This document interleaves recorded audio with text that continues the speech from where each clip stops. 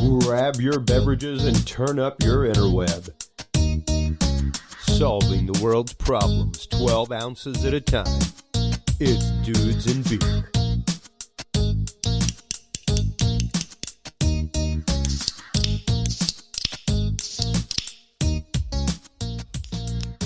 Well, hello everybody, and welcome to episode 300 of the Dudes and Beer podcast. I am Chris Jordan, your host. With me tonight, hopefully for the long haul. We'll see how long Billy makes it. Billy's been a part of some epically long episodes, though. I fear not. There were episodes that were like 3.5 hours long that you were involved with back in the day. So I will take responsibility for that.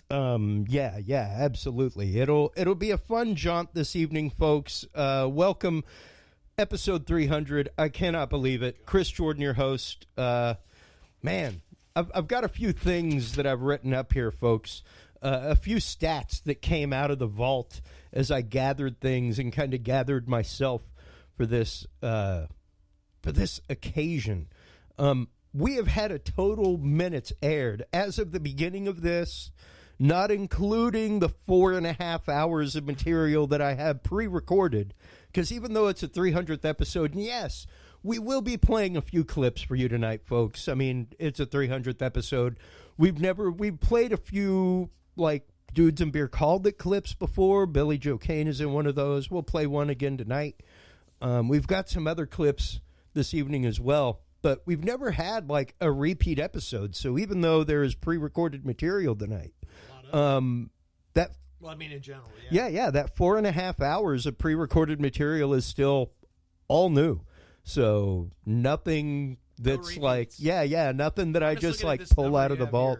18 plus days of nonstop material. There is, as of us hitting go right now, there was just over 432 hours, wow. Which is, yes, over 18 days of material. 18 days plus some hours and change. So think about that. You could have me in your earlobes for 18 days straight. That is insane. In that time, it's the Chris Jordan challenge. Get out there, put it in your ear holes. In that time, Billy, we have had 176 guests. Oh man. Our episode document, which is really just like a copy and paste just in case something happens to the website or a platform and we have to replace things. But it's got all of the episode descriptions from number 1 on till today's promo. That is 143 plus pages. And yeah, we'll be talking about Dudes and Beer Called It moments tonight. All kinds of fun things. Yeah, it's been great. I want to thank John Bound for that incredible new video intro. Thank you, bud, for your contribution to this episode. Billy, let's get into it, man, because quite honestly, I am very, very excited for some of the stuff that, I mean, it's been a while since you've been on the show. Yeah, you were here in studio just before everything went locked down and crazy in the world. But since then, so much great stuff has been happening with Radical Empathy Education Foundation. Tell us a little bit about it and familiarize our audience with what REEF does. Wow, thank you so much. I always appreciate being here. This is always a blast. We're just lucky that there's microphones here for everybody to hear our brilliance. So what I wanted to share with you is that in the last year, we went through just some amazing growth, and we had some extremely amazing customers, I guess. So last year in November, we had University of North Texas Health Science Center. They decided to license our software. And I guess I should give everybody an idea of what we do. So Radical Empathy is an education foundation, and our goal is to end human trafficking in one generation. We are doing that by focusing on awareness and prevention. If you can end the supply of victims, you have a real chance of actually doing something about this. So that's where we've started. We created curriculum that actually teachers can embed into their classes, and we created a virtual reality simulation that allows you to understand exactly how this could happen to anybody. So if you give me 15 minutes of your time, I will change your entire paradigm about human trafficking. Did I pop one? That rhymes. Oh, yeah, paradigm. That rhymes. That's right. You give me 15 minutes of your time, I will change your paradigm. I like Man, that. Yeah, it's like you got Huggy Bear working on your campaign. Yeah, I thought I was on WKRP earlier. Now we got it going on. Venus Flytrap. Excuse me, my friend. Paradigm. Have you tried some VR goggles? So that's what we did. We've got some new stuff coming up. We had a really difficult summer because we couldn't do any VR stuff live. So we have focused all of our efforts onto putting an online curriculum together, integrating rich media, and be able to scale it up to hit hopefully some of the students in California and Florida that are required to learn human trafficking awareness by law. Well, and that's what I love is that those two, and good God, if we can get Texas involved. If we get Texas, believe it or not, folks, is a central hub of human trafficking. There's a reason why those two states, California and Florida, have really spearheaded this nationwide. Right. And just so our audience understands, because a lot of people in the Dudes and Beer group, whenever we post things, Billy, I think misunderstand. And granted, I misunderstood until we started having you on. Right. I had always put human smuggling, human trafficking in the same dirty, filthy, licked envelope and tried to hide it away. Right. But they're actually two horribly different things. That's right. So it's a really good point. I didn't really understand. There's a legal difference between the two, and there's really a reason for it. So human smuggling is where you are actually taking a body from point A to point B. The thing about smuggling is that people may be they may want to be smuggled. They may be paying to be smuggled through a coyote or things like that, and then there are other people that don't want to be smuggled. So those are the ones that seem to be the biggest problem to me, is the people that don't want to be. The problem also is that when people want to be smuggled, when they get there, maybe they have their papers taken away from them, and then they wind up being trafficked, whether it's labor trafficking, sex trafficking, et cetera, et cetera. So there's a distinction. They will say that people are being smuggled to be trafficked, and some people munge those two things together. But trafficking is essentially force, fraud, or coercion to get someone to do something that they wouldn't do normally, whether it's sex or labor. That's kind of the biggest way to think about it. Yeah, exactly. And that's where it comes in. Like you said, the force, fraud, or coercion. If they've paid somebody to help get them across a border, things like that, that does not fall into the realm of human trafficking. Yeah, that's smuggling, which could either be by their desire or not their desire. And I mean, even our next guest who we're having on in the next hour, and I love the fact that you're here in studio for this, Billy, because this is a side conversation that you and I have had pre and post show. I don't know how many. It's smooth the last 4 or 5 times you've been on. Right.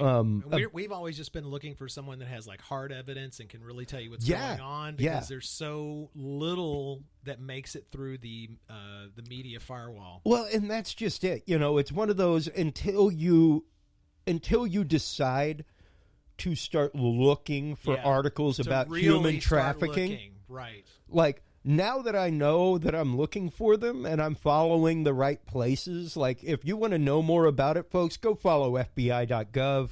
Go follow your local sheriff's department, things like that. Follow their RSS feeds. One of the guys that we're working with right now is named David Deeds. He's coming on as our curriculum coordinator. He's standing in right now as the interim executive director. But I found him because he runs a YouTube channel called Human Trafficking Hater, and he actually goes through FBI.gov. He printed out all of Ghislaine Maxwell stuff, read every bit of it. Absolutely, he does pieces on this once a week. Oh wow! Yeah, they're really well done. I mean, this guy's a college professor, and he does his research and.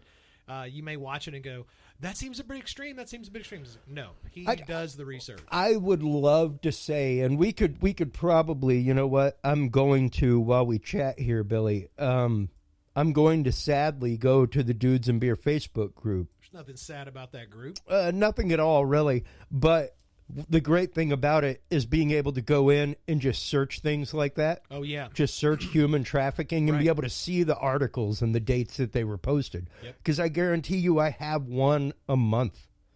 that I post. It's not just guaranteed. The one a month that you post is going to have incredible value too, because there are huge things that are happening all the time, and I don't mean like, they've found some people, which is amazing. I mean, like, we're talking about big government problems, big nonprofit problems, people that are being exposed at high levels of government. Yep. Churches. I mean, you name it. And we're also seeing, things like the whole Epstein and Ghislaine Maxwell. Oh, absolutely. That new guy that just got arrested just today. Or was it today? Just recently. I can't think of the guy's name. From Canada? Mm-hmm. Sorry. No, I mean, I've been busy. I'm trying to keep up with the news, but I can't do everything. Well, that's just it.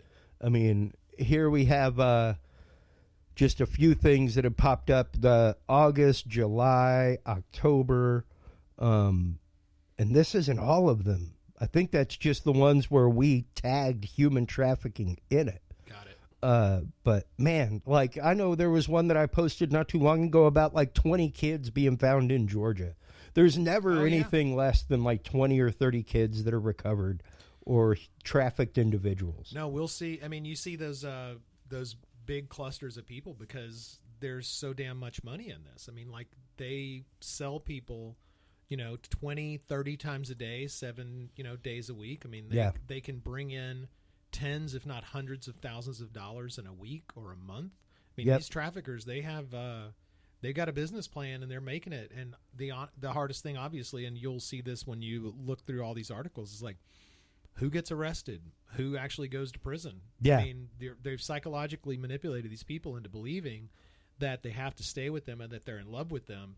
And when they're in court, they have to testify against these people that they have, fallen trauma bonded in love / Stockholm syndrome / every other horrible psychological thing. And then they won't turn on their captors. It's part of their business model. Yeah, and, whenever we had Chong Kim on the couple times, we need to have Chong Kim back on with you sometime. Yeah. That was a great episode, tagging back and forth between you guys. She blew my mind. Yeah. Some of the experiences that she had, especially with coming out after and really trying to help victims of human trafficking. And that's what I love about you guys. I remember when I first ran across you, Billy, it was at the game festival. The game festival, yeah, that's right. It's really weird, working in this field and trying to raise awareness, because we have to do every chance we get. We have to do a public event. We have to go deal with the people. And so, luckily you were at that gaming event with us, and so we're this really weird standout everywhere, because kids will run and they're like, I want to try VR. And we're like, okay, go get your parent, please, right now. So we have this waivers, see? Yeah, exactly. You're about to see some explicit content or hear explicit content, so we don't want you running back to your parents and saying, I just learned all about sex trafficking from that guy. Yeah, and it wasn't from like Metal Gear Solid 18 or, No. No, it wasn't. This person was trying to wake you up, and it's something. Well, and it was a few years ago, and to see where you guys have come since then, even to see where this show has come. You believed in us before there was anything that we really had to show. So I mean, that's meant a lot. Well, a lot to all of us. To me, it's really the exercising of the technology and the way in which you are leveraging it. I love technology. I live and swim in technology daily. Yeah, you do. And I'm normally out running or working those conventions like what we met at. As a matter of fact, I was running the video for the bands on the stage. Yeah, that's right. And stuff like that whenever we met. Yeah, that's true. I was providing the video. Wow. And it was, for me to see y'all incorporating that kind of technology to teach this kind of message, to get this kind of information out there, was mind-blowing. It was fantastic. And to see where you guys have come from the first time that we had Steven try it on his birthday in studio. True. And the setup time, everything else, to show everybody now. Oh, okay. what you're to now, what the point of the program is now, because the progression of this technology, and what you guys have brought it to and where you're going to with it is Thank amazing. you. Man, first off, I really appreciate you giving us an audience to talk about this stuff. Always. It's a rare thing indeed. So when we first got started, as Chris was saying, we were using the HTC Vive, which is a very, it's an expensive system. It's like $600-700 at the time, and then it has to run on a standalone PC or laptop with a really nice graphics card in it. At the time, around $500-600 graphics card. So you're looking at about maybe $2,000-2,500 to get all the setup that you would need just to have one person at a base cost. At the exactly. It's just the hardware, the bare bottom of the barrel, easiest you could do. Exactly. Yeah, around $2,000, and then that would allow you to use the application one person at a time. So what we did at that point, was basically just wake everybody up to this problem. We were trying to go out and find some customers. Last year, we got a hold of University of North Texas Health Science Center, and they want to teach medical students. And their challenge was they had 75 students they needed to teach in 2 hours, and that was not going to fly with the HTC Vive. The amount of money that would have cost was insane. So, and the amount of time. The amount of time. Just the amount of time per session. Because you're limited to one. I mean, you gotta have an 8 to 10 foot space in order to do that. Yes, it was very inefficient. Would be one word, a polite word to use for it. So we decided to move over to a standalone system called the Oculus Quest. It has all the features that you would see inside of the HTC Vive, and it's totally self-contained, no cables or anything. It's literally a headset with a battery in it, and so it has a screen like you would expect, and we're able to get the exact same performance out of that. I don't know if you can see on the video, this is what they look like now. It's literally just a headset with battery inside of it, a rechargeable battery, and we had UNTHSC purchased 36 headsets, and so we got them all cranked up. Everybody takes around 15 minutes to go through the interactive experience. It's not a movie. It is full 3D, virtual, interactive, where you have agency and do anything you want inside of the experience. And at that point, then we were doing really, really well. We had a whole bunch of events, like 15 events set up for South by Southwest, and turns out that we had a worldwide pandemic that stopped every single thing we were doing. All of our fundraisers went to crap. And you and me both. I know. And then I sat in my house for about 2 months trying to figure out what the heck am I going to do with my life. Eventually, decided that instead of waiting forever, we were just going to go right ahead and jump on. So we decided to do an online version, and we're in the middle right now of writing new curriculum to go online. And we're going to incorporate all of the 3D aspects, the story, the narrative part from the virtual reality simulation inside of a web browser. So if you've got a kid, they're learning from home, and they've got a Google Chromebook that's hopefully within the last couple of years, you should be able to use our app. So we'll have a completely online curriculum that you can participate with or without the VR stuff. Inside of the interactive piece, there will be rich media. So if you click around on objects, you'll find, regulations, laws, videos, audio cues, anything that you can imagine to have, because we want people to be able to explore and learn in a more visual environment. And so once that's all done and up and running, we'll be online for tens of millions of students across the United States. And I cannot wait for that. I cannot wait for the fact Me either. that you guys are going to be, just the fact that y'all have gotten it to the point that you have now. Yeah. In the time that, like right now, we've got the KLRU documentary that was done about you guys, the little documentary piece, and rightfully so, because it really is some groundbreaking work that you guys are doing. Like I said, really leveraging this technology of VR into the world of literal daily crime fighting. Right. So one of the things that is embedded into the experience itself is it's a 3D world, and then the story that you go get involved with, it's educating you about human trafficking from the point of view of a young girl who was psychologically manipulated. So she tells you how this story happened. There's nothing graphic or visual, whatever. It's literally just explaining how this could happen to anyone. And that experience is something that's incredibly difficult to get somebody to understand. So they'll go to conferences and they listen to the talk, but it's like they never really get what does it feel like? What happens to people? They don't understand this could happen to their children by somebody. If their kid sent a nude picture to somebody else, that could extort them. If they are online and they talk about what's going on in their lives, somebody is going to be able to find them. They wait until you are weak. They wait until you have a vulnerability, and then they strike. These victimizers will get you at a mall or in your Facebook. And I remember telling you the story. I'll tell it again right now, just for the parents out there, this time of year especially.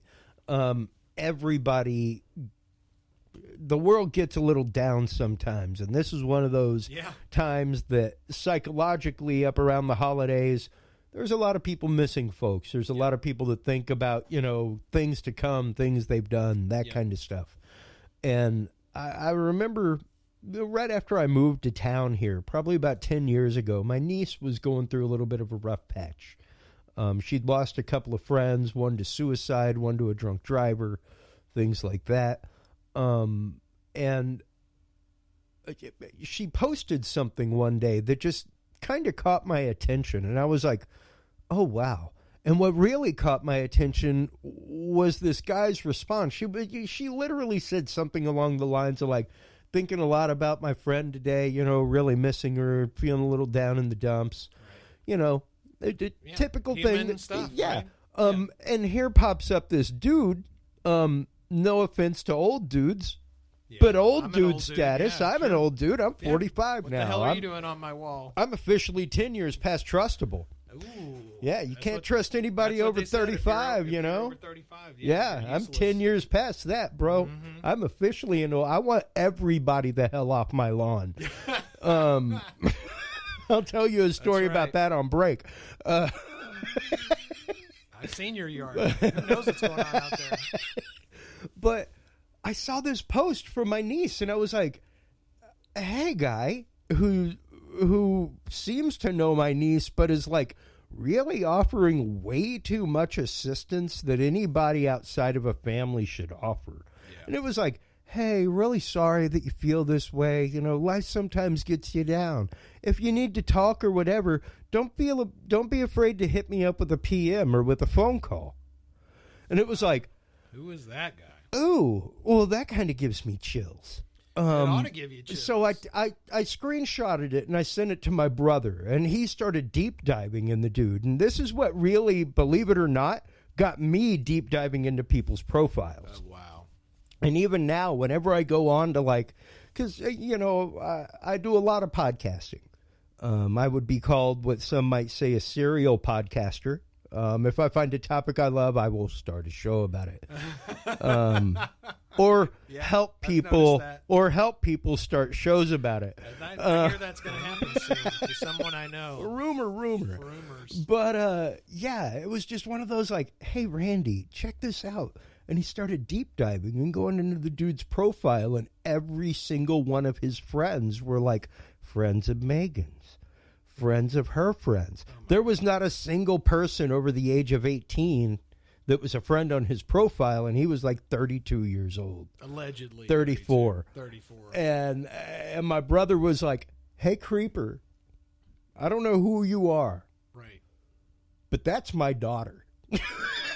Like straight up went and messaged homie. I had my daughter she started a LinkedIn profile. I think she was 16 when she did it. Man, within like an hour of that thing going up, there was some weird 40-some-odd-year-old guy that was hitting her up for a date. And I was like, are you kidding me? Hey, man, if you're trying... within an hour or two? If you're... That's messed up. Believe it or not, there are some things you can only sell over a glass of sherry at a Holiday Inn bar. God. My LinkedIn profile is pretty strong, and I'm here to tell you there's not a day goes by that somebody doesn't make my friendship or try to. They didn't like trying to actively sell me a service. One person was trying to sell me podcast notes, and I was like, I like that they're see trying I appreciate, and that's what I told her. I appreciate your hustle. Good job, bro. But you see that I provide this service, right? No, they don't look. People are constantly asking me if I'll come write C++ code for them. I'm like, that's not even on my profile anywhere. I'm not a coder, and there's no C++. Are you even trying? You know what I'm saying? Wait a minute. Are you asking me to come work for Congress? God. Hey, so on obviously what was happening in your family, that's super serious. I know that it was easy to notice that, like, boom, like at a, you looked at that and at a glance, because you have a lot of experience. I was away from it. Well, yeah, I was separated from it. True, but you have a lot of life experience that when you looked and you read that, you were like, that gives me the heebie-jeebies, something's up. Yeah, Hey, that's great. When and I'm 45 now, Billy, but for about 10 years of my life. I'm 53, let's just get it out there. For a good part of my life, I taught religious studies to junior high school students, early adults, stuff like that. And that was something that I tried to drive in to home to all of them. Hey, man, if you leave my class with anything, it's the fact of trust your gut. When you walk into the party in college and something says you don't need to be there, tell your friends you need to go. Yeah. And if they don't appreciate that, they don't need to be your friends. Yeah. Leave without them. Leave without them and be okay with that. Yeah, absolutely. And I actively had a couple of kids come back later and thank me for that because it was something that helped get them out of a situation that would have been horrible. I mean, it's just, A, that's good advice anyway, but B, they took it. When something, maybe I watch too much Scooby-Doo, but when something feels hinky, it normally is. There's normally something hinky going on, and old man Jenkins is over there with some kind of creature costume on. We developed that over time based on, sure, our life experience. Yeah, right? creeper factor. The creeper factor. Some people don't have it at all. They have no meter whatsoever. Yeah. But I'm glad that you had that. And the reason I brought that up was because, obviously you looked at that and all of your life experience somewhere in your mind goes, that's bad. But if we roll back to how much money that these bastards will make off of these victims, you have to think about that this is their career. Yeah. This is what they chose to do. And when you've been messing in this arena long enough, you realize that they call it grooming, right? They slowly wear you down and get you to think about things that you normally wouldn't think about. But they will spend years slowly grooming you, picking out pieces of information. What school did you go to? What time of the day is it? What's your favorite people? They keep like 3x5 cards on them. It's like it's in online chat. It's in video games. It's on their Facebook walls. And they don't care about you at all. They just they want to own you and then be able to manipulate you and make hundreds of thousands of dollars off your body. It almost sounds like the record industry. Ooh, talk about payola. But I mean, we make light, but it's because of the horrendous factor of it. Well, and, let me address that real fast because go ahead. That is absolutely important. One thing that I've learned as I've gone through this, and I've met people all over the world that talk about trafficking, the average turnover in somebody burning out completely is like a year to 2 years. Oh God, yeah.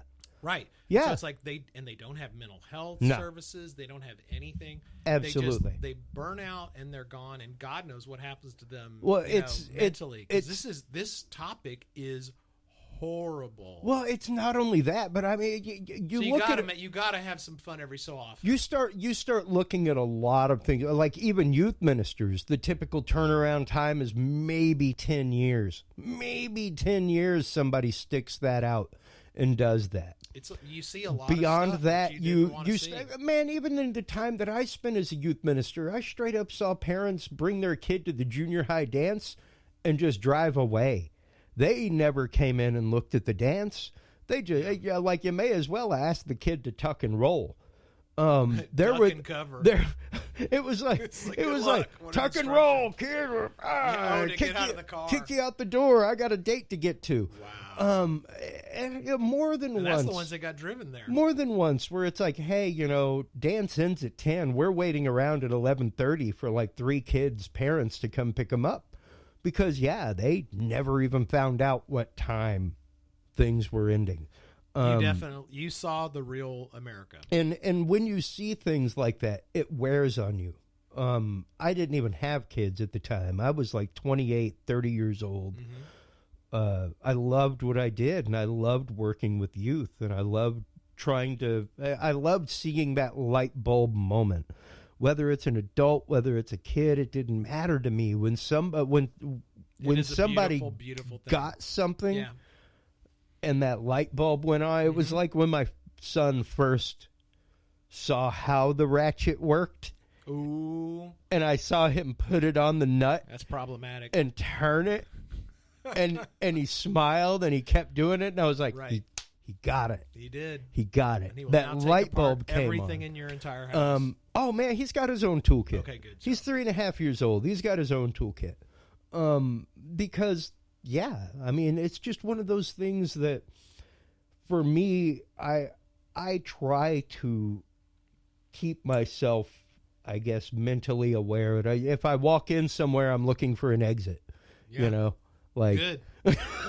Yeah.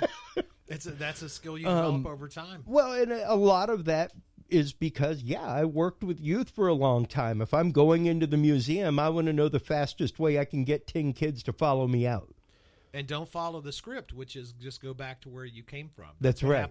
That's what happens with a lot of people after they do analysis. They're like, oh, they didn't seem to They think tried it was to that trace big of a their deal. way back to where they came in. Right. Oh, it's only 10 more feet to get to my exit. It's like, no, dude, get out of the mall immediately. And with that in mind, Billy, as we've known each other over the last 3 years now, it's crazy that it's been that long. I know, crazy.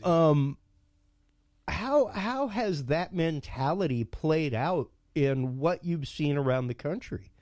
As far as that, this is the way we came in. This is like, I didn't see anything different going on, Do you mean like as I kind of walk my normal life, what am I looking for now? As you walk your normal life to begin with, sure, because I'm sure that this work has brought you to a totally different level of clarity and awareness. Yeah, my mindset's totally different than it started off as. Because I know you're very much like me in that, right? Like, it consumes you. It's what you live. You're not gonna not spend 3 hours a day looking stuff up about it. I think probably the main thing that I've found as a takeaway is that no one wants to listen to me talk about my job anymore. If somebody comes along and they're like, "Hey, what do you do?" I'm like, "Well, I'm about to ruin your entire day, so let's sit down and have a talk about this." But yeah, I mean, it's really special, I guess, be one way to say it, to talk to someone and tell them that almost everything they know about the world is backwards and how they are actually contributing to slavery on almost every level every day. And it's so massive. The problem is so large that, people just need to figure out, what is the one thing that I can do today? The one thing I can make a difference, today, whether it's buying something that's fair trade or, staying away from chocolate in America because that's all picked by child slaves. It's like, don't buy anything having to do with electronics because the rare earth minerals were very likely, mined by slavery. It's so big, you can't get away from it. Yeah, so like what can you do? Right? It's one of that's one of the problems that I bring up to solar people all the time is, how about all that slave labor that we used to dig the lithium? Don't talk about the slave labor. We will coup whoever we want to. Oh man! Well, like, what if we found out that all the energy in the world could just be created by blood diamonds, and we just got it over with? That's fascinating. I really don't know. Would I be okay with that? Probably not. What if we just made it just that out in the open? Because it really is the fact of... Dude, every day you go to Best Buy, you are supporting slavery. It's like the people... Like, I hate bursting it's so people's... awful. I say I hate bursting people's people's bubbles. I walk around with like a nice little parasol with a needle That's what on the I end. was about to say. Yeah, it should be an 1800s Victorian parasol that you're breaking them with white ruffles on it, Mary Poppins style. Exactly. But I mean, okay, so for me, I think the thing that I've learned is that, you know, you can tell people about the big problems in the world, about how it affects everything from the shoes that they're wearing to the glasses and the anything having to do with electronics or whatever. Sure. Or you can try to take that and tell people they can make some minor changes to make a difference. You know, absolutely. Literally as simple as just buy fair use coffee. Okay, that's it. Or fair trade coffee. You would think that though, Billy, that even the statistic of pay $8 more for your iPhone and it can be made here. Without child labor, without suicide nets, without we don't speak of without those all things. that. I know, yeah. You know, the fact that there's a term called suicide net. I mean, isn't that enough to make you want to throw your freaking electronics out the window? Because yes, the cost of the cost of building it, actually do assembling it, is so low that yes. Oh, it's absolutely less insane. Than $10 extra. It's like you could have one iPhone that says slave free, and it costs $10 extra, and the other one says made with slavery. You know, save $10. Well, which would an American buy? That's what I was going to say, was kind of the parasol with the needle that I carry around. Is whenever I hear people talk about the, get rid of fossil fuels.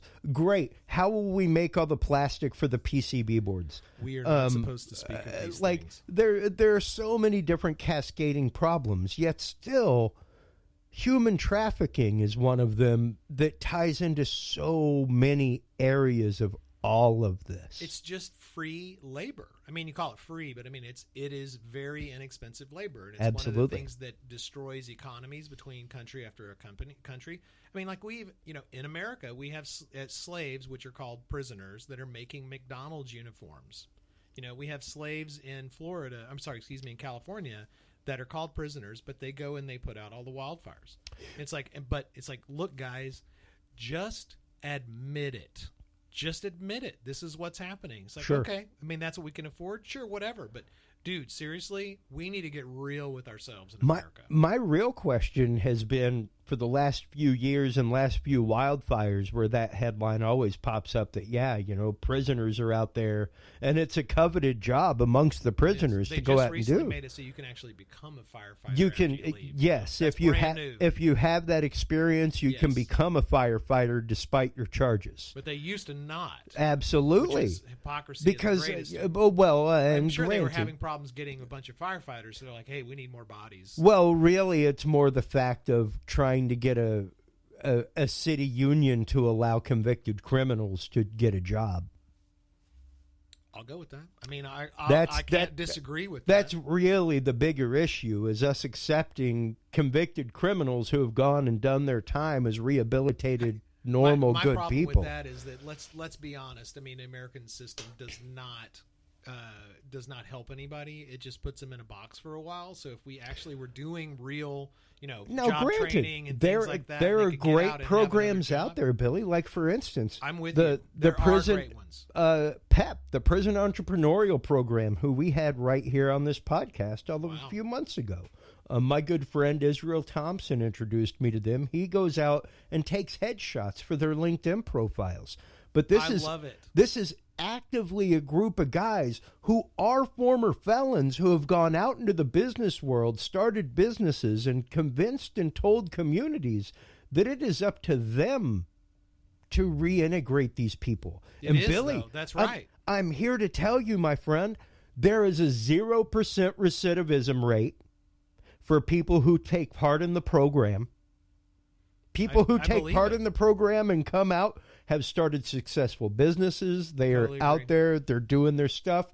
0% recidivism rate for anybody participating, and 0% recidivism rate for any children of felons that have been in the program. Whoa, and that's huge. They don't study that usually. That's insane. It is insane.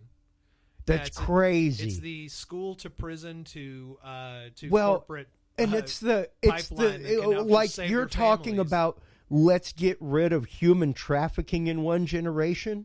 Their goal is almost the same thing with the recidivism rate. Yeah, and I think that's great. I mean, obviously, the idea is to prop people up, giving them a chance to succeed. And the point that you made about it being, it's a cultural thing, it's a societal thing to decide whether you're going to trust that someone that's left the penal colony, the penal system, that when they come out, they can actually be trusted as a human being. So that's fantastic to see. Well, and my curiosity has been, like I said, through the last few wildfires, that headline always comes out that these dudes are getting paid like $225, like the same as a waiter. And they're not getting tips. They're not getting tipped. No. But unbelievable that's even possible. It's one of those. Why would you not have the same program year round so that you clear the underbrush that causes the wildfires? You know as well as I do that our system has baked in problems. It's broken up to allow the wildfire to happen. Yeah, and to encourage the wildfire to happen. Let's go ahead and dispel the notion that we're talking about people with rakes running around. What we're talking about is that there are best practices that can be used in forest maintenance and fire maintenance. Yes. And that includes things like doing clearing of giant groups of trees. It includes, fire breaks. It includes, getting rid of the underbrush. I mean, there are many things. That's right. So I think your point is incredibly valid, which is that we are using slave labor, yes, in our penal system. Sure. But there are people that are getting out. They're getting rehabilitated. Absolutely. We've now changed some of our laws to allow people that have been doing this firefighting to get out and actually get careers out of it. Yeah, because they got job training. Hey, dude. They got skilled labor, man. They got a skill beyond skill. They do. And they don't put them in the greatest situations either. Yeah. So if they've survived all of that stuff, in my opinion, they deserve to get a chance on a real fire line. More power to them. Absolutely. Actually, the thing is, like, more power to anybody, getting rehabilitated, period. Yeah. No matter what that rehabilitation is, if it moves them in a positive direction, I am all for it. Yeah. Yeah, I am very much the same way, Billy. It's so nice to hear that they looked into their families. Yeah. Yeah, into the kids. You never hear about a study that goes, and it's not necessarily that difficult to add that in there, but whoever decided to do that was brilliant. And the results are phenomenal. It has really been great. You can't have a society or a culture or a community that just gets destroyed because they've had their family, one of them, put into prison. And for whatever even reason, then, your society and community will crumble. Even then, my friend, like, hey, you're looking at a man with a record. Like, I spent my time on paper in the world. Like, I had a possession charge against me that, hey, man, they wanted 10 years of my life for less than a gram of a substance. Not even joking. Less than a gram. We all know this place is messed up. There's no doubt. Absolutely. But I'm glad to hear that you didn't get some crazy charge. But here's the thing. I moved over here to continue my life after having my adjudicated time, doing whatever, doing everything that the judge said. Right. You fulfilled your time. What happened to me? This is just me with an adjudicated charge. I can't imagine somebody that's had a felony conviction. And then, been in prison, then got out. Trying to go get an apartment. I was almost not allowed on my wife's lease. I was questioned about that same charge right here at the house that you're sitting in. This concept of means testing. That was not even a conviction, Billy. No, I hear you. So conceptually, I know you get this. I'm just going to try to put it in something, Do it. A package, right? So it's like this concept of means testing, or trying to make sure somebody is good enough to get a benefit or good enough to have to access to what should be a human right, like, for instance, having a house, for example. This means testing has essentially destroyed millions of lives. You can't get access to certain types of health care or social services or anything that would be called a social safety net. And I say all of that understanding that that yes, you don't want a millionaire to get food stamps. Of course, that would be ridiculous. But one of the problems is that the people that are on the lowest end of this, and I'll relate it back to my trafficking experience. when someone has managed to extricate themselves from a victimizer and they have left that world and they have gone to find help, they go to the police. Let's say that the best case scenario, they've met the right person, that person cares about them, that person works the system, and they get out, and then they have as much of the social safety net as they can. They are going to fail. They're going to fail. They can't keep a house over their head. They don't get enough food stamps. They don't get enough welfare. They don't have basically anything to survive on, because these people, unfortunately, have no job training, no job skills. They may have been trafficked since they were 11 or 14 years old, and they don't have any job skills. So they get dropped out of that, put into a house, and they're supposed to survive. Well, and it's quite literally the fact of you have set somebody up with a subsistence skill set. Not with a skill set that, hey, when it comes dark, you know how to make fire, so you have light. You have warmth. You have a means by which to cook your food and to get rid of, and to disinfect your water. I know the basics. And and it really is enabling people with the tools that they need to recognize things. Yeah, that's right. And I watch this stuff play out over and over again. You'll be with a group, and then you'll find out that someone gets out, they can't get the help that they need, and they get means tested back into being a victim again. And all of this means testing is just a reason to hire a bunch more bureaucrats to tell you no. So I'm particularly irritated by means testing and keeping people poor, and they have to have a certain amount of income so they can get help. But if you make too much more than that, you get no help. So there's this giant gap that you have to jump so that you can get out.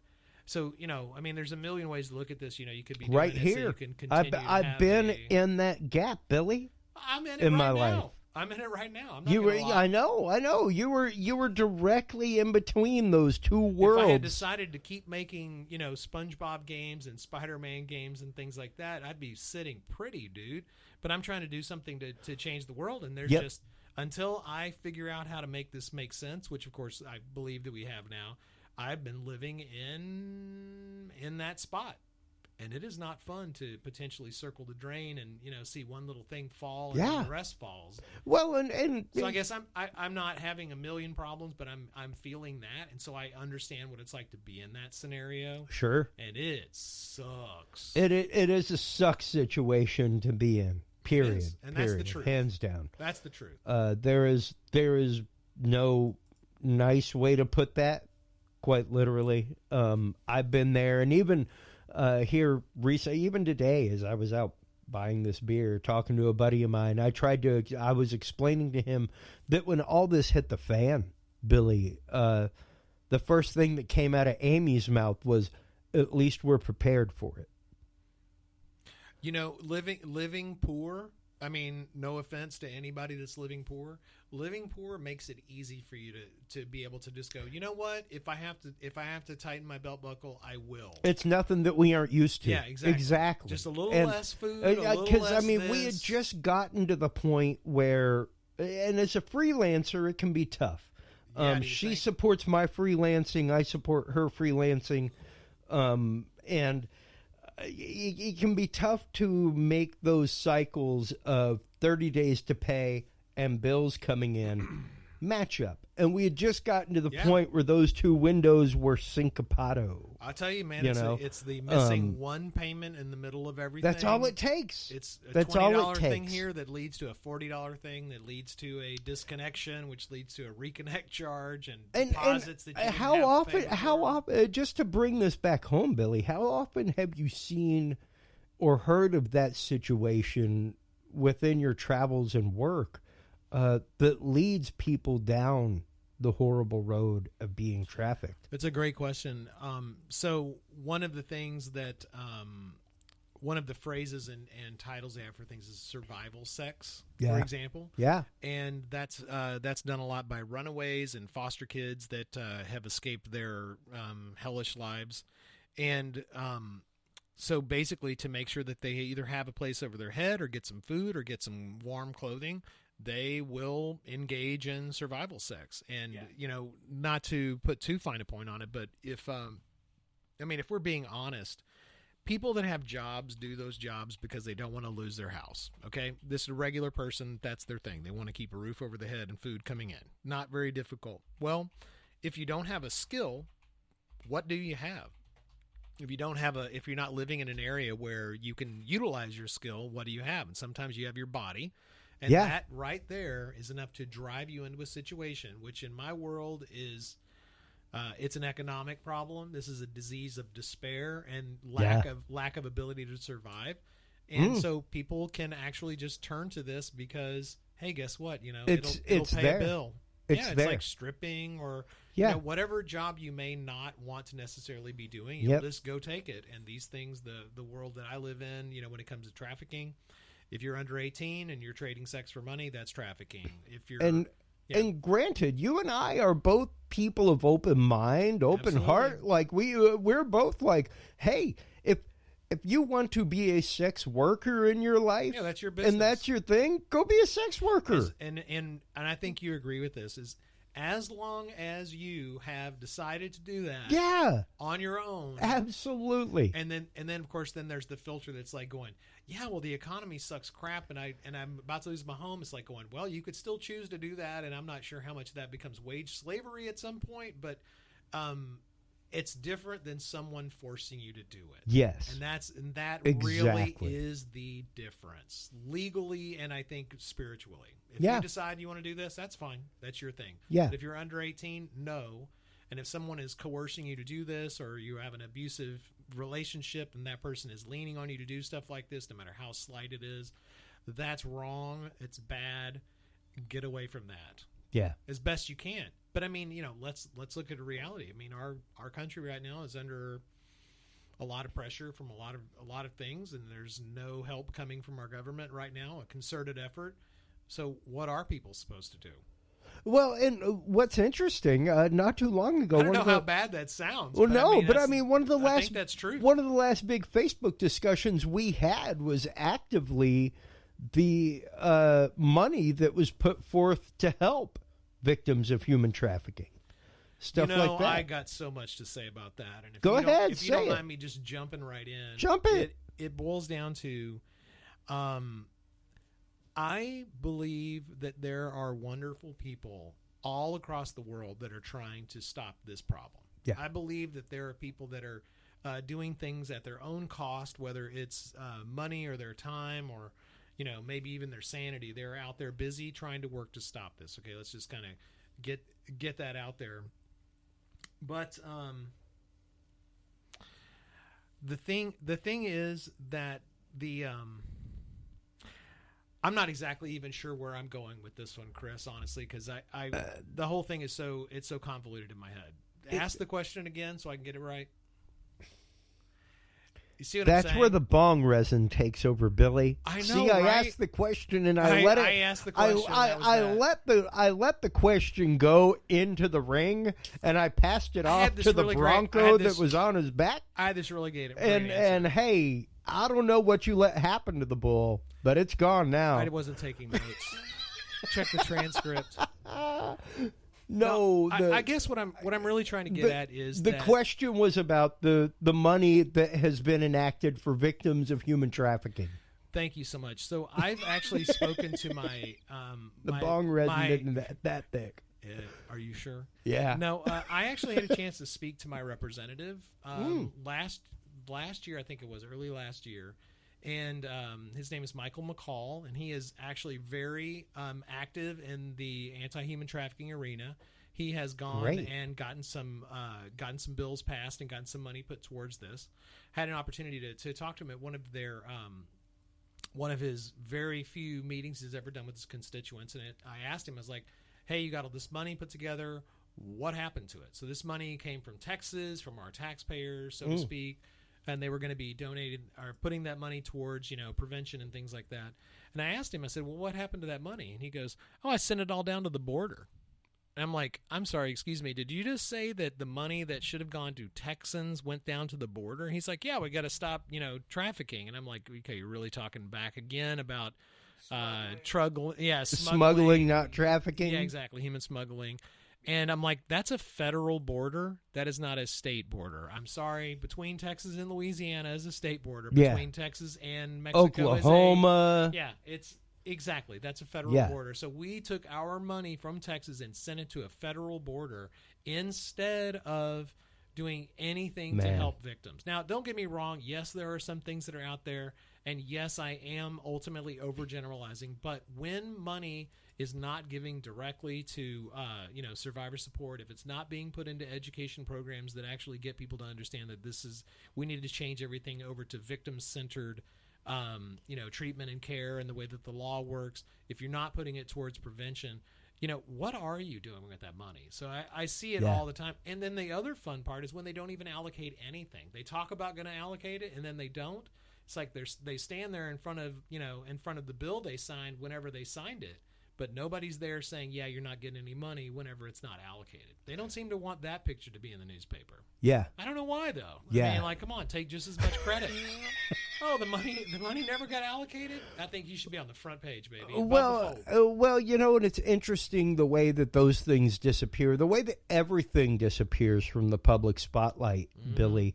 And a couple things that I want to talk about just to kind of segue from this topic into our next topic. Loving it. Is the way that things disappear from the public spotlight, and the way I can hardly imagine what you might be talking about. There are a couple different ways that they disappear from the public spotlight. Okay. One of them is by literally just beating the horse until it is laying in the street and open for days and weeks and months, and you're still beating the horse. That's the prime example. Right there. And I'm rebirthing it. That's a goal for me this year. Can you believe that piece put him down? Yeah. The man had it, and granted, you know me, Billy, I am not a fan of people making politics a career. True. That's true. Nor I. For me, and for those folks of you who are not aware of the Wolverine yell, that is Howard Dean, former presidential candidate Howard Dean. The whole clip, mind you, and this is the idea, okay, is that this is how it can be used. This is one reason why I don't just do clip shows. CIA, FBI, because NSA, all the alphabet agencies it could be used that way. Or we're going to South Carolina and Oklahoma and Arizona and North Dakota genuinely and New Mexico. Excited. We're going to California and Texas and New York. And we're going to South Dakota and Oregon and Washington and Michigan. Yep. And then we're going to Washington, D.C. to take back the White House. God. I'm so sorry. And that's the thing, is that he was actually questioning power. There was a genuine moment there. There was. That was grasped on by the media and used to just drive home the fact of, look at this crazy man. I agree with you. We both lived through it, but when I tell my kids about things like this, I'm like, you can't imagine. Yeah, I'm like, you just cannot imagine how that was used to drive a stake through his campaign. I mean, it was unbelievable. It's like, how is that even possible? That is one reason why I want him on this show. If anybody out there is a friend or companion of Howard Dean, if you know friends of Howard Dean, whatever, I want him on this show. I want to talk about how the use of that 1 second. It wasn't even one clip, Billy. If we did one clip, it would be like 30 seconds. Yeah, and the relevant part is everything he was talking about before all it took was 1 second. Repeated on every single morning show. Repeated on every single morning radio show. Didn't matter. The Wolverine yell is all it took. The CIA will shut you down. No matter what. Now, granted, we have had a couple of banned episodes. Should I not say CIA anymore? Oh, no, you can. Oh, okay, good. If you want to use the dirty C word on my show, we're going to talk, though. Okay. because we do not say conspiracy theory. No, we do not. We don't. That is the only conspiracy. It's conspiracy hypothesis. Well, no, it's not even that. The only conspiracy is somebody trying to convince you that reality is not reality, or that that conspiracies don't exist. There's that because we got a whole lot of like district attorneys that are about to lose their jobs if conspiracies don't exist. All I know is that Vietnam was a conspiracy by the United States government, and then they called us conspiracy theorists for trying to stop it. That was one of many examples of a false flag being used. And to bring us around to the second clip that I had tied to this, believe it or not, Billy, is the idea of Daniel Roy Barron, folks, just popped in on our Facebook feed.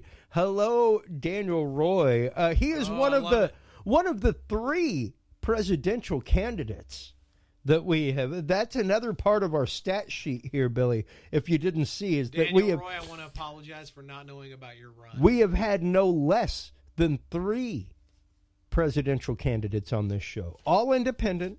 I love it. Including Daniel Roy Barron, including Casey Wells, who came on. Great stuff from Casey Wells. Did not know anything Love about him. Casey's run. And Zoltan Istvan. An awesome name, and I would have remembered had I learned about it. The first transhumanist candidate. Oh, no, we love that. Oh, Zoltan was a great interview. That was some fantastic stuff. But one of the things I was going to bring up here, just talking about the conspiracy word and things like that. One of the big things that really happened over this last year, and one of the many Dudes and Beer Called It moments that you were a part of, was episode 225. And it was right after Jeffrey Epstein was arrested, and we basically said, like, watch it. If he's put on suicide watch, right? Because here's the thing. He's a pretty well-off guy with some really great legal. Like, he had Alan Dershowitz, he had the Clinton squad as his representation team. He had nothing at all to worry about. He could have killed 23 people in a row in 21 days and probably had a decent representation in court. Yeah. While he was taking a ride over to his office out of Florida, I believe it was. He was working out of that. Jim Acosta put him in. Yeah, exactly. Yeah, so break, here is the active clip, which I love. This is one of the many Dudes and Beer Called It moments, and like I said, I don't want to drive clips into the ground tonight. But there are a few clips. We're not the CIA. We can only do so much. Out of 300 shows, there were a few moments where, we hit the wave. We got it right. And here is that moment from episode 225 with none other than Billy Joe Cain himself, as well as our guest, Chong Kim. Who is awesome, by the way. Oh, amazing. That's exactly what I posted whenever the indictment came down for Jeffrey Epstein. Was like, one of two things is going to happen. Either he is going to go full on state's evidence and spill on everybody. He's going to go Sammy the Bull Gravano, who's in Uber Supermax prison. Like, that's the only way that he can not be killed or suicided, is to be in Supermax as a federal witness. Like, as a federal witness, he's in that kind of protection. And it's either that or he's going to get suicided in a jail cell. One of the two. I have a feeling they're going to put him in isolation to keep him away from danger. However, exactly. But I have a feeling that we're going to hear the news that he committed suicide. Yeah, and I bet you anything that suicide will be staged. The minute that you hear, folks, and I'm here to tell you, I'm just going to call it, the second that you hear that he has been put on suicide watch, that he has entered a state of depression, that he doesn't know what to do, the rest of his life is over with these fraudulent charges, and he's put on suicide watch, watch out. That's when it happens. And absolutely, it's build the narrative. It's exactly like you're saying. It was just interesting to see that play out that exact way. When I know you know this about me, but I used to work at the Austin State Hospital. So I would work directly with patients that were mentally ill, and sometimes we bring in people that were suicidal, right? Or some of the patients that you were working with, because they had ups and downs, they would go through suicide or suicidal ideations, and so they would put us on suicide watch. And at Austin State Hospital, with a guy that was making, I think I was making $13,000 a year, which at the time was huge for me. Suicide watch meant you had to be within arm's reach of a human being at all times, 24 hours a day. Yeah. You had to be able to knock a pill out of that person's hand, even if they're taking a shower. It didn't matter what they were doing. You had to be right there. Yeah. And these guys were asleep with no video camera, not in the cell, nowhere near this person. I mean, like, the excuses they gave were just immeasurable. I still hold Billy Joe Cain. I still hold on this show. I will say it right now for episode 300, just to reiterate it. Mark it down. You can mark the time. We're at 1:05:45 right now. Nailing it. I still say that he is in witness protection. Ooh, I can't believe you would say that. You're not supposed to say that. It reeks of witness protection, the whole thing. Just because the photos of his body don't match what really happened, and just because, no. It's a hard. Okay, so I'll say this. I should say this. As a member of Radical Empathy, I have no knowledge or opinion. Yeah. But as an American citizen, I question that. I question that validity. You question the veracity of my statement? No, that's a great question. No, I question the veracity of the official. The official statement. Absolutely. Yes, absolutely. Absolutely. As a member of an organization working on trafficking, here's the concern. You hold no opinion. I can't have an opinion, but I will tell you this. The thing that I do have an opinion about is the people that were his victims. They have received zero justice, period. Yes. Right now, as of today, as with Ghislaine Maxwell, there has been zero justice for those people. I don't care what your opinion is of Epstein. I don't care whether or not you think he did it or didn't do it. Yeah. His victims have had no justice.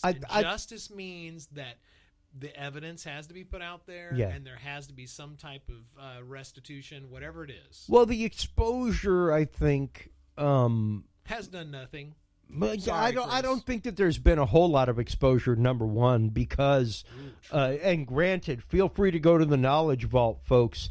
You need to do that. Because we do have the unredacted Little Black Book available on the Knowledge Vault.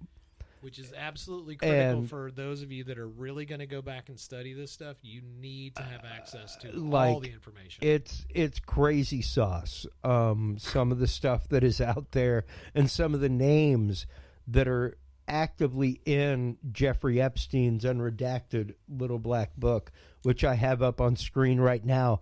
And I'm going to go pretty fast because A, it's 92 pages long. B, there are actual phone numbers in there, Billy Joe Cain, of like famous people, phone numbers, addresses. Well, you remember we had a few moments off microphone with Chong Kim, and she had some very interesting names that she decided to throw out there that she had personally seen or taking the phone call from. And they really are at the highest levels of society and government. Yeah, they are literally... I can't repeat them because I'm not her and I don't have that experience. Oh. But what she told us validated everything you would ever see in any movie about conspiracies, period. Yeah. Am I about right? Yeah. It really is one of those situations of like top men, like... Yeah, the dudes watching the boxes in the warehouse, that kind of stuff. Indiana Jones level, deep state stuff. And I mean, even on that note, we've got the jizz. Her story is not not unique, unfortunately. No, No, it really isn't. I've had the opportunity, as you know, Chris, to speak to survivors from all over the United States, and the stories that they have repeated over the years essentially show that not only is things are things like Epstein's Island like bizarre and freaky, but it is not unique at all. And we're talking about politicians that are being bribed and manipulated and forced to do whatever the powers that be say. Hey, here it is, right here.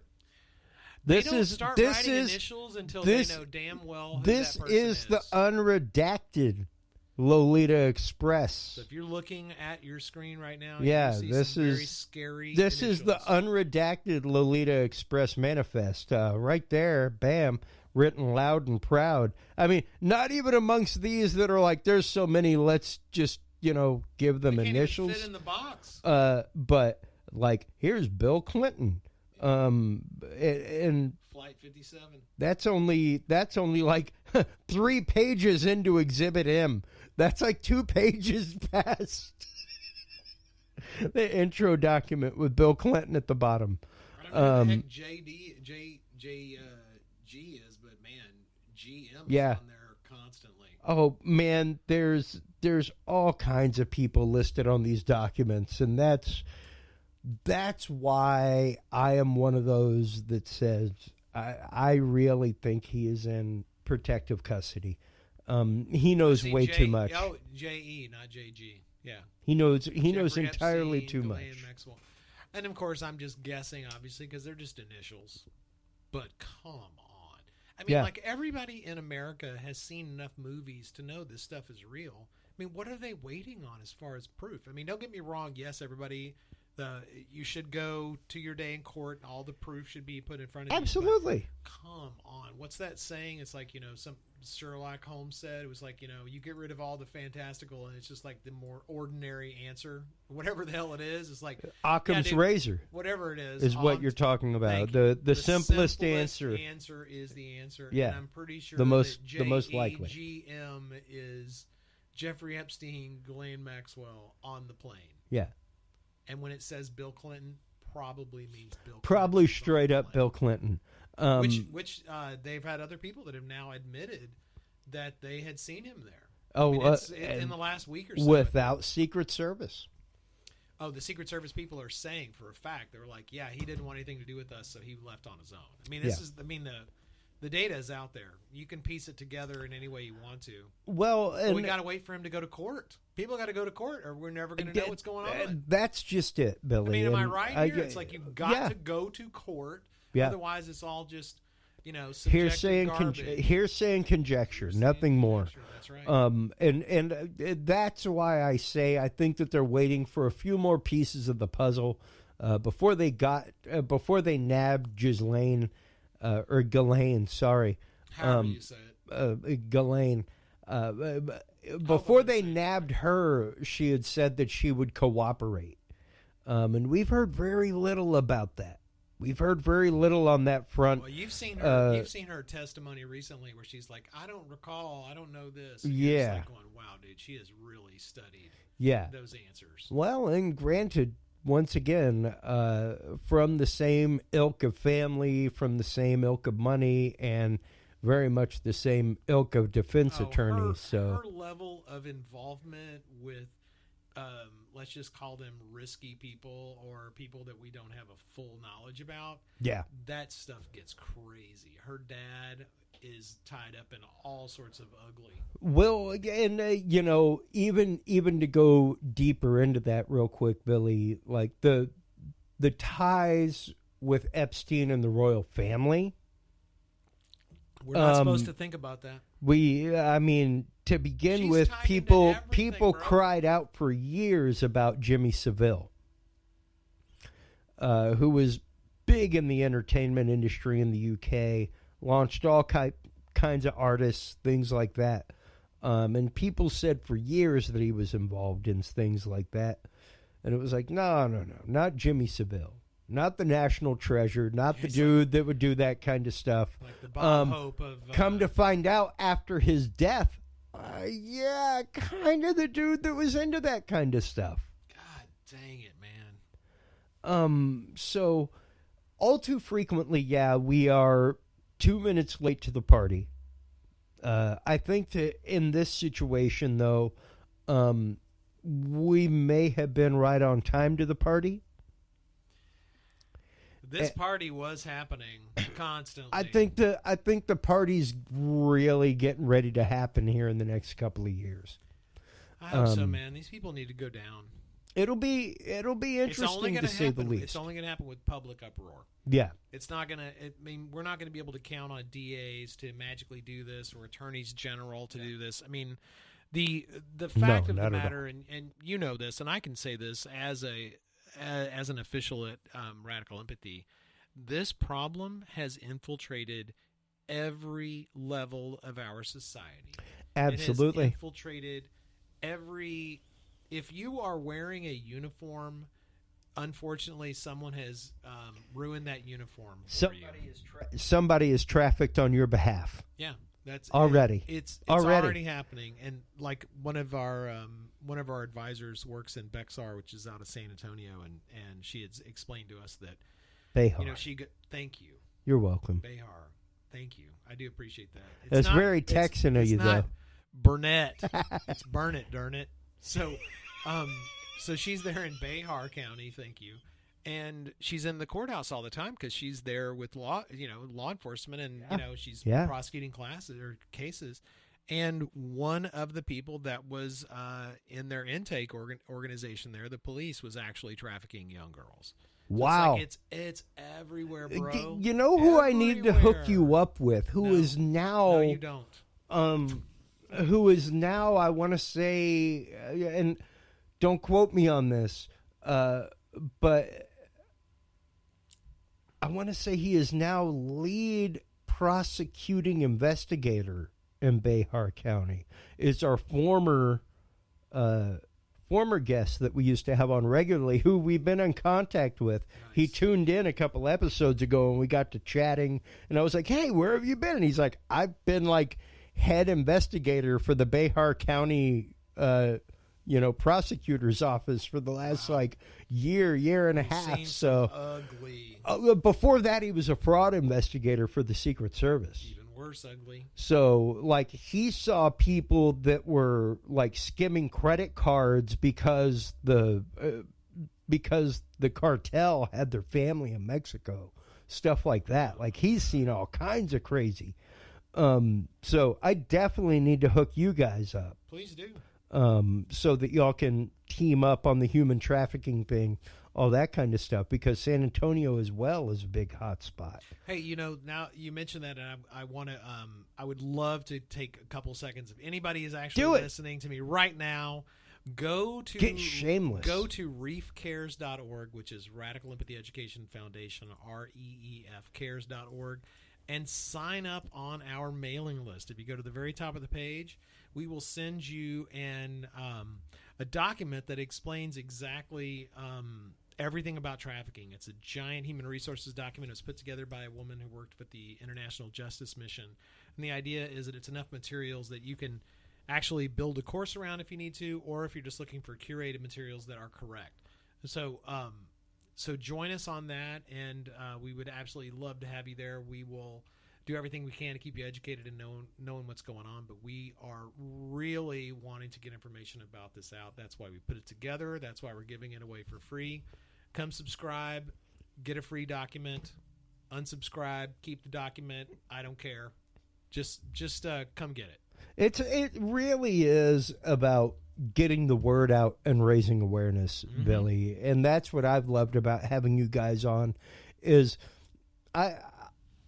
the least I can do is give over my airwaves. The least I can do is allow other people to come onto my show and spread word about good causes like this. So, while Chris takes a breath for 2 seconds, I should just say that I am not here to promote things like QAnon or anything that's way out there.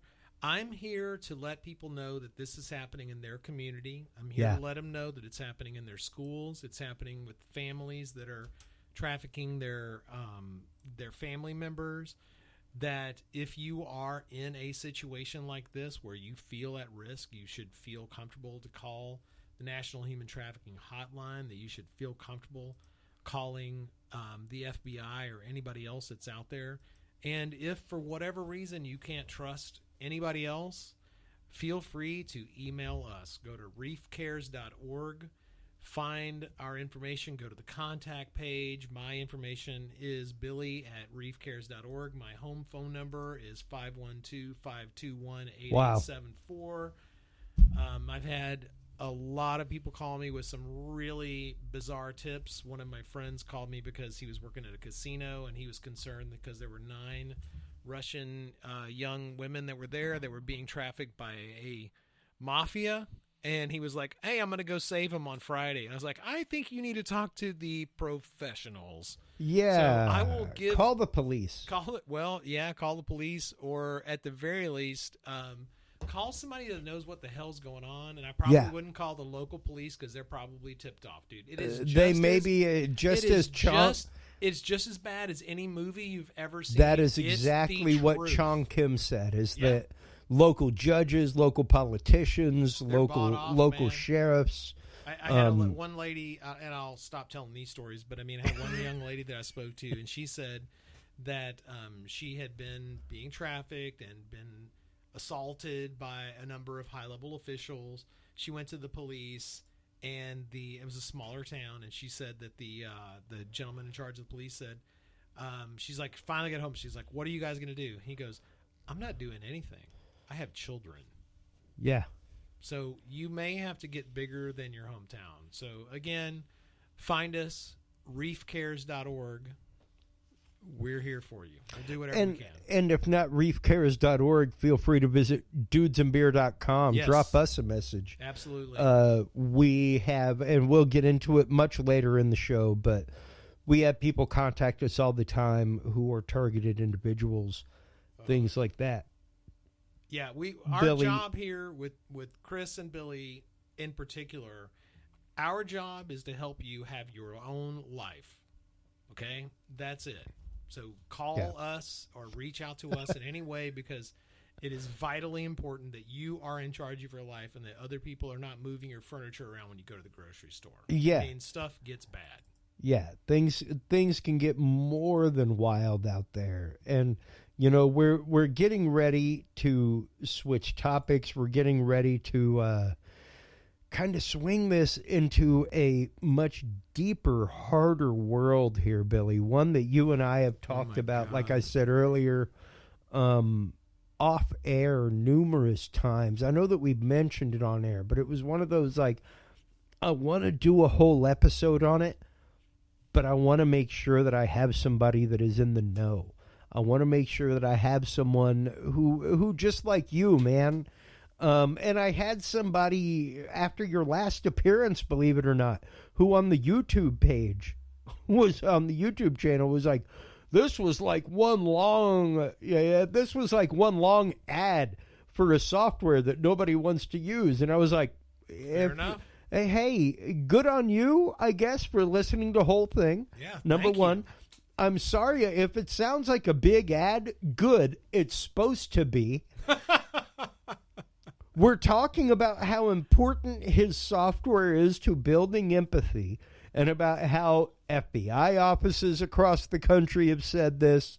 University programs across the country have said that. If you can't grasp it from them, I don't know who else you can grasp the data from. Parents, children, law enforcement, teachers, FBI, parents and children are great, but the ones to me that are the meat and potatoes are the FBI offices, the sheriff's offices, the police offices, the departments on human trafficking. Yeah, legislators. If you're writing kind of a law, I mean, we need to do that. And we had the opportunity to talk to a person that was at the far right end extreme. You know, kind of the let's give the money to the people at the border mindset. Sure.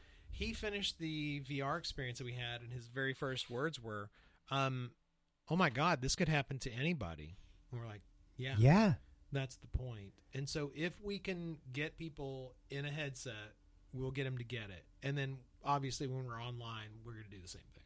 Yeah, and I can't wait until this is available in a web browser form. I can't wait until the episode that we have coming up with you and the curriculum designer. The fact that you guys have that now, so fantastic, so awesome. Billy, thank you so much as always, man. You bet. I'm so excited to be here. We're getting ready right now, folks, to cue, and granted, Billy will still be here. Yep. At least for the next little while. Because I know he wants to hear this next guest about Chinese organ harvesting. I'm so excited about this. So excited because you never talk to anybody with actual Billy, that sounds horrible. And granted, you're right. Sorry, you're right. It is horrible. I because of the time constrictions, I had to pre-record next week's episode of Dudes and Beer because she's in Ireland, and we're like more than 8 hours disparate. Like when I recorded with her at 2 p.m. this afternoon, it was well past 8 for her. But I told her, I was like, listen. What we're talking about and the topic of healing frequencies is one of the biggest things in the world in my life. Like, I make music doing this. True.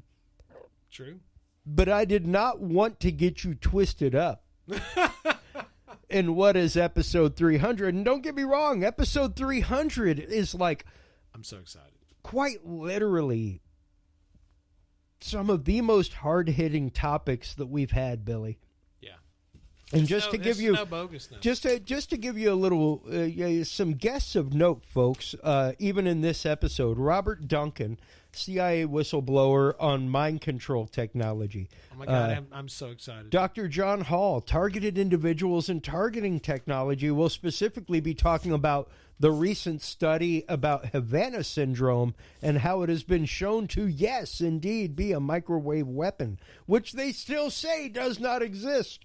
Other guests of note. Sorry. Yeah, it's hilarious when a government study says it was quite obviously a targeted microwave weapon. You're a conspiracy theorist. Reality means nothing. They consistently say that this technology does not exist. Despite all we've had people like Bingo Minerva, head researcher for Lost Gold of World War II, who is now a listener. I love Bingo Minerva. He's great. Bingo, bring it on, bro. Dr. Richard B. Spence, professor of University of Idaho, and great courses, The Real History of Secret Societies, on Amazon Prime. Robert Walter, who is the head of the Joseph Campbell Foundation. He was great. Graham Phillips, who is a researcher across the pond about everything from King Arthur to Robin Hood to Stonehenge and who made it, to the Lost Ark of the Covenant, to the finding of the Staff of Moses. Wow. All kinds of stuff. Zoltan Istvan, Casey Wells, Daniel Roy Barron, Sev Tak. She is not only a MUFON field investigator, but also interdimensional communication experiencer. So these are just some of the topics that we've had on. I was here with Sev. That was awesome. Yeah. Wow. And, to have expanded to that realm over the last few years, Billy. The Sev talk, Sev talk was really before the Air Force and everybody decided they were just going to go jump out and say, "Hey, we don't know what this stuff is." Yeah, it was before the whole "Hey, Lazar was right" sort of mindset that kind of popped out on Netflix all of a sudden with that one documentary. Yeah. So it's like, you could call these people fringe, or you could wake up to the fact that there's plenty of evidence that's surrounding all this stuff. Yeah. So anyway, these are amazing guests, man. It's been fantastic to have gone that route over the last couple years. where I think it really came about because you were here before when we had like 2 other people in the studio. Yeah, you know, right. and we had some wild moments back in the day, and some episodes that went on for numerous hours that even you were a part of. Well, they needed to go on. I mean, there's stuff that needs to be explored. Oh, absolutely, and there's a very good friend of mine who he's been a guest on the show. He owns a platform here in town for media. And he was like, I think you should split things into 20 minutes. And I was like, well, I understand that demographic. But there are guests that I have like Billy Joe Cain on where 20 minutes isn't even the preamble of what we're talking about. Like we can't even get into the breadth and depth of what human trafficking is in 20 minutes. Unfortunately, no. And yeah, I mean, when you're talking about, transmutation, and I mean, it's a simple topic of transhumanism where people are like, they've modified their body or their mind to do one extra thing. Yep. I mean, that's more than 20 minutes. Yeah. I mean, easily. Well, and that's not even that drastic of a change from somebody that's going to be actually communicating interdimensionally with aliens. Yeah, 20 minutes ain't going to do it, bro. And, one of those things, even people have asked me why I have people like that on my show, Billy, and it's because, like, your host has experienced things like that. I myself have had the ecstatic religious experience more than once in my life, and I cannot explain it in word. The experience that I had of being outside of myself and seeing things in this different way. So, in the same way, you're not alone, man. And in the same way that people would go like, Chris, I love you. You're a very intelligent dude, but man, you are freaking crazy. Did you get the Bigfoot ornament for your tree this year? No, I don't need one. I have my Bigfoot right here. He's always in the studio. Along with my Nessie and Gort and Alien and all my good stuff. But yeah, I mean, to me, it's one of those, I've experienced it. Yeah. So I understand that part. And to say, like, I'm a pretty sane dude. Most of the time. There's nothing unreasonable about addressing people for the things that they have experienced, period. Regardless. And if you've experienced them as well, guess what? All the better. And you can ask the questions that really matter. Our next topic, Billy, and this is one reason why I love having you on, because human trafficking is one of those topics where it's like, wow. Even in the last year, having our guest on talking about female genital mutilation was like, wow. But that was one of our most listened to episodes throughout the year on Facebook. It's a real deal. On live. Yeah. Because it's out there. It's a real thing, and it's something that nobody is talking about. Nobody talks about that. I mean, honestly, that is absolutely a cultural just disaster. Absolutely. Unbelievable what they're doing. And on the level of human trafficking, on the level of what we're about to talk about. That abuse is unbelievable. It's wild. And to know that it exists, and to know that the mentality exists. Yeah. And granted, it's a different culture, some of it. But some of it is not. It's true. Some of it is not. We have to look at everything as multicultural, and some things that other people do, should be allowed to be their thing. But I gotta say, that's a bit much. Putting somebody in a situation where they cannot enjoy sex. Come on. Yeah. What is that about?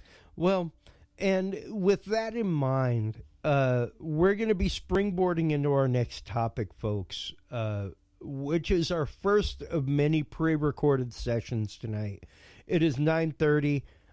This session is about an hour and 10 minutes long, with our fantastic guest that we have, Mitchel Gerber, who is a mind-blowing reporter that is out there right now talking about state-sanctioned human organ harvesting from practitioners of Falun Gong and even the Uyghurs, things like that. And Falun Gong is one of those that it is not an established religion. It's literally just a method of life practice. And because of this healthy life practice that these people have, this uber healthy life practice, they are specifically chosen. And you will hear and you will see translation folk. Tonight, I'm here to tell you, trigger warning. We should have done trigger warning before we started with human trafficking, Billy Joe Cain. Isn't that the way every Dudes and Beer ought to start off with? It used to start off with a disclaimer. Yeah. If warning. you remember. Yeah, warning. This shit's real. But, yeah, I mean, you're about to hear some amazing things, folks, and I would love to say that they're just from the reporter. They are actively from UN researchers. They are actively from UN doctors who were sent in to investigate this situation. And they come back to the UN to quite literally say, it is no rumor. This is happening. This is a real thing. You know, I'm glad you mentioned that before we went on. We were just talking about that for everyone that wasn't here.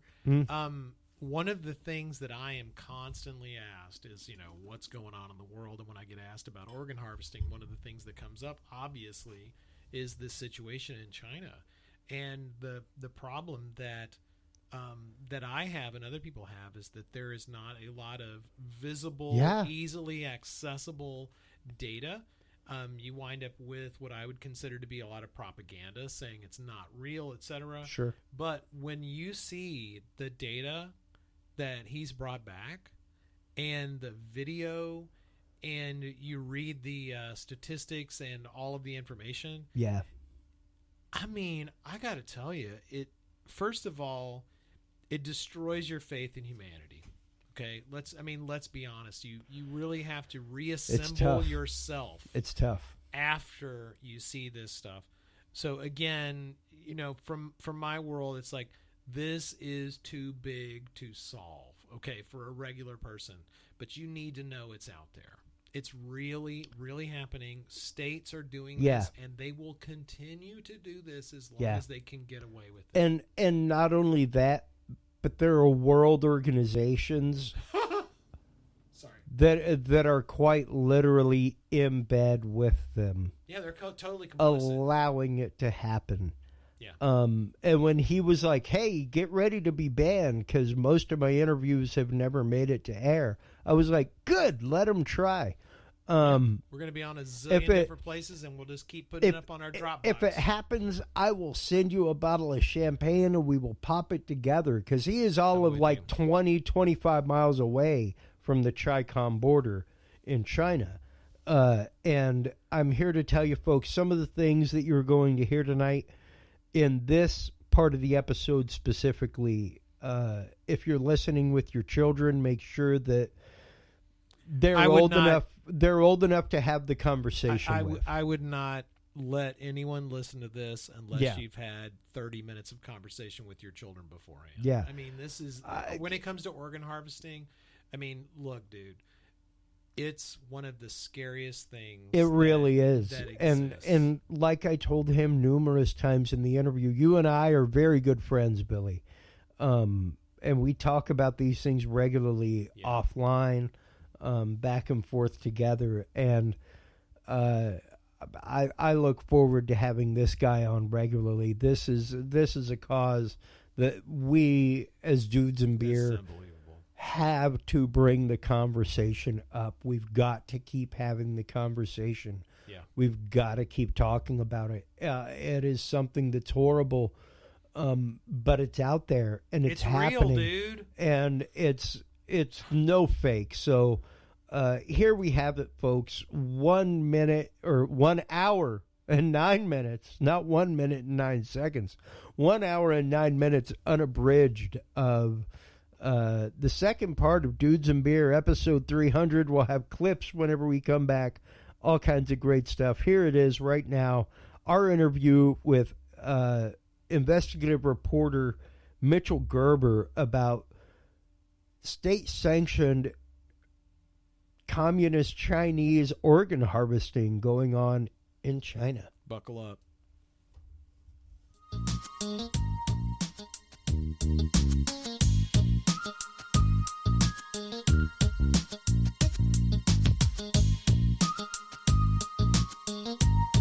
Well, hello, everybody, and welcome to this part of episode 300. This is officially our first remote guest that we will be having for this episode. We had an opportunity to speak with so many people over the last 300 episodes, but really decided to make this episode focused on some of the causes that we have decided to get behind here on Dudes and Beer and continue to feature guests in this area. One of them that we have been trying to get a hold of somebody about, and finally found somebody not only in the know, but deep in the thick of the world of fighting against human organ trafficking in China and human organ harvesting specifically, not just like trafficking in black market organs necessarily, or, you know, trafficking in organs that are stolen from legal supply lines.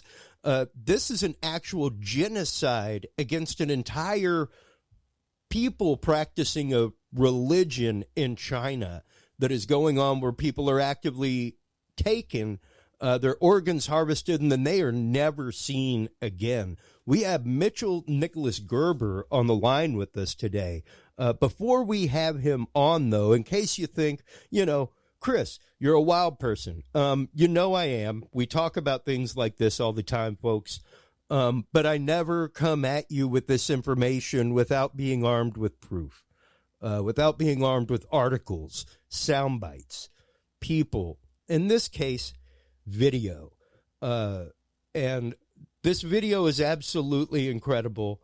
It is from the UN General Assembly, specifically the United Nations Human Rights Council, from September 24th, 2019. This is a panel that was assembled about China's transplant crimes. Let's check it out.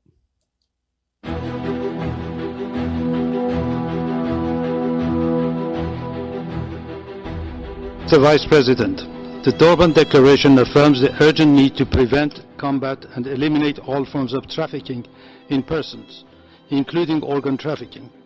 China Tribunal, a people's tribunal chaired by Sir Geoffrey Nice, considered all available evidence and concluded that forced organ harvesting from prisoners of conscience, including the religious and ethnic minorities of Falun Gong and Uyghurs, had been committed for years throughout China on a significant scale, and that it continues today.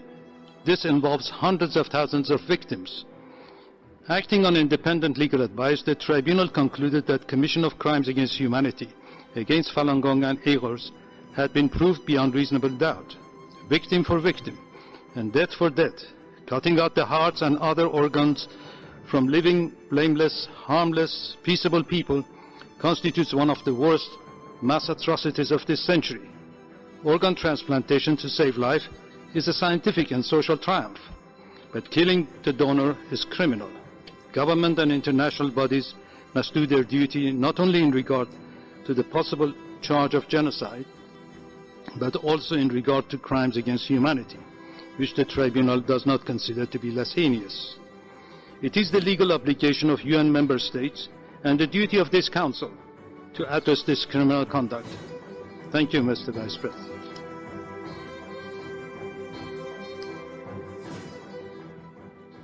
Please do welcome to the show, everybody, our guest today for this segment, Mitchel Nicholas Gerber. How are you doing today, sir? I'm great, Chris. I appreciate it. I'm a little under the weather. Forgive me if I get a little cough here, a little That's cough all right. there. No worries. Thank you. I'm grateful to be on your show. Well, I'm so grateful for you to come on, and also for you being out, like I said, literally out in the thick of it, man. It takes something special, number one, to come out the way that you do, writing articles, going on shows, talking about this publicly, trying to raise, because once you do, you are on a radar you're definitely on a radar of the Chinese government because you are calling them out for crimes against humanity. And the fact that you are presently right up against the Chinese border, you are so close to everything. Tell everybody real quick a little bit of your history, how you came to be aware of this major international issue, and how you got involved with Stop Organ Harvesting in China. Well, first of all, I want to just disclaim, I don't work for the CIA and I don't work for the FBI. I don't work for the Mossad. I am a freelance investigative journalist, activist for 1 year. I started when I was in international business school at the University of Georgia. I'm an American citizen, born in South Africa, raised in the great United States, was the first person in my family to become an American citizen. And my father always put me into business school and investment firms, and I was heading towards a really economic, prolific future. But one day, Chris, I was sitting at a human rights festival or a culture fair at the University of Georgia. And I came across this innocent spiritual group, this mind and body practice, where I was seeing people practicing these slow-moving exercises, very profound for health and longevity. And I've always been involved in martial arts, yoga, tai chi. I've always been interested in health and wellness. I love working out. And I thought, let's check this out. So I went, and with my friend Molly, whose father was the CEO of the division of Porsche in Atlanta. And I went in and we started to practice, and immediately I felt my entire body just completely open up and feel great. And I was like, wow, with such a short amount of time of practicing exercises, I've never felt this, whether it was in yoga or tai chi. I was like, what the hell is this? What is this incredible feeling of longevity and stress relieving and anxiety relieving that I'm feeling? So I go back to the booth and I'm like, I want to check out more about this. Is it free? Is it, is it a religion? Is it a spirituality? What is this? Because I'm not interested in religion. I'm more involved in just more of a health and fitness kind of workout. She says, the guy said to me, yeah, it's free of charge, and it's 5 exercises and a simple philosophy of truthfulness, compassion, and tolerance. I was like, cool. But then on the other side, I was like, oh, what is that? And I saw all these torture pictures and torture, I guess what you can call it, torture methods to suppress people and to make people give up their beliefs in China. And I was like, what is this? This is just completely just messed up my bliss, messed up my good positive vibe.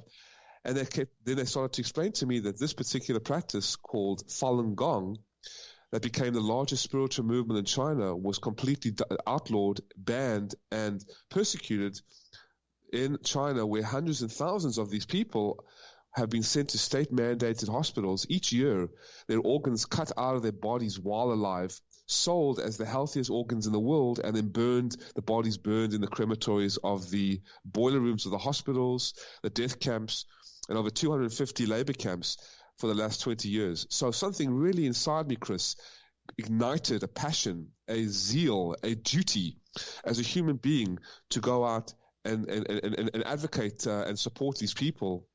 And, the story starts from there.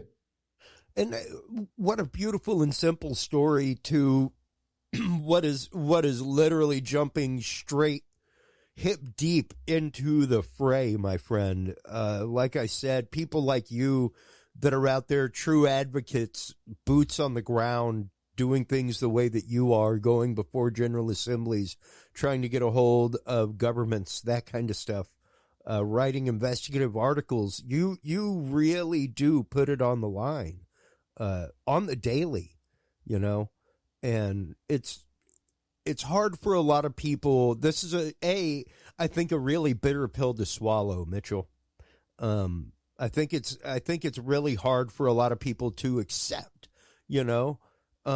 much like I'm sure back in the beginnings of the rumors that were coming across the pond from Europe, that they were hard to accept during World War II, like, no, dude, no way. They're just loading them into carts and putting it. Okay, sure. Yeah. They're prisoners of war, right? No, they're just regular people, and they're just loading them in the rail cars and sending them to a camp. Really? Are you serious?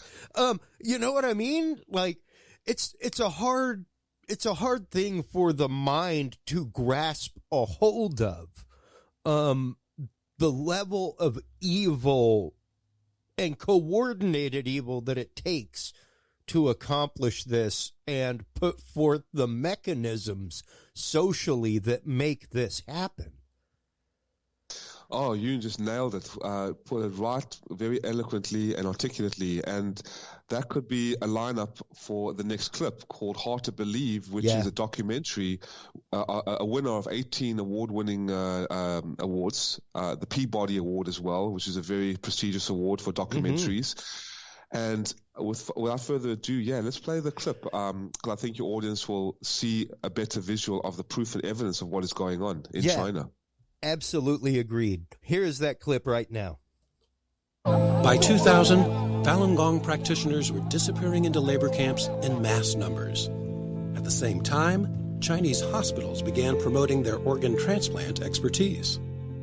I'm David Matus, and with me is David Kilgore.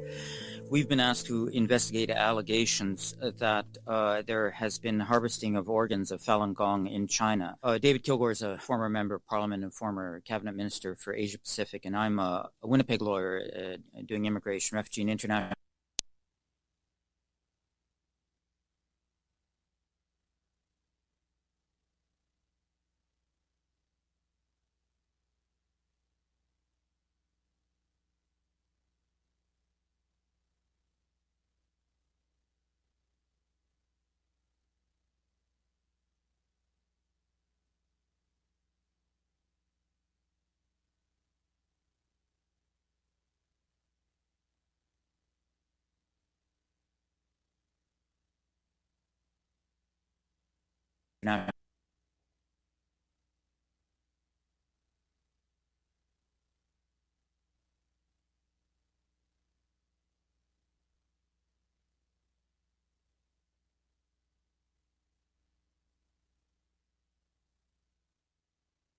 So sorry about the technical issue here, folks.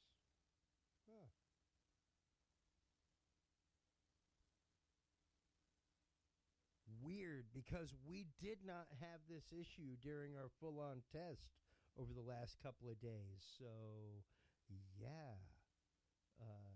Okay. Let's see if we can get that to come back up here real quick. Media has been removed from the server. I'm just kidding. Yeah. Huh. Wild. Okay. Well, give me just a second here. Hold on. Let's see what this does. Because I know that this episode is full and complete. I have watched it. And that is just really interesting to me that it's interesting that you say that, because I've had to copy off almost every YouTube video that I'm like, oh my gosh, this is the one I'm going to have to use for reference. I have to copy it to my hard drive just in case. No, and that's what's funny is these are all actively copied to my hard drive. Like, you know, it's almost like I do show computers for a living, Billy. You're not going to count on somebody else's content? No, not typically. So let me see if I can pull this back over and see what happens here. So he was laying it down, honestly, about what's happening over there. Only until we got to these videos of the legislators that it started to kind of fall apart. Yeah. But I gotta say, the evidence that they're presenting is incredible. I've been looking into this problem issue challenge for years, and we've been looking for really hardcore data. My friends think I'm crazy. Yeah. I mean, I'm pretty sure you. Well, and we've had the conversation ourselves where it's like, hey, brother, believe me, I would love to do an episode on it. I just can't do it uninformed. I had no real information other than what little I had heard, and when I've seen, his work, I'm like, okay, yeah, getting him involved is yeah, it's been more than interesting to have the conversation with him. I'm sorry for the technical glitch here, folks. This is what happens when you try to prepare 4.5 hours of material and throw it all yourself. So I mean, let's be honest. There's also a tiny little bit of the we are actually fighting the powers that be to try to get this information. Well, sure, but that doesn't explain why it isn't coming off of a computer that's not on. Yeah, but you're not going to let me off the hook. That's not. I mean, I'd love to make it into something conspiratorial. I really would, because hey, I worked for that dude. But it's literally one of those, like, I have no idea. I would love to tell you why it's happening. I can't tell you why it's happening. So we're going to do our best here to get this back to you and see what we can do about getting it up on air for all of you to experience. So while we try and transfer it again from the live computer, let's talk here for a minute or two, Billy, because even the information that we've heard so far is one of those that really just numbs my mind to sit, to think about, and to be like, hey, yeah, there it is. See, I'm not a crazy person. There's the whole video, Billy. I just tested it. So it's copying right now to my thumb drive, everybody, just so you know. It may be a hot second. Let me actually see what I can do, because the problem is if I just throw the video through OBS, then our audience on other streaming services won't see it, because there are about 4 or 5 streaming services that we go through that are audio only. So it's got to go through a certain computer on the system. But it is just hilarious to me that that is the case right now, and that these videos are not the way that I tested them the other day. Let's focus back on the big issue that's beyond the fact that we're having problems playing it, which is that this is a worldwide emergency. We are talking about a group of people that have been selected because they have a non-religious but spiritual belief in a particular mindset, and they are being summarily executed, and while they're being killed, some of the people are having their organs harvested. And if you guys don't know what organ harvesting is, imagine that you are wide awake and you're having a surgery, except no one has put you to sleep for this surgery, whether it is having your heart excised, whether it is having your appendix taken out, your kidneys, etc. Very, very rich people actually pay to have a particular person, and I mean literally like walking through a room and choosing like a lobster, to have that person's organs taken out. You pay the people that are trafficking for those organs,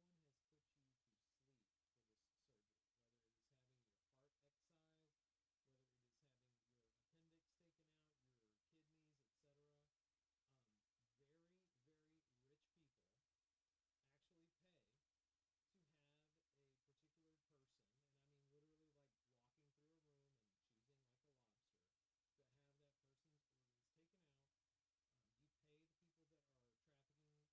you get to have whatever part of that body you need to have replaced. This is something that's done not even exclusively by very, very rich people, but it is well known to be used by very rich people. Well, and you know what's and granted, the things that I've heard, the things that I've read, and what Mitchel Gerber really lays out in this is the fact that yes, it's not necessarily that kind of selection process, but it is the fact that it is a targeted group of people. Yep. They are targeted for their lifestyle. And that's why they go to jail, prison. And that people are assured, and they have this on recording, like we will be showing it. That's why the video is so utterly important, because sure, we can play the audio. It's in Cantonese. So if you speak Cantonese, cool.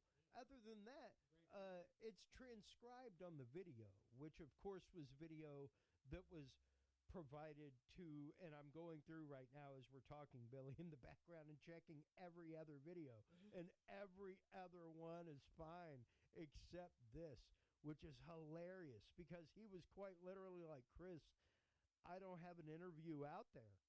It's not that I haven't done them. It's that they've been destroyed. It's that they've been deprecated. It's that they've been blocked in most countries. You know, the thing about that, so when you're listening to that as a non-believer in the giant conspiracy universe, it is not a surprise that has happened. It's really not. I mean, I mean, you've seen enough movies, people get it. But yeah, that stuff's happening.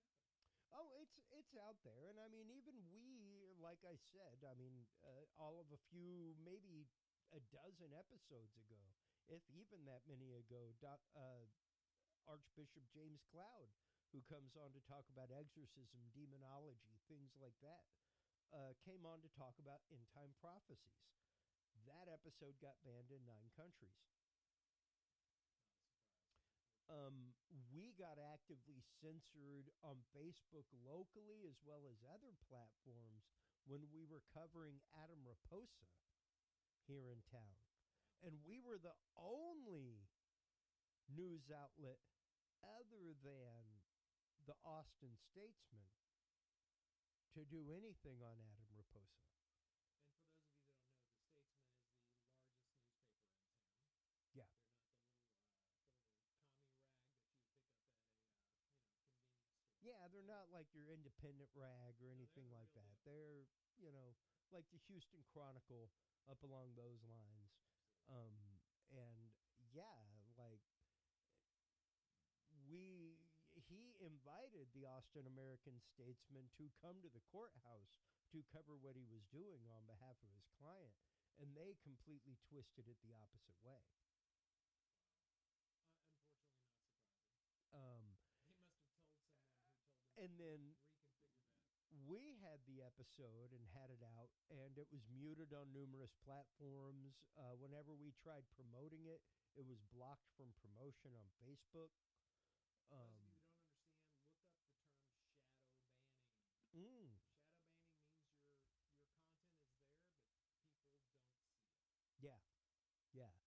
And we were specifically told, like, on the Facebook thing, not allowed to post this content. Your own content. Yeah, my own content. My own content, yeah. Perfect. Yeah. So, very interesting situation that became. But that was our first instance of censorship. And we've had a couple where we've had banned episodes, where we've had content that's been out there. Censorship from sure, blacklisting, shadow banning, straight absolutely platforming, de-ranking in the search listing. Yeah. I mean the astronomical numbers of ways that the system can slow you down are only equaled by the number of ways that they could slow down our votes. Yeah. It really is. I mean, like the number of people that are kicked off the voting rolls list, people that can't get on, people that can't get to a voting booth, they don't have, the numbers are insane. And basically it all benefits the people that are super rich, and it always hurts the people that are poor. Yeah. So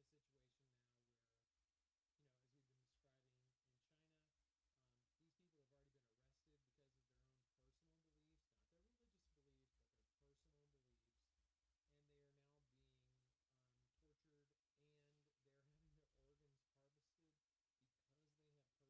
harvested because they have personal beliefs that are different than the people that are in power in China. Okay, I'm going to let Chris get back. Well, no. I mean, absolutely. Keep going, man, because that is precisely what we talked about during this whole interview, and it's really upsetting to me because right now I just pulled over the thumb drive, and it's giving me the exact same issue.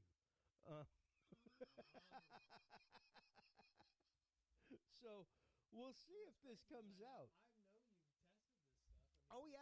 I've spent the last numerous days testing every bit of this. This is an issue too. Out the tech issues. I mean, it was about a serious podcast that seriously understands video, that has an entire routine worked out. Every other video seems to be working perfectly fine, except this one, Billy, and it's absolutely. The worst part is that honestly, I'm not even surprised. I know that sounds absolutely even more conspiratorial. Yeah. You can't play that video.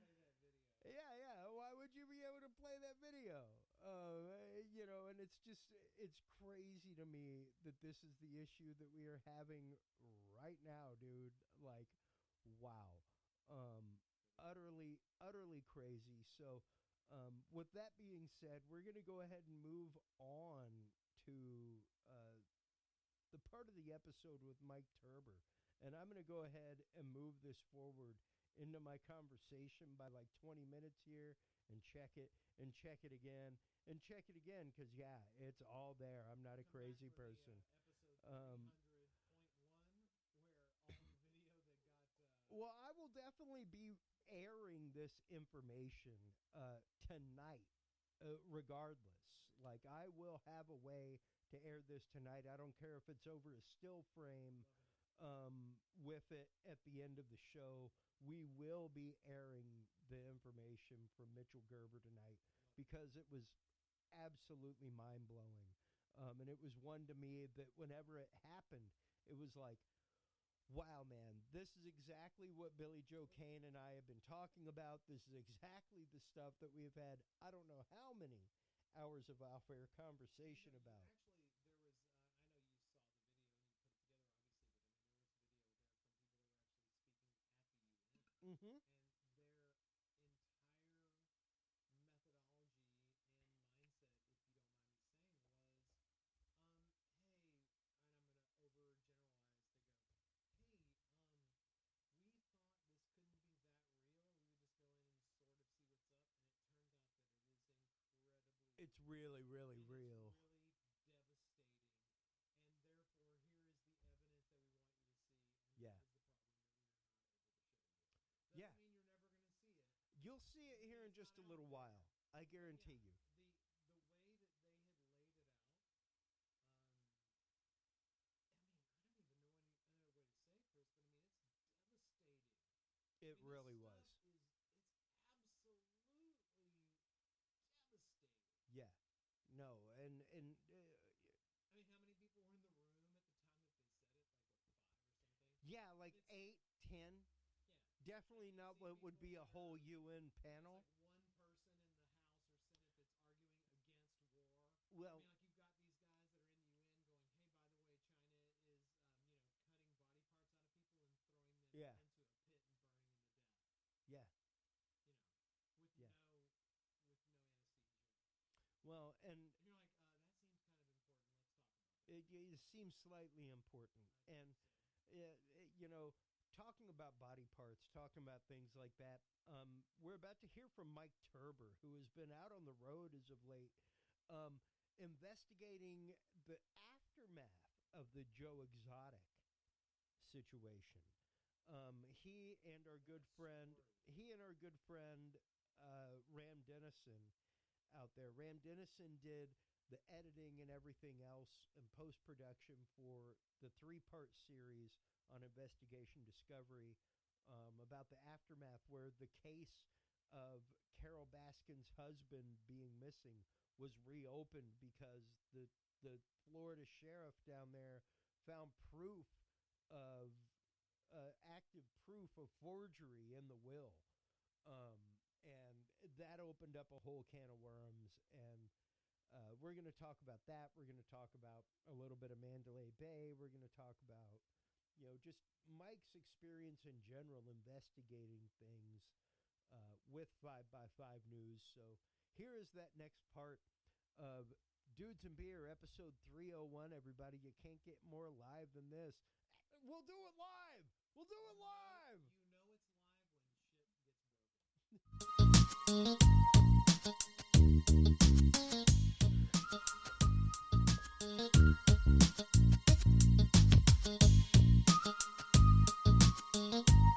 Yeah. Hey, everybody. How you doing? Welcome back to Dudes and Beer, episode 300.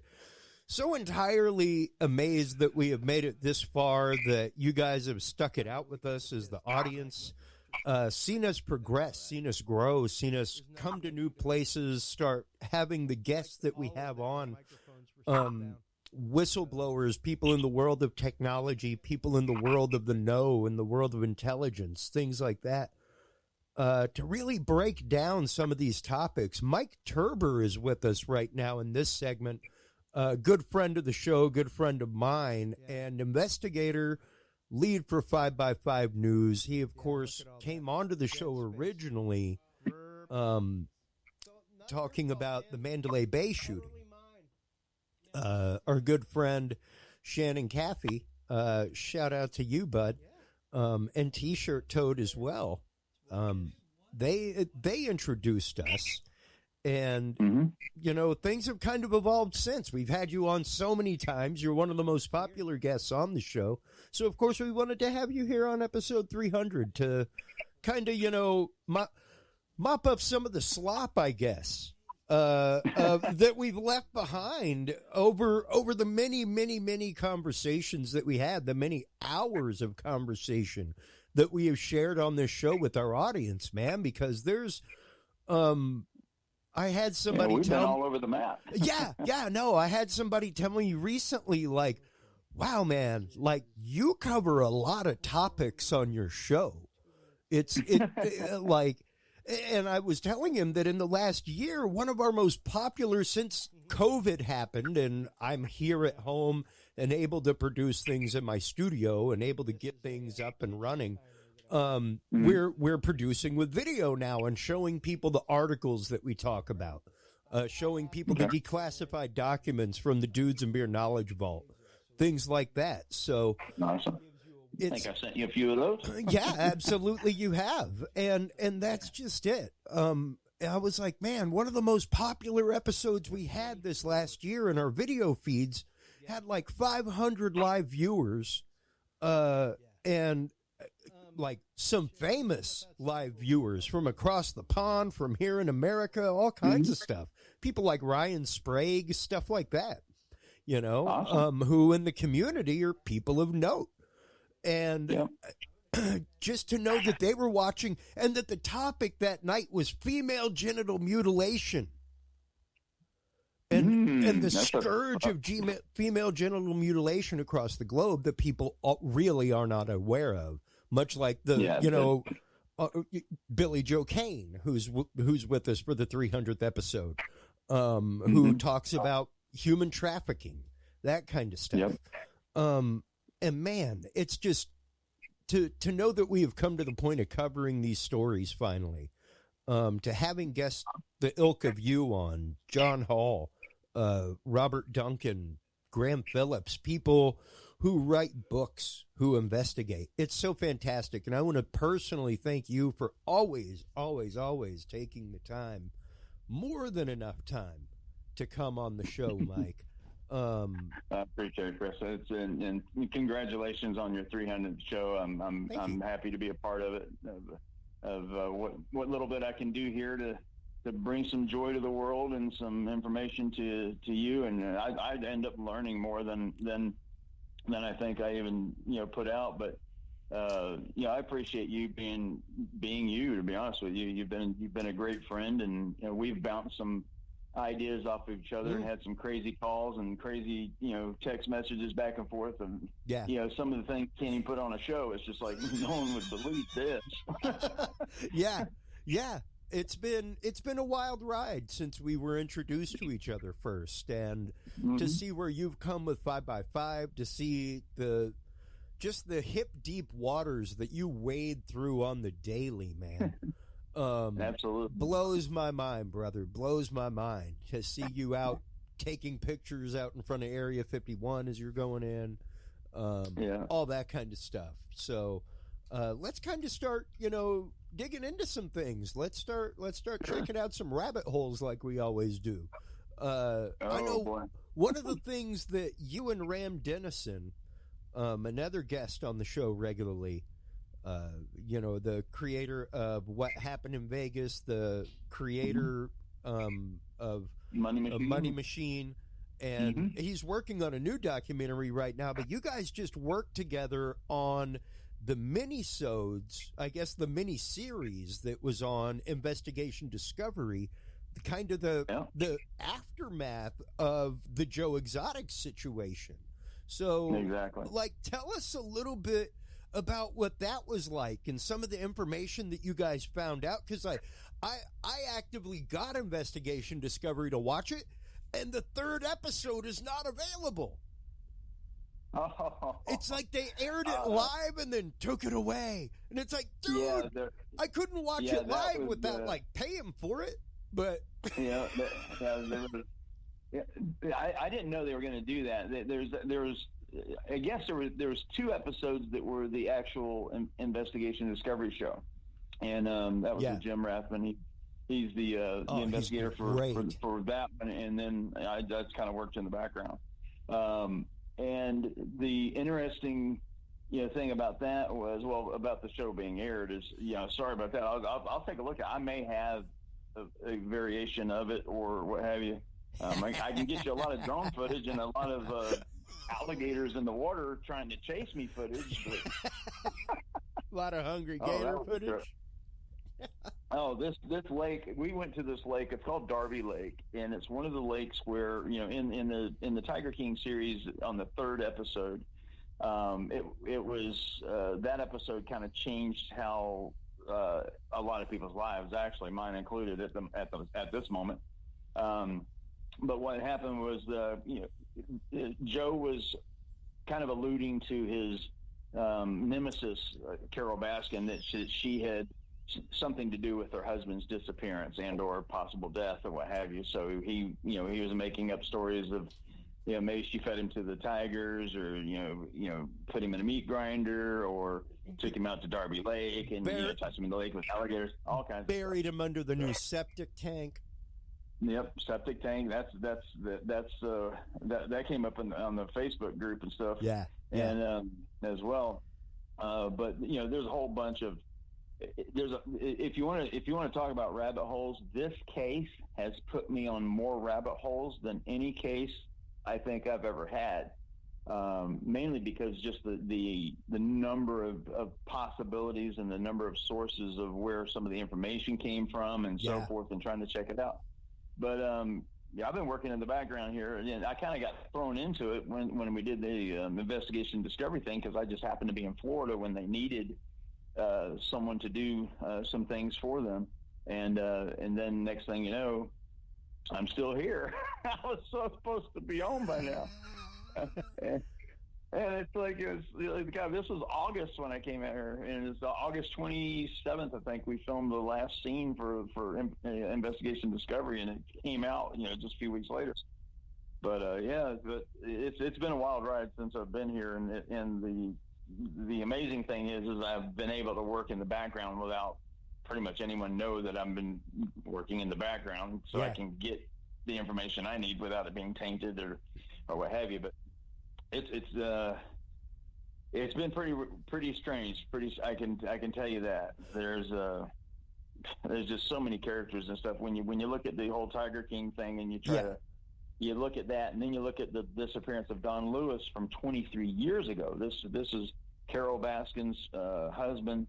At the time in 1997, he went, he ended up disappearing, and from that day, there's been leads on different directions to go, some of which were planted, which there's several pieces of evidence that we can tell was actually put there on purpose, for someone to go down their own rabbit hole back in the day. So we, got evidence to support all of that, and I think we're pretty close to coming out with some crazy information here that we'll be making the scene here pretty quick. But you've got this one side. It's a really weird case. You got one side that is the family of Don Lewis, who hates Carol Baskin, and they think she's the worst person on the planet, and that she killed their dad, and things like this. Then you have Ann McQueen, which is the secretary who worked for Don, and she's over with the girls too, and she's mad at Carol, and then Carol's mad at them, and so forth, back and forth. But the weird thing is that there's several plausible. You there? Yeah, I'm here. Okay, I'm soaking it in, brother. I'm soaking it in and making notes. I could see some light go off on my phone. I turned around, and the next thing I know, it went totally blank. But anyway, So sorry about that. But when you look at the number of possible suspects and things like this, of course, when you poll 100 people, 98 people are going to think that Carole Baskin did it because of the way she was portrayed in Tiger King. But to be honest with you, the more I started looking at this, the more I started seeing a lot of circumstantial evidence pointing towards her and some other evidence pointing other directions, and even people coming forward saying, hey, this person did it or that person did it, or this, he's buried over here in the septic tank, or no, he's over here in this place, and he fell out of a plane, and, he's in Costa Rica. I mean, it's just literally all over the map. Yeah. But, well, so I've enjoyed it. You find that, especially once you start digging into something, once you really start rooting around, like those people that were involved in the original investigation, kind of, and in most investigations, it's this way, like they know each other by proxy because of the investigation. Yeah. And when they find out somebody else is investigating, it's pretty frequent that people start coming out of the woodwork, right? Mm-hmm. Yeah. No, and since being here with Jim, Jim Rathman's a great guy. I really enjoyed working with him, and I still do. But I basically ended up putting myself into a rather unique position with this case, and. And I can't say what the position is, but you'll find out pretty quick. But I'm in an area where no one has the information that I have. Again, kind of like what happened to Vegas, and so that's placed me in an odd situation as well. In that I have to stay here. I can't leave. I can't go home. I've got probably 6 months or whatever of having to stay here. But, we'll see how it plays out. I think everyone knows that, if at least follows anything I did with the Vegas investigation, knows that I pretty much only put stuff out when I know it's absolutely vetted and is something that I would take to court if I needed to. And that's what I'm doing here, the same exact thing. And it's just, a different cast of characters, so to speak, and God, what a cast of characters there are here. And when you meet somebody, it's just like the show. I mean, there's that wasn't acting. There was a lot of stuff that was on there that was legitimately real, and the animals is the real loser here. Yeah, when you really think about it, because there's just so much that happened. You're close to, the other park, where Joe was. Yeah, but it's been an experience, I can say that, and I wouldn't trade it for anything. It's not something I was looking for, but it just landed in my lap, and one thing led after another, and then in a couple of weeks, maybe less than a month, you'll find out exactly what I've been doing. And I can't wait. And just so you know, folks, like Mike is one of the guests on this show that, just like John Hall, we text each other. We get into cahoots with each other on stuff, and jack with each other on text, things like that. And I've known that it has been something pretty major, Mike, because I have not heard anything from you. Yeah, there hasn't been a like, even whenever I asked you to be on this show. Yeah. This episode, it took you a week. Like, normally it's like 10, 20 minutes later, like, hey, let me finish my hot dog. I'll get back at you. Exactly. It took like a week. And then I was like, he's been out diving and stuff. I don't not hear back from Mike Turber for a week. Let me try texting him again. or check the alligators around here. Yeah. Like, just to make sure that he's okay. Because last I heard, he was diving in gator-infested waters. So that's true.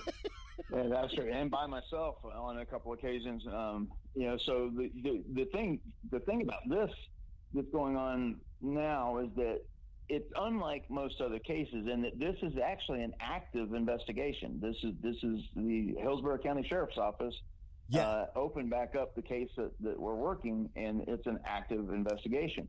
Carole Baskin had her just 2 days ago had someone at her facility was attacked by at one of the tigers, and it was I don't ever like pointing blame towards the victim or whatever, but it was the victim's fault, and it was Candy's fault, and she knows it, and she even said it, and she just wants to make sure that Kimba, which is the name of the tiger that attacked her, doesn't get put down.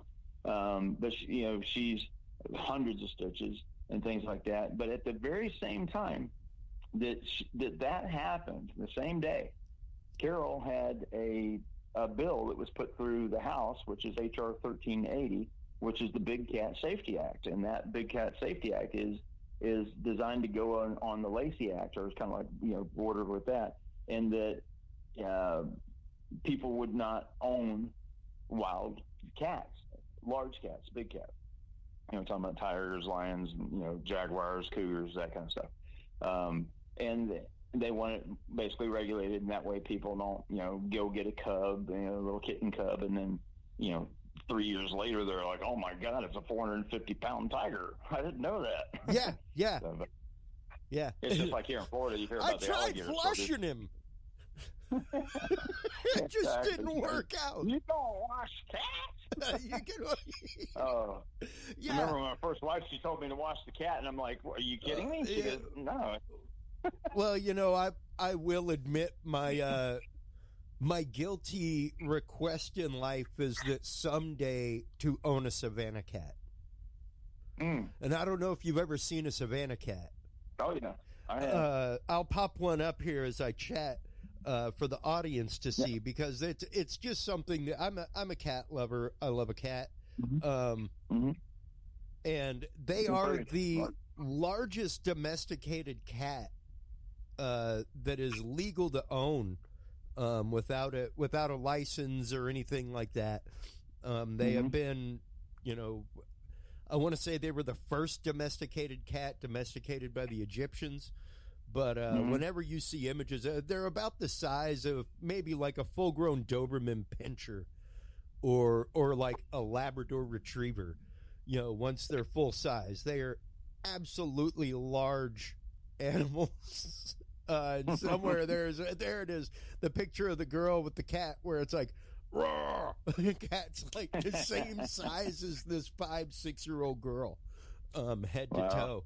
And yeah, like that's my guilty, like, hey, I want one, is a Savannah cat. I don't know that I would never go crazy and have like and I've known people that have had like pet bobcats, that kind of stuff. My sister used to do that. She actually had one of her snakes. She had to gift back to the Tampa Bay. In Tampa, they have Busch Gardens down here, and they have a zoo park there. So she gifted the snake to them, and it was funny because when people called, they asked, "Hey, Mike, what are you doing?" And, around Thanksgiving time when I came out to visit her, and I said, "Oh, we're feeding the snake." She goes, "What are you feeding the snake?" "A couple rabbits." Yeah. Like, rabbits? Yeah. They're like, how big damn snake? They're a like baby pig. Yeah, exactly. Yeah, totally. And I definitely knew people, like I knew a guy at one point that I did construction work with who actively had a pet rattlesnake. And I was like, you are a crazy person right now to have a pet rattlesnake. But yeah, I mean, he fed his snake, rabbits, stuff like that. Yeah.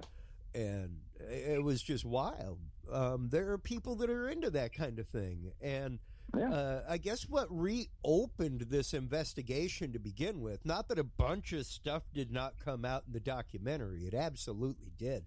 But what really reopened this was, of course, the fact that the signatures on the will of Carol Baskin's husband may very well have been forged, show great signs of forgery. Absolutely.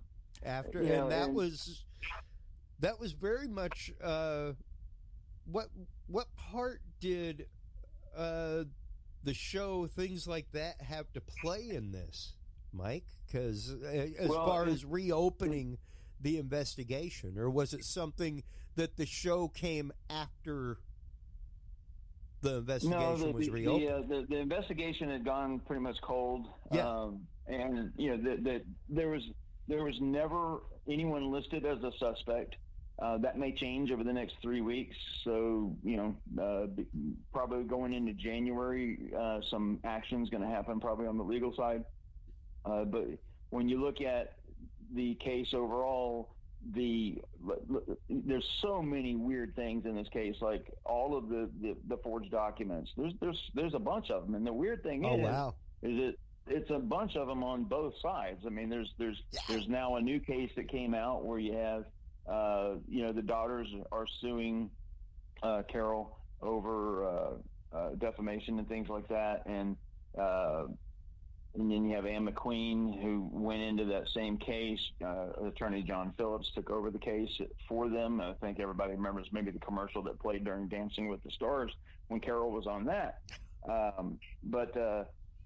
Which is pretty trippy too when you think about it. But what's amazing is what people don't know is that Carol actually had an accident where she had broken her spine and she was paralyzed for a little bit, and for her to be able to dance at all was pretty amazing. But yeah, her dancing skills probably weren't as up to par as she would have liked to. Whatever, but you have to give her credit for at least trying. I mean, I don't know how many people could do that, but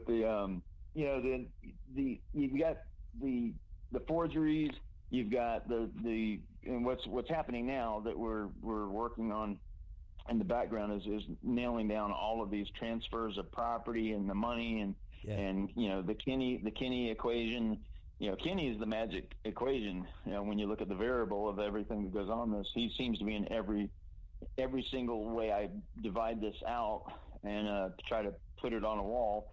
He seems to be in that mix. So of all the people, he should know something. Probably Carol knows something, and then the others are just, we pieced together the last 3 days of Don's life, and trying to figure out fact from fiction has been an ongoing thing. But so I only try to put the stuff in that I can actually go with and feel confident that I could sit in the courtroom and actually testify to it. Well, precisely, and even here on the show and on the page, like most of the time, whenever I break something or put a story on the page, I normally try and make sure the fact that I've seen it on at least 2 or 3 sources that are trustable before I go around sharing things. I normally try to do a pretty decent job of at least verifying information, and that's what's hard to do sometimes is to verify information that's controversial to begin with. I mean, you're trying to get people to talk about it, and then you try to vet the person that gave you the information. It's just one thing after another, which is why my channel that doesn't have hundreds of videos of every little thing that I found, because some things, I found something, and by the time I was able to figure out what it was, someone else had already put something out on it. But I didn't go through the vetting process with me, so I didn't put it out. So that's how that happens. But it's not an easy world to live in sometimes, especially when you don't have the same level of access that law enforcement has on some of the evidence and things like that. So you have to run through it. But I have currently a mountain of in fact, I have more Tiger King evidence than anyone, period. So you have a tendency to, whenever you get involved in something, Mike, you are dogged, my friend, and prolific. You put out content about it. You are not afraid to, let's just say, call things out the way that you see them. You once again are somebody who, whenever you say, this is my opinion, that's what it is. It's your opinion. You don't state things as fact that aren't fact. You make sure to say that it's your opinion whenever it is. So I've always loved that about you, and the fact that you are willing to get footage of something, give it its credence, but at the same time be skeptical about it. Yeah, of course, and it's just like even with the UFO videos from the Department of Defense and to the Stars Academy. My whole thing on that has flip-flopped 3 times now, and not that the stories really changed that much. It's just the bits and pieces of the story that were making me go one direction have completely made me go a different direction. And that happens in all the cases. And it happened in this case, this particular case. Same thing with the Vegas case. I always try to get as close to the source as possible. Yeah. No matter what it is. And like in the case of the MGM shooting Mandalay Bay, that case, the person closest to Stephen Paddock is his brother. So I became an acquaintance with Eric, and we've actually since become friends. But to get into the mind of Steve and to find out, why this happened, how it happened, and things of that nature. And I thought that Eric would be able to facilitate part of that at least. And I'm glad I did, because there was so much information that I was able to work with Eric to get into a better understanding as to why and what happened. And the same thing in this case here, which probably lets a little bit of a cat out of a bag, but it's important that I get information as accurate as possible and not through third parties. And so all of the information that I have is first party. It's literally straight from the entities that created the paperwork or the this or whatever it is. All of those pieces of information came direct. So I don't have to worry about trying to go back and trying to vet something or whatever. And that's kind of different, because normally in an active investigation, you don't get that. Yeah. And in you this definitely one, don't. It's and this one, it's been amazing, absolutely amazing. So, and that's why I said, there's more information that's here than even even the sheriff's department has. I mean, it's just literally that much stuff. But we're getting down to a kind of like a wire, so to speak. There's like a clock ticking in the background somewhere. There's rumors of Tiger King 2 being filmed and stuff like that, which I can confirm that is definitely being filmed. And it will be out in probably March or April. Now they have to delay it again. Well, sure, because I'm sure people would like to know what's happening with Joe in federal prison. Mm-hmm. Yep. Joe's got 22 years and a possibility that he may be pardoned by President Trump. He might be on the way out. There has been talk about that. So yep. And the team Exotic, which is the guys behind putting out the 270,000 or however many signatures or whatever that they had to get for him. And they delivered that in style. I don't know if you saw how they delivered the oh my God, it was amazing how they delivered the request for pardon to the White House. But you'll have to see that. That was actually on Investigation Discovery, so you can see it there on those two episodes. I'll try to send you the link to it. All right. But yeah, it's pretty amazing. And so we'll see if Joe gets out. Me personally, what happened in that case was they took the animal charges and they mixed them in with the charge of him hiring, attempting to hire a hitman to go after Carol Baskin and try to kill her. And the problem that I see with that is that you took an animal case that had nothing to do with the other and put the two together and essentially just railroaded Joe. And because there's so many people that didn't testify, there's so much stuff that wasn't brought out in court, but he got 22 years, but I think he should have got some time, but not that much. Well, and we'll see. I don't want to give anybody any spoilers. Number one, I know nothing at all about the end of the Investigation Discovery show. I know nothing at all about the investigation that you are in the midst of right now, other than the craziness that you told me that happened the other day. Meat chunks, folks. That's all I'm going to say. But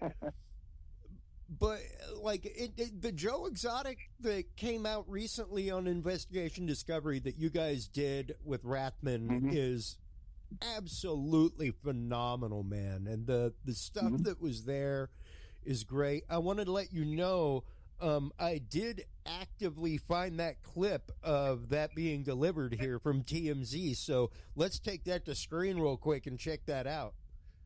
Oh. Sure, sounds good. Let's see. Oh, do I not have audio? Oh, no. Oh.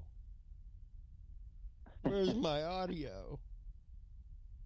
Oh, no. You want me to ad lib? I can't see the screen. Oh, there it is. It's muted up here in the tab.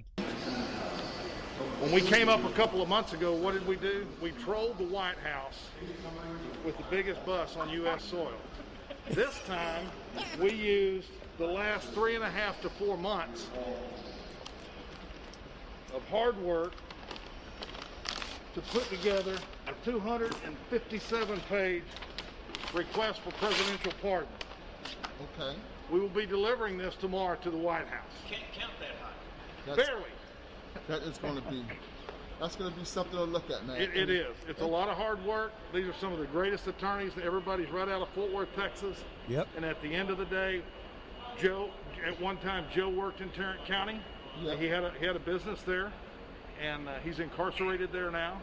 And now, the team together has put together the absolute truth. We'll be delivering this tomorrow to the White House, and we're excited about it.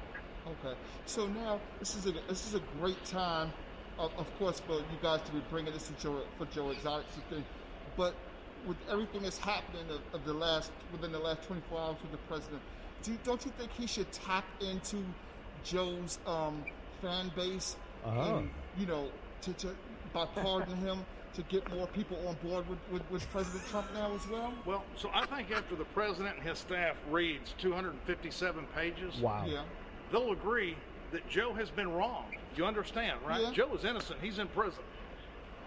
The president is going to see, yes, is that fan base going to help the president? Probably so. But it's not just one side. These are a lot of libertarians, a lot of independents, a lot of Democrats. There's a lot of Republicans.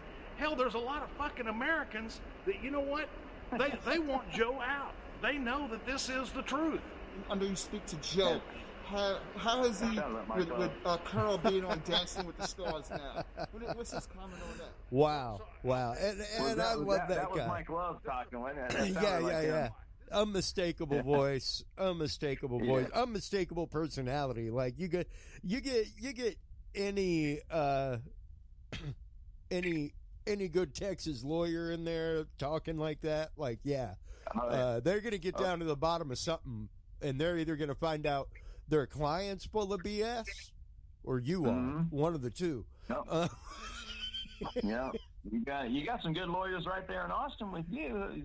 Some people like, Craig Island's there, and James Lee, and some others are out that way. So you got some good guys there, and some great ones out in the Houston area, like our regular guest J.L. Carpenter with the office of J.L. Carpenter, Attorney at Law. So I mean it's great to see, because you always hear about the shiesty lawyer, the guy that is just out there trying to grab people's money and doesn't really do a whole lot. And of course, here in Texas, hell, man, we had a really, really, really bad run of public defenders for a while.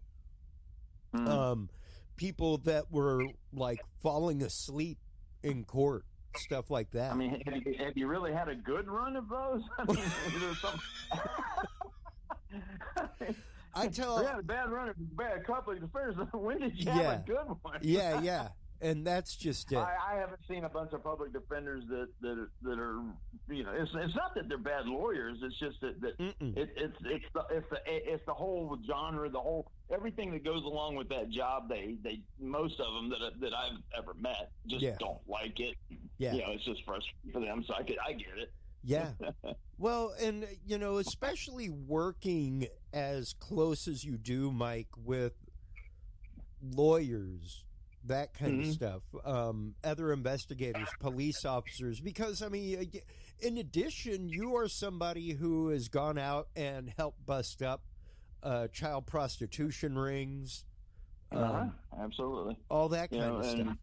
These things, I mean, when it comes to some of the things I do, it's just a passion that I have to do this. I don't. No one's paying me. I don't get paid to do what I'm doing here. It's just I have to do something on the side, so to speak, so I can do these things that I end up doing. And you know, it does catch up with you sometimes, but overall it's, you know, it's something that my heart's in it and I want to do it.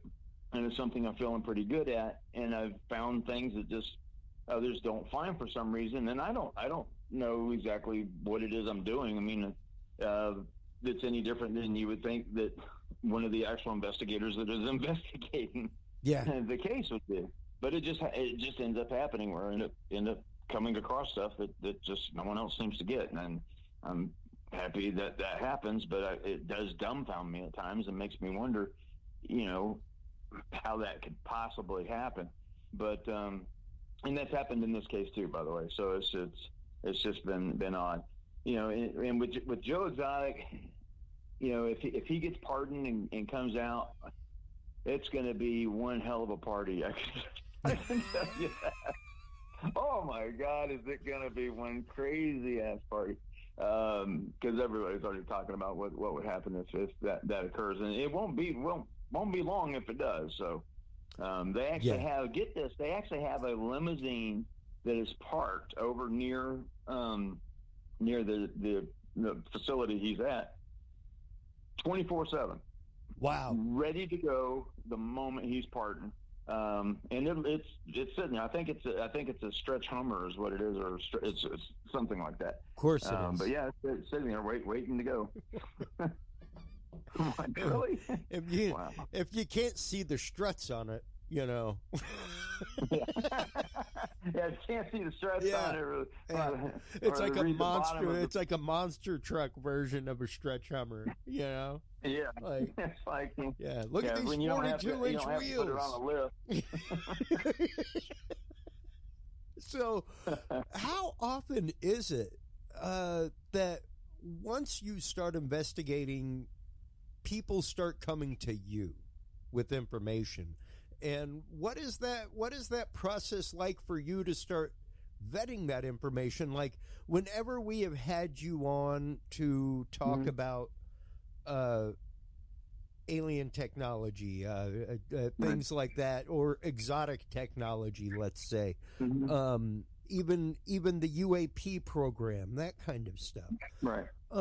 What are the first steps that you start taking in that vetting process? Well, it depends on what it is. If it's, you know, if it's something I can do on my own, I try to do my investigation 100% just me, without bringing in anything from outside unless it's absolutely necessary. And the reason is because I like to work in the background. I like to gather information in places that other people aren't looking and stuff like that. And that kind of leads me down a different path than a lot of people do. You know, so that's one thing. And when I acquire that information, it's difficult for people to actually give me information because I'm so obscure. But when people find out that I'm there, and generally it's a trust thing. It's they don't trust the police. They don't trust, you know, whoever the entity is that's a part of the case. And for some reason, they feel that they've watched me over the years and that, you know, they can bring me a piece of evidence or whatever, and we can get something done. And questions like this have happened to me before, where people say, well, why didn't you take like the video that you found during the Vegas case? Why didn't you give that to the FBI? Well, why, if I gave it to the FBI or Las Vegas Metropolitan Police Department, we would never see it. Yeah, it would have ended up with the trove of documents and everything else that media companies are still in an active lawsuit to get copies of, because it's public information. Right. So if you think about in the very beginning of like the Las Vegas case, we weren't getting information out, and that's why so many conspiracy theories were born. Yeah. But at the same time, remember, they were asking for people to bring them your cell phone. If you have video of blah, blah, blah, if you have this or whatever, and there was question about whether or not the FBI had deleted people's phones and things of that nature. But they were asking for those videos, and how many have we seen? How many videos has the Las Vegas Metropolitan Police Department came out with and said, here's this video? Here's none, zero. We have not seen any video from anyone's cell phone camera, other than the people putting them out themselves. That's it. So I knew it would be a black hole to put that down. So, but the vetting process is a fairly standard thing. I use a service that I used to use, when I was in working with government, and that same service allows me to vet persons. So generally, if you can vet the person that brings you the information, it's a whole lot easier to vet the information after that. If you can't vet the person, then vetting the information is almost, laughable at a point, because you can't do a lot with it if you can't have a chain of custody of how you obtained it. And if you're going to take it to court, you got to sit right there and say the things that happen. Even if you have an anonymous person that brought it to you, you still have to know who the person is yourself. But being in the media allows some more freedoms of privileged conversation. Sure, which you and I have had before. Oh, absolutely. Absolutely. It's always a privilege to talk to you. And that your connections brought to me. Mm-hmm. The people that you knew were like, hey, this guest needs to come on Chris's show. And that was amazing. It was fantastic. It was a wild evening, to say the least, to have a member of Anonymous on to talk about that. Oh, and yeah. That was phenomenal. Because that's not a normal occurrence for them. It is not. It is not. Yeah, no, I don't think I remember hearing that hardly before at all. But that was incredible. It was an amazing moment all around, and such an honor for me as a host to be able to turn my airwaves over for that. Because I'm someone, like, I don't care. I will shout it from the mountaintops, the things that are happening. Even today, as of the recording of this, the government has finally come out and said in a study that those that were suffering from the, quote, Havana Syndrome from 3 years ago, the ambassadors from the U.S. and Canada who have been under gag order, like, and when you're under gag order, that means, like, you can't even go tell a doctor about your stuff. Like, you can't even go seek medical treatment. And these people had, like, soft tissue damage to their brain. People like our upcoming guests, John Hall, have said since the beginning of that like, this is a microwave weapon. This is microwave technology. And then lo and behold, we had another group of folks suffering the same syndrome symptoms from China, from the embassy there, and then now some CIA guys have just come back from Russia suffering the same symptoms. So the whole clandestine community, the IC community, and everybody that goes along with it, it is segregated somewhat. So, but when you're a liaison and you get to cross between all of them, it does give you a better picture of what's kind of going on. And I've worked. I can't say that. Hang on. In going to DARPA and hanging around there for a little bit, you see things that your mind just automatically starts thinking, wow, that could be a weapon. And then the person who's obviously playing with this product or whatever is saying, yeah, there's probably going to be one, because people can weaponize just about anything. Sure. Yeah. So, that's the thing about any new technology. The military will look at weaponizing it to a degree. Here's a classic case in point. Lockheed Martin was working on, obviously, the technology that was behind some of the videos that we've seen from the DoD recently, but also Lockheed Martin was working on fusion.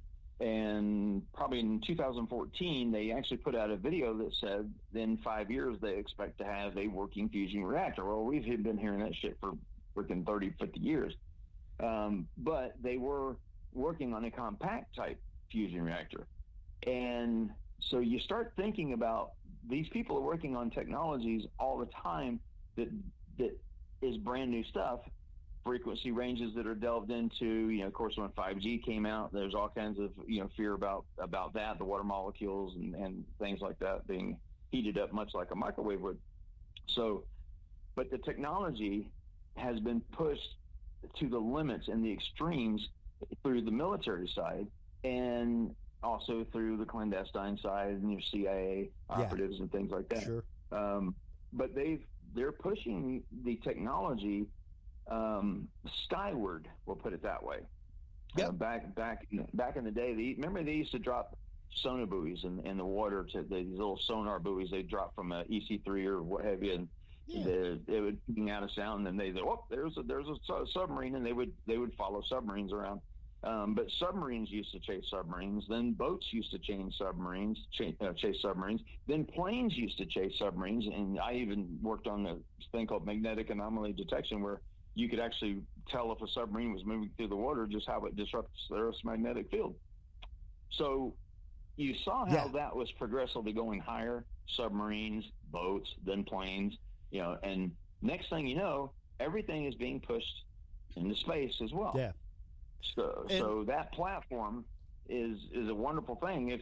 If you could, imagine if some world leader, like, I don't know, some guy from Korea or something, was giving a speech and he said he's going to blow up the world, and then all of a sudden you see him melt right there in front of the screen. Yeah, and that could be a possibility. Absolutely. And right now on screen, I actually have an article up from the drive.com from the war zone section. And if you want to keep up with this kind of stuff, folks, follow this. This is a really good source. You can even follow Jane's Defense Weekly, man. Like, they got a blog. Another really good one is Defense One. Defense One is like the popular mechanics for the defense industry. It's crazy. But this is from July 19th, 2019 right here. Skunk Works' exotic fusion reactor program moves forward with larger, more powerful design. This will be the company's fifth major design iteration as it pushes ahead toward building a potentially revolutionary practical prototype. Now, granted, this is a larger they're going bigger. They normally go smaller, dude. But, this thing is big enough for 5 technicians to be around it, and for you to be able to see all of them. It is no bigger. It's smaller. It's maybe half the size of your general, like micro brewery brewing cask that they use, like to power some object that supposedly can do all these wonderful flight characteristics. What would you need to have to be able to do that? Well, according to some people, you will need a fusion reactor, and according to Jack Safrati, you would need a 9-volt battery. So, and everywhere in between. So, it's amazing all of the information that's coming out, and when you work on the inside and you see certain things and you wonder about it, and then later it comes out, you go, wow, I wonder if they did something to me. And then you remember that 10-year shot you got, and you haven't had a cold for 10 years, Mike. Shut up. Yeah. And I've got it up right now. This is actively from and we've shown the video of the guys in the lab with this thing talking about it, and we're going to use it for this, for absolutely free energy for the planet right after we put it into tanks and everything else. Exactly. And the video that I put on my channel showed the video from 5 years ago, saying they're going to have it in 5 years and what have you, and it says right on there, we're going to have it for the military first. Yeah.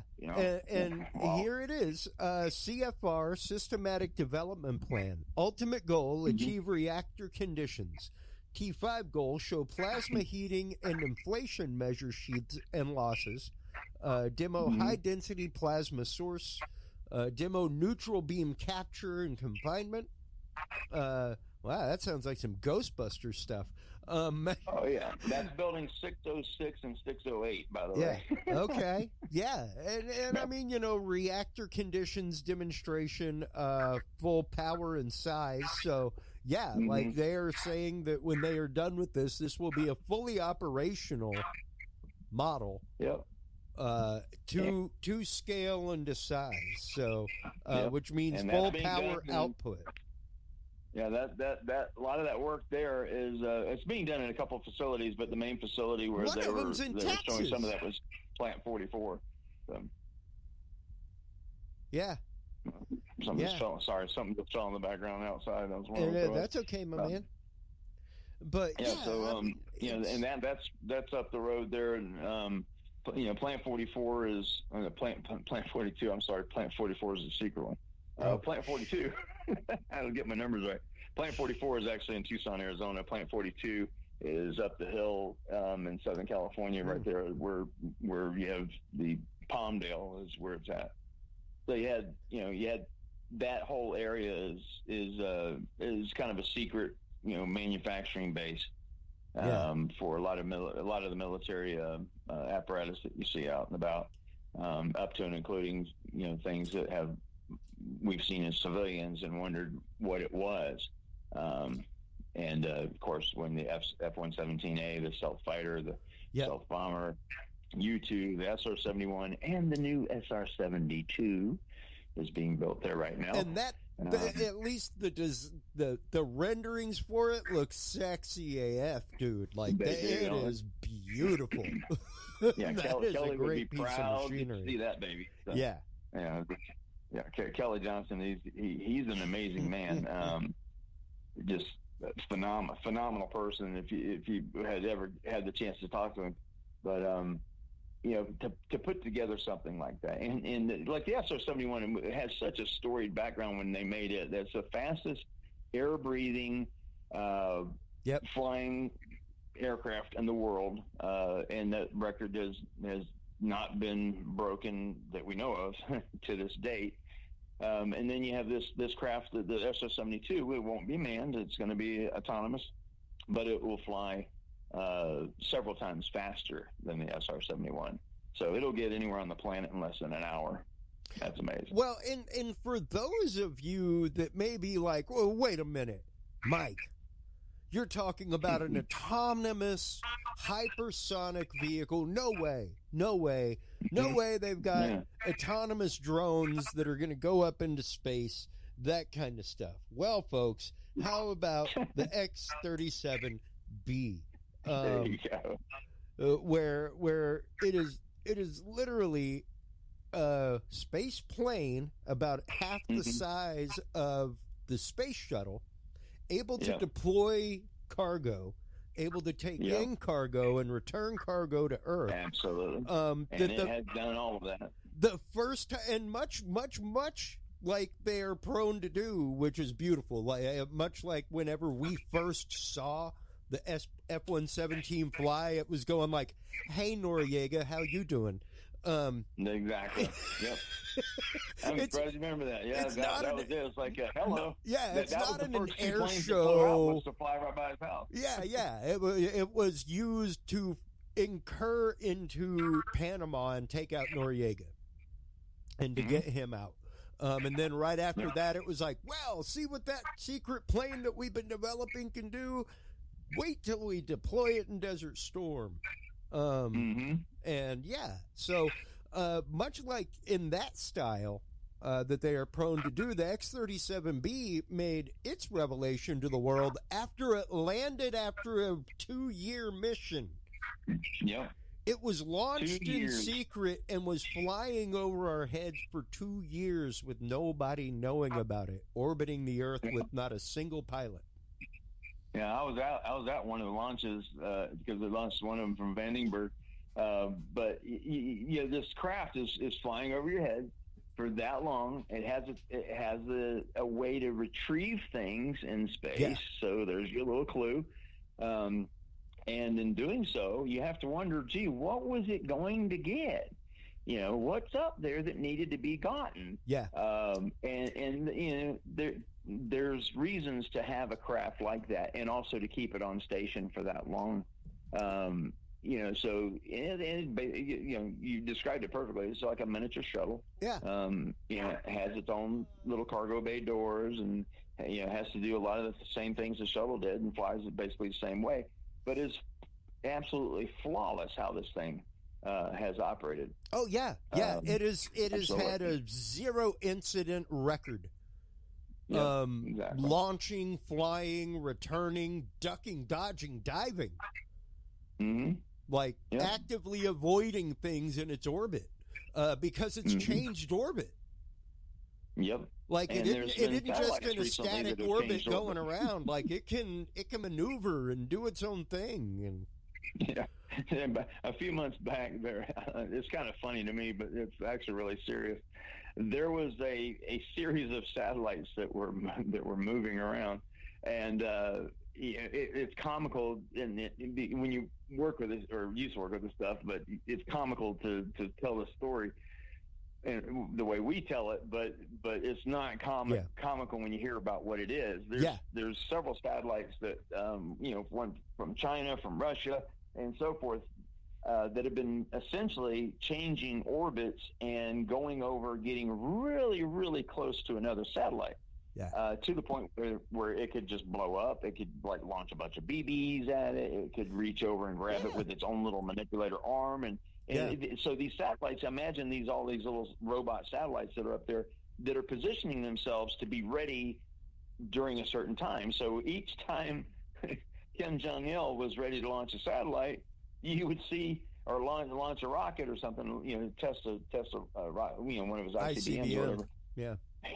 Then we go to test those things, and you see how this little satellite constellations change, and no one would admit that they were doing it. Yeah. So no one is allowed to have this stuff. So the United States isn't allowed to have it. China, no one is allowed to have killer satellites. But we all do. That's what cracks me up, is that people think that the Space Force is new. Brother, this article, 2012. It's even back before and then. At that point, folks, it had survived 1 year in orbit.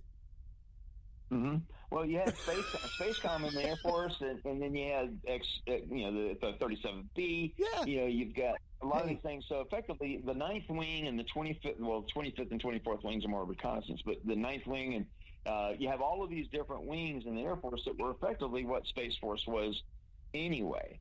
So the transition to have a Space Force, I think it was just because the name kind of sounded, people are starting to think, that it sounded silly or whatever. And people in the military and in the Air Force, I can honestly say, they thought it was going to be far-fetched to actually come out with it. But I'm glad they did, because it actually it is able to separate your agencies from each other that specifically do work only on space product. Yes, like the National Reconnaissance Office, National Geospatial. NSA even has their own variation of it with ROC and JSOC and stuff like that they need to use from time to time. So all of these different organizations have to utilize technology that is very specific to space. And by having Space Force, essentially very few people actually had to change their actual job titles or codes. And they just essentially moved. I think it was like 22,000 or 30,000 that immediately became Space Force. It was kind of like whenever the Army Air Corps split off and became the Air Force. They were already in in that rank and file and had the structure set up. All they did was say, you really need to be your own thing and be designated that way. And that was really the last time militarily that happened. Was the Air Force. Now, here's some technology for you.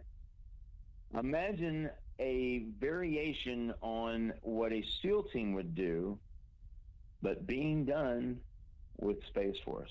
Wow. Yeah. Dropping straight out of the sky. Yeah. Especially in a hypersonic capable vehicle. Yeah. And one that I'll look up real quick. China just came out the other day and said they have an engine that can reach anywhere in the world in 2 hours. Yeah. That would be similar to, when we if you look up the X-43, which you'd be amazed at the dates on the third launch of the X-43, what that date is near. Pay special attention to that. But that was our last major hypersonic weapons test bed. And now we've gone beyond that to where we're not even really having to utilize planes to launch these things or anything to launch it for that matter. And they had the one thing that they did have to stop. There was a program that they were going to put up called Thor, and it was going to be these 22-foot long rods that would basically drop from heaven and destroy everything. Depleted uranium. Depleted uranium sabos. Yeah, exactly.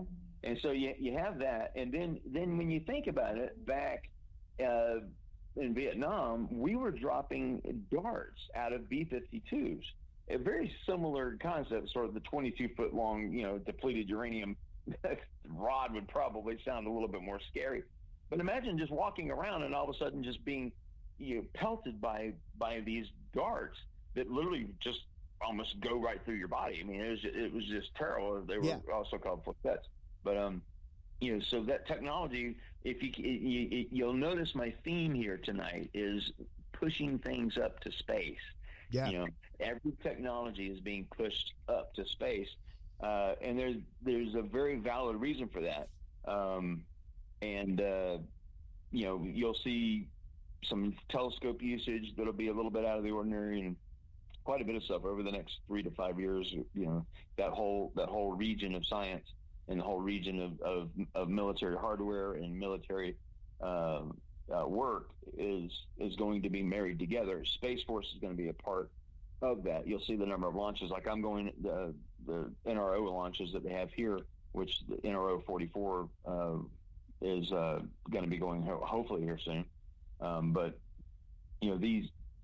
all of this technology being put together and utilized under one branch is not acceptable. So the good thing about Space Force is it's already set up to work with all of the branches and all of the members of Five Eye, which is our closest five intelligence gathering countries that we work with.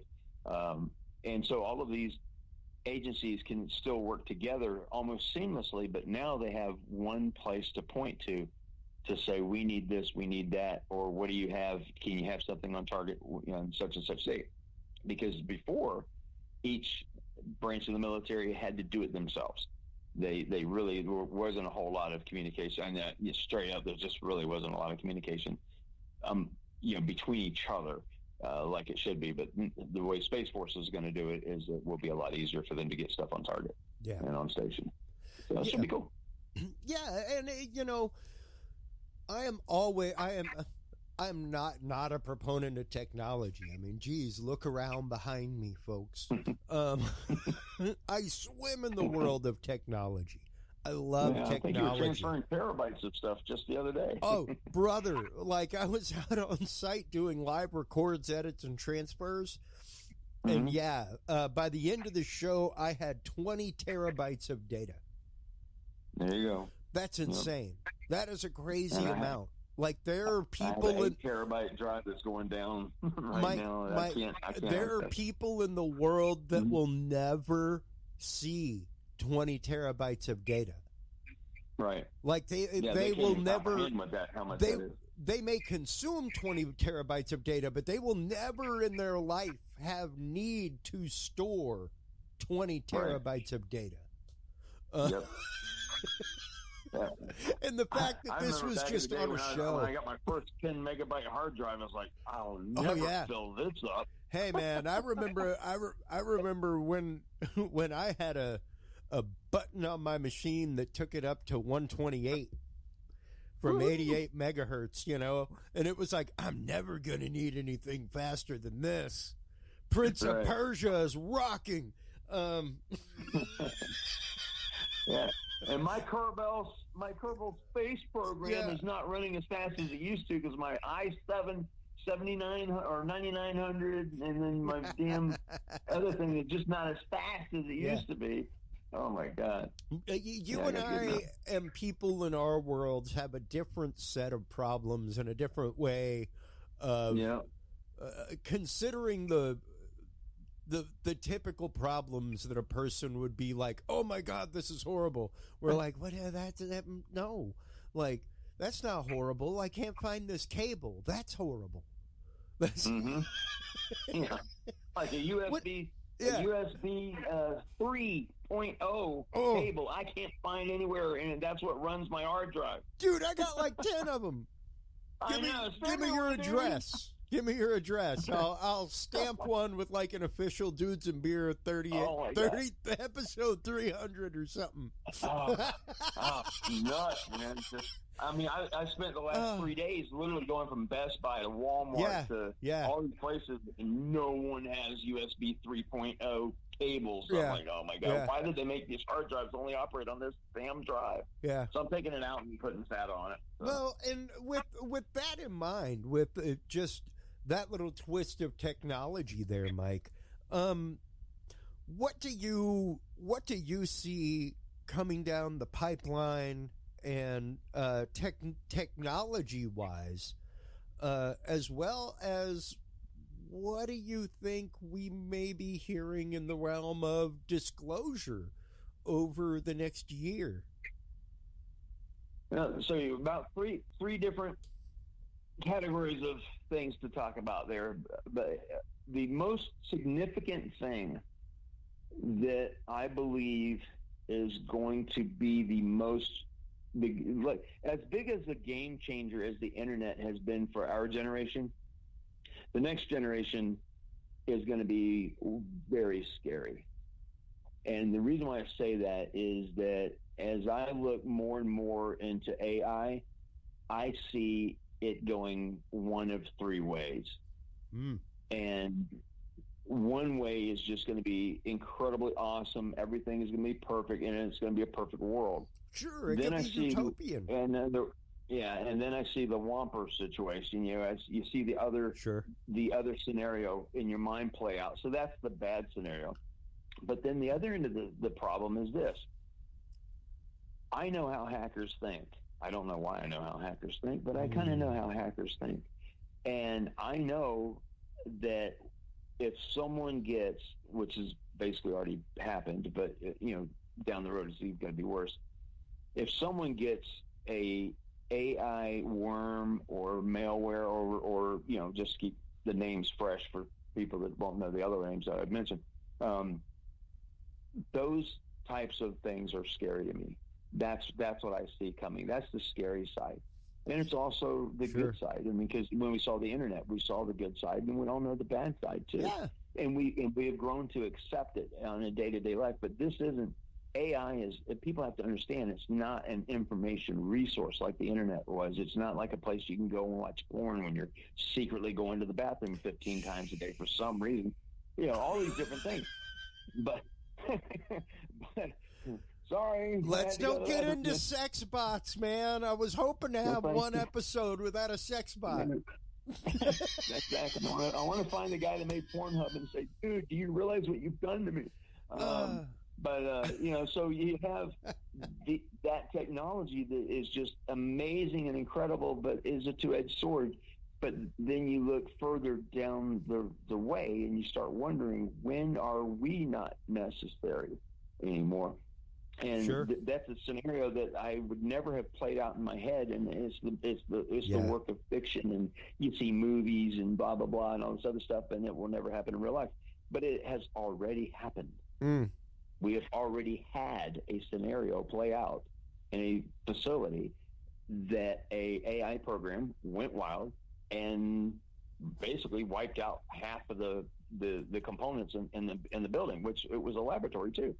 So that's a problem. And it's not, and people have to understand, it's not, AI is not written code that someone wrote in and the man can go and undo it. It's like, oh, I wrote the code, I can undo the code. You can't. That's not it. It writes its own code. It's writing itself. It's learning. It's thinking.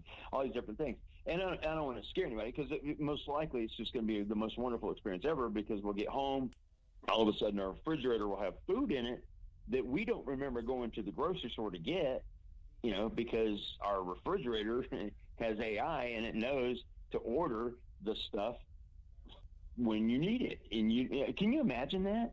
How convenient that would be? Of course, every now and then you'd be a little mad when they ordered something you didn't want.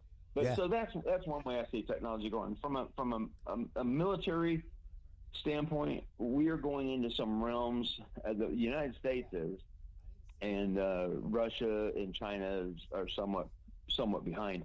But there are some various technologies that we're going into that basically saves the lives of American soldiers, is the way you have to look at it. There's so much autonomous stuff that's being done. This is where AI comes in handy and is really a good thing.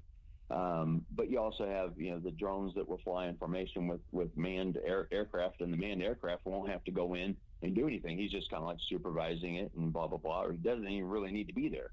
But, that technology is going to be amazing. And that's all branches. It's going to be down to the foot soldier all the way up the chain of guys that are flying, guys that are in space.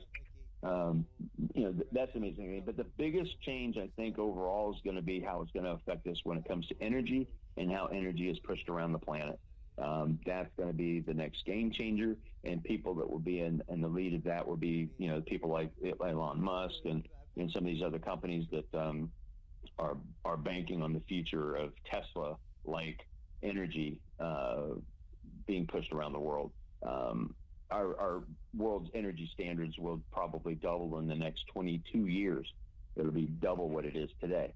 And that's amazing. Well, and I think right now probably the greatest danger facing in our society, Mike, especially here in America, but more so in third world nations, especially once you get to places like India, China, that kind of stuff.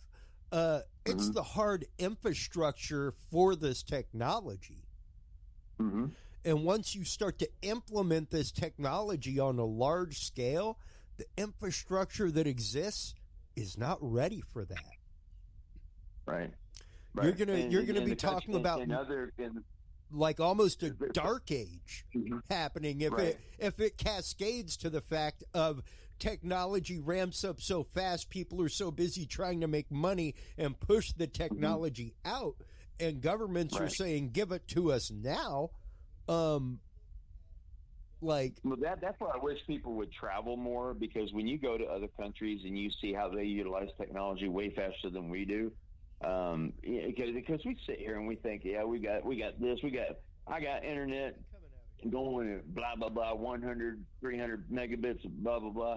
These other countries have had gigabit. 5G existed in China a year and a half ago, man. Yeah, exactly. Like they launched the 5G there a year and a half ago. Yeah, and that's the scary part, is that we are now behind. We're behind in everything. We're behind in life expectancy. We're behind in medical this and that and whatever. But we're the country that invents all of it, and we should be at the lead. We are when it comes to certain things, and I get that. But overall, when it gets down to the consumer side, where people actually see it, no, it's not so much. We haven't accepted change as fast as we probably should. And then maybe that's a good thing too. Maybe the AI monsters will be eating the rest of the world while we're still sitting here trying to figure it out. Yeah. And I mean, we're on the forefront of a lot of things in this country. We really are. But where we lack is really setting up that infrastructure of innovation in our youth. Encouraging that infrastructure of innovation. Prime example, my nephew is now coming up on 21, but about 5-6 years ago, he was getting really hardcore into gaming, like online gaming, not necessarily on his Xbox, stuff like that, but needed a PC. And he told his dad, like, hey, Dad, I would like to build my own computer.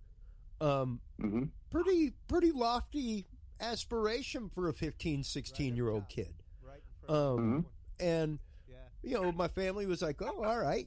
So for Christmas, we all got him like Amazon gift cards so he could buy parts, things like that. Right. And my dad kept sending ads to my brother, like on his phone, like, hey, I saw this ad for a gaming computer over at Best Buy. And we went out for a beer one time, and I was like, Dad, stop sending those things, dude. And he's like, that's a damn good computer at a good price. I'm like, hey, I understand, man, but here's the thing. You have a 16-year-old kid that right now wants to turn a screwdriver and use heat-sinking material and play with wires and build a machine from scratch. Yeah. If you had a kid that wanted to learn how to change his own oil, would you take him to go watch a mechanic? Or would you teach him to change his own oil? Mm-hmm. Would you give him a wrench and an oil filter and a few quarts and say, let's go out and let's show you, son? Exactly. Like, I was like, this kid wants to build his own computer. Don't take that from him. Like, do you know how much a custom computer costs? And how much the dude building it gets paid? Yeah. Like, that kind of knowledge is invaluable in the world coming up. And when you hear, like, whenever I'm out working conventions, that's one of the things that I hear all the time from, like, women who code. I need to get somebody from Women Who, if anybody listening out there knows somebody from Women Who Code, get at me, send me a message on Facebook. I would love to have them on because they are out there advocating this, like teaching after school programs, teaching young women Python and server script and things like that. Yeah. They're like, Linux, all that. Yeah. If you want to know something that will carry you for the next 30 years as a career, this will do it. Because everything that's coming about, that's going to be the infrastructure. That's going to be what's driving it, is that programming language.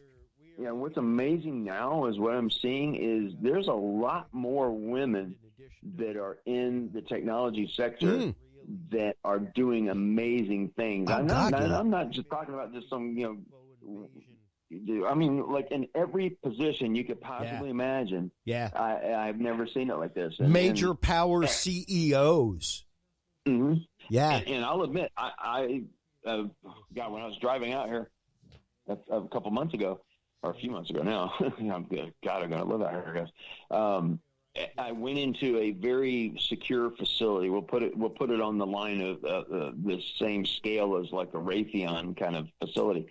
And I go in there, and man, you talk about feeling like an idiot. I walked into the conference room, and I was going to discuss with them the UAP stuff and some things I had found, and I wanted to really piss off TTSA, which I was able to finally do.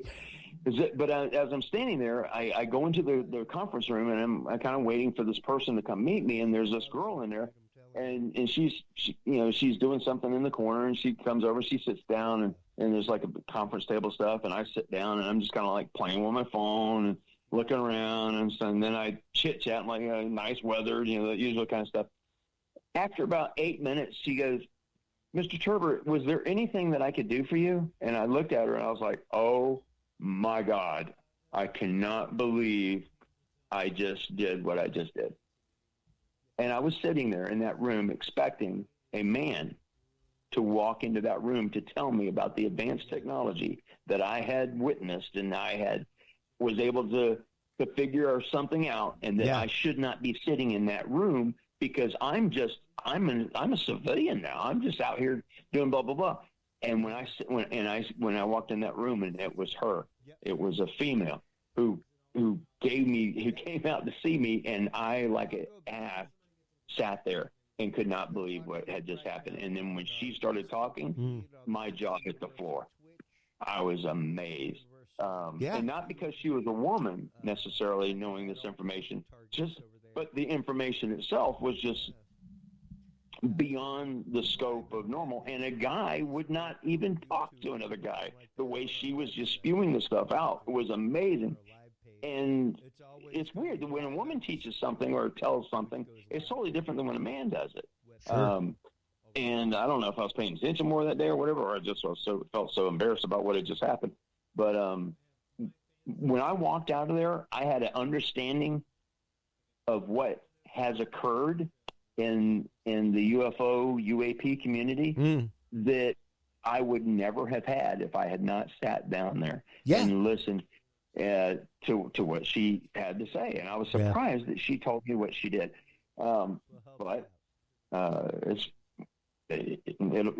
that'll be out soon too. I think I've already told you a little bit of it. But, you know, it's amazing times we live in. It's crazy times we live in. But God, I would not change this time that I live in for any other time frame that I could think of. If I had to pick a 100-year block, hopefully I live to be 100-year block of years to live, I think I'm in that right 100-year block.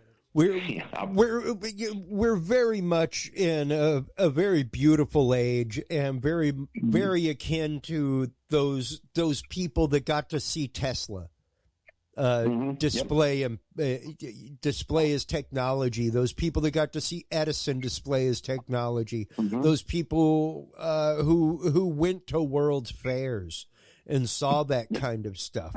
You know, where it was like the world was just changing. We were going from fat oil, whale oil lamps to electricity and turbine engines, and going away from steam power and moving into another world, you know, and even now going into the world of quantum materials that we found. Talking to people like Mark Fiorentino, who I should really get you in touch with, man. You guys, I think the three of us just need to sit down and have a beer sometime. Cause have a qubit meeting. Oh my geez, man. Some of the information that he has after designing missile guidance systems, things like that, about exotic physics, exotic technologies. It's absolutely great stuff. I did a quick little seminar thing on some quantum technology and stuff when the D waves were coming in, and as we were talking, I had three answers for everything someone asked, and someone would ask a question, I said, okay, I have three answers. Okay, but someone asked a question, I'd have three answers. Yeah. And so after a few minutes, only a few people got the humor that was going on there.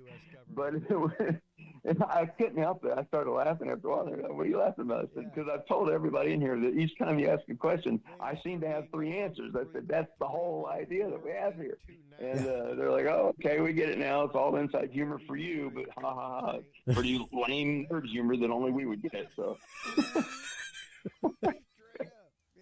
And people are probably scratching their heads right now going, what are you talking about, dude? And it's like, yes, no, maybe. That's it. That's your three answers. So. Yeah. Well, Mike, once again, always thank you so much for coming on the show. Thank you for everything that you do with 5x5 News, for all the collaborative work that you do with other investigators, like you're doing with Jim Rathman right now, like you're always doing with Ram Dennison. Always. That's my bud there. It's just so great to see people like you out there plying their trade for the right reasons, you know, and doing these things in the right way for the right reasons. So appreciate it. We're always behind you, man. We're always right there trying to see what you're in the midst of. So thanks for always coming on and sharing, bud. Thank you. I appreciate it. And congratulations again on your 300th show. May you have 3,000 more. Oh, yeah. All right, man. We'll talk to you soon, bud. Take care. All right. Take care. You too. Always great talking with Mike Turber. He has become one of those people, Billy, that very much like you, very much like good folks like Dr. John Hall, have become a long, fast friend of this show outside of the show, where we have private conversations. We have conversations that are, I mean, we send each other articles, things that we see in the news where it's like, yeah, weren't we just talking about this? Well, yeah, it's, and validating whether or not we're completely out there on one side or another. Like, am I way out on this thing? And turns out that no. Not always. And talking about way out on a thing, as I pit crew actively here, we had a bit of a technical glitch, and I confirmed the fact that it was just a weird technical glitch, man. Two different computers did not want to play the Mitchel Gerber interview, and it was like, what is that about? That's crazy sauce. And while we were watching that, we brought it up on my other computer, and sure enough, it worked sweet as candy. So we're gonna see what we can do to bring you that interview. At least not right now, because we do have a decided run of show. Here in just a minute, we will be bringing you our interview with one of our other good friends of the show, Dr. John Hall, talking about targeted individuals, specifically those folks that have suffered Havana Syndrome. Physical injury, burns, unknowable other issues going on with skin and underground skin burns. Well, most of it has actually been like soft tissue brain damage. Things like that. And lo and behold, come to find out through a government study that has been done as of late, through a Senate panel, the Havana Syndrome is not a lie. It is something that has actively happened. The people that suffered it both in Cuba and in China, as well as our recent known microwave attack. It's my understanding is that they're saying that a lot of these are either microwave radiation or possibly even lasers. Am I on board with that? I did some research, and that seems to be what the concern is. I mean, obviously the microwave burning and I don't know, skin abrasions or whatever you want to call it, but I mean, it cooks people underneath the skin. According to what I've seen. Yeah, and it's been pretty wild, some of the technology that has come about in the last few years. I mean, China has come out. It was released this last year that they have sonic technology that does this. And that's sonic technology, it actually affects you physiologically. Yeah. The sound or the audio, so to speak, actually seriously affects you. Exactly. And that in and of itself is something that when you start looking at the effects of it can really have, like this study shows, very long-term lasting effects with what happens with you. And yeah, it's been phenomenal to see a study actively done on it, because most of these folks have been under gag orders since it happened. Right. Specifically the people from Canada. They have been under active, because it wasn't just United States embassy workers. There were Canadian embassy workers, all kinds of folks. Wow. That reported this. So very interesting to see this revelation come about and to see it really come to bear in the news as of late. So we will be talking about that with Dr. John Hall. And I'm going to have to grab another adapter because I forgot that this machine takes a totally different adapter style. So, but we know that Dr. John Hall works on this computer. We know that. So I assure you, we will be talking. I assure you the juice, as they say in the industry, folks. We will be getting the juice to you. Believe me, there we go. There's a graphics computer that I like to see. That's too funny. So we will be talking about Chinese organ harvesting. I guarantee you. Oh, it's going to happen. But before we do, there are a couple things that have happened over the last year or so. One of them that I was more than happy to make the connection of, who has led to numerous guests, was actually Richard B. Spence. I love having him on the show. He is a former, now retired, tenured professor at the University of Idaho who taught a graduate level course in the history of secret societies, as well as teaching a graduate level course on the history of American-Russo intelligence relations.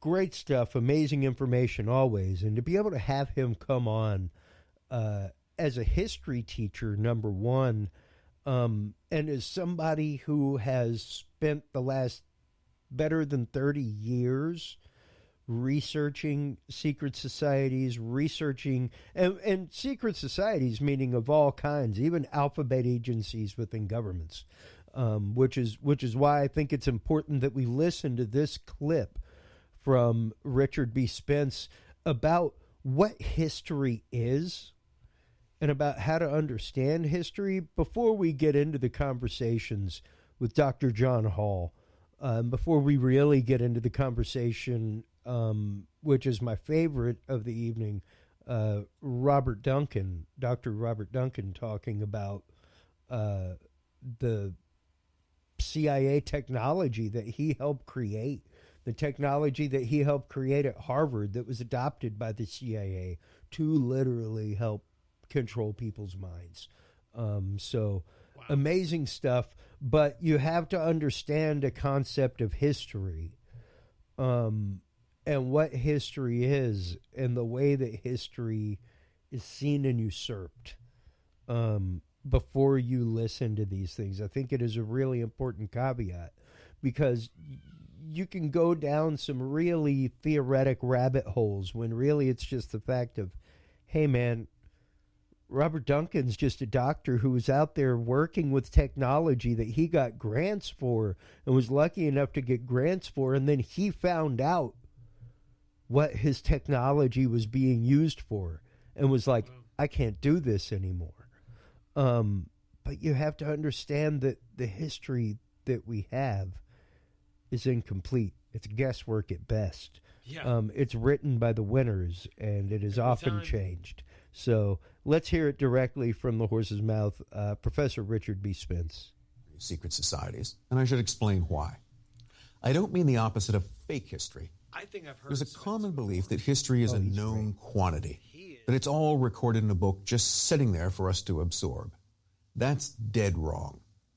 The vast majority of human experience, everything that people have said and done, has been lost in time like tears in the rain.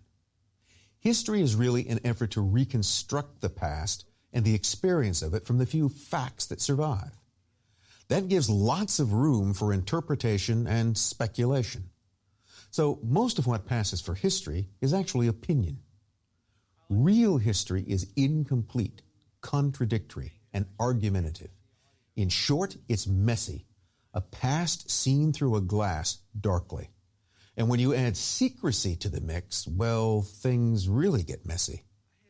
So in this course, I'm not always going to tell you just what's true and what isn't, because often it's just not clear. Instead of definite answers, there's often going to be a range of possibilities. Usually, I'm not setting out to defend or to debunk anything. That's because real history is like life, a permanent state of uncertainty.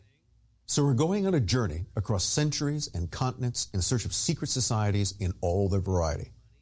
That will take us to some very dark places, and frankly, some silly ones. What I want you to listen and look for in these lectures is the repetition of names and, more importantly, ideas. The same things coming up again and again in slightly different name or form or context. I can't guarantee it will all make sense, but I guarantee it'll be interesting and enlightening. Get ready. Here we go. And I love that. I love, if you guys have not had a chance to check it out, number one, yes, I will say you can go by Amazon Audible. If you go by audibletrials.com/dudes, you can check it out for 30 days for free. But aside from that, Amy is the person that told me about the history of secret societies on the great courses on Amazon. Totally worth $12 a month. I'm all down with it. It's like a whole bunch of 13-part lecture series. And Richard Spence really does go through and give you a great comprehensive history of secret societies. And what I love is the absolute truth that he gives you and the debunking that happens in the process. And it's fantastic because, sure, there are some fantastic things that happen, some things that are even fantastical. And that's what he says, is that, we'll go down some wild rabbit holes and we'll also go down some pretty ridiculous ones. And you got to be ready to look at things through that way. But to know that, yes, history is written by the winners. Yeah. As he puts forth in his class, there is no difference between an alphabet agency is absolutely a secret society. CIA is a secret society. By definition, almost. They have a hidden truth. They have knowledge that you will gain whenever you get in there and become a member. There are a few rules that make things a secret society, and most definitely that is one of those that would be one. And to go forth with that information, to move forward the conversation with that in mind, I think is what's important as we listen to our next two guests, which are John Hall, who, as I said, has become a fast and good friend of this show. I really, Billy, thank yourself and him for a lot of the pivot in what this show has taken. Because you were there back in the days when we had the studio and stuff like that. Right. Before I started living life literally on the road, which is kind of what changed the way that Dudes and Beer has been done. And it's really much more become a one-on-one conversation with people in really, really deep places in these industries, and people who write about these topics, talk about these topics. And it's been really great to kind of advance and move into that space. And John Hall was one of those that whenever he came on board and started coming on regularly, we got an email at the website that it was a targeted person in Israel who was actively looking for help and looking for how to find somebody to believe them. And they would become e pluribus unum, let's just say, Billy. It does not pass that we have Dr. John Hall on and do not either get a Facebook message from a targeted individual or an email on the website. Does not happen. It does not happen. I guarantee you by Sunday morning, by airtime next week, I will have one contact on the website about being a targeted individual or targeting technology or where can I find out more about this. Yeah. And it's happening everywhere, and we're all supposed to pretend that it's not. Well, and I think it's really just the fact of, it's happening everywhere, and we're all supposed to pretend it's not. But it's also the fact of there's an awakening that is happening amongst people where because access to more information. Well, not just that, but I think it's the fact of eyes have been opened that yes, there is a darker undercurrent to the world. There is a nefarious undercurrent to the world. I think a lot of people kind of, let's just say in the spirit of the season, want to pull the Santa hat over their own eyes. You know, that's right. And are willing to forget things like the PRISM program. That we now have a gentleman who has been on the run from the federal government since 2012, and the exposure of it. You know, it's almost been a decade that this man has not been able to return to the shores of his own country because he exposed a program that showed that our government was literally swath data gathering everything from everybody. Yeah. And without compunction doing so. Didn't we were exposed as America, we were spying on Angela Merkel? Oh yeah. You know, we're like, yeah. Hey, yeah, no big deal. Yeah. And it's like people just buried that like it was. Oh yeah, members of British Parliament, all kinds of how stuff. Much needed to be exposed? It's all kinds of stuff. Is it because we've had it normalized in our media that we just think that it's no big deal? It's yep. Is that what it is? Yeah, and it's interesting we're like, because oh yeah, I totally expected that. Is that the way the news is supposed to be? I mean, you see what I'm saying? Yeah. Like we're supposed to act like, yeah, totally normal, no big deal. Yeah. Just like in that movie you just saw where you got all mad at the government. Yeah, no big deal. Yeah. What the heck is that about? Well, and I think that is an underlying current right now. We have the conversation privately and as well online, Billy, about the didactic going on. And we're two people on the opposite side of the table that, though we are friends deeply, have a few opposing views on quite a few things. Yeah, sure. And we're all right with that. Yep. But boy, howdy. Man, we got some friends on both sides of the fence, both of us, my friend. Yeah. What is going on with them? I mean, you may as well be leaving flaming bags of poop on people's door and running. They've been totally programmed by CIA talking points and psyops, and where they can't even deal with reality. And that's quite literally some of the stuff that is brought up by our guest Robert Duncan later in the show. Is the fact that this is what the Matrix is. This is what it's supposed to be. It is a mental game that it's supposed to trap you. We are supposed that is supposed to suck you in. We're supposed to be mad at the people that are actually causing the poor people pain. And that is not more poor people. Yeah. And so it's like they have managed to create a system where the poor people are mad at each other and not at the people that own us all. It's not rocket science. Well, let's get into Dr. John Hall right now, who we will be discussing, Havana Syndrome, targeting technology, as well as our current situation with coronavirus, the vaccine mutations, all that kind of stuff. So here we go, folks.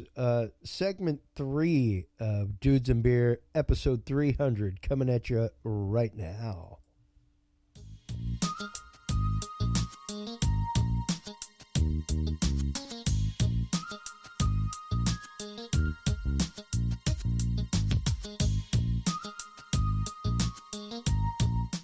Well, hello, everybody, and welcome back to this segment of the Dudes and Beer podcast, episode 300, over 300 minutes of Dudes and Beer. That is well over 5 hours, folks.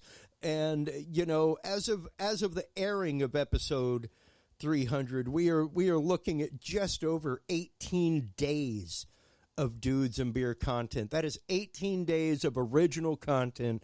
Never a repeat episode. Occasionally we've replayed a clip whenever it's been, like what me and Billy Joe Cain have been doing tonight, where it's like, hey, you remember that episode where we said that if Epstein's put on suicide watch, look out, he's going to die?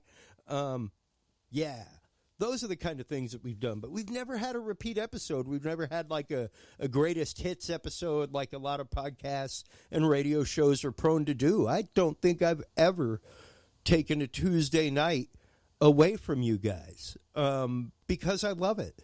And even whenever it's something that I've been on the road, I've always made sure to record an original show to put out there for y'all. So thank you guys. That's just me being stalwart in my position as a host. For all you folks that are stalwart out there in your position as a listener and somebody that wants to make a ripple that helps make a wave in the world. And speaking of that, like our guests like Billy Joe Cain, head of the Radical Empathy Education Foundation, out there creating ripples and waves in the world of human trafficking and training people to maintain empathy and learn to empathize with people that have been trafficked, whether it's our guest that we had at the top of the show, Mitchel Gerber, who speaks out and is an advocate against Chinese organ harvesting. Like, that's a thing. It's not just in movies. It's not just like the plot of some horrible movie. There are people that are actively, like, taken to a place and their organs are harvested against their will. And they do not live through the process. It's wild. These things exist.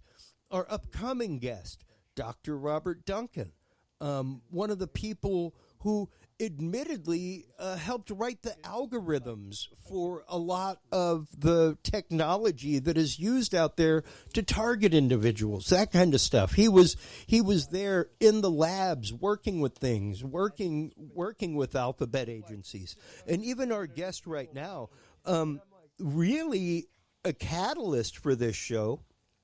Honestly, he's become a very good friend of the show. He's become a very good friend personally. And the work that Dr. John Hall has done, not only in writing his amazing book, Guinea Pigs, Technologies of Control, as well as satellite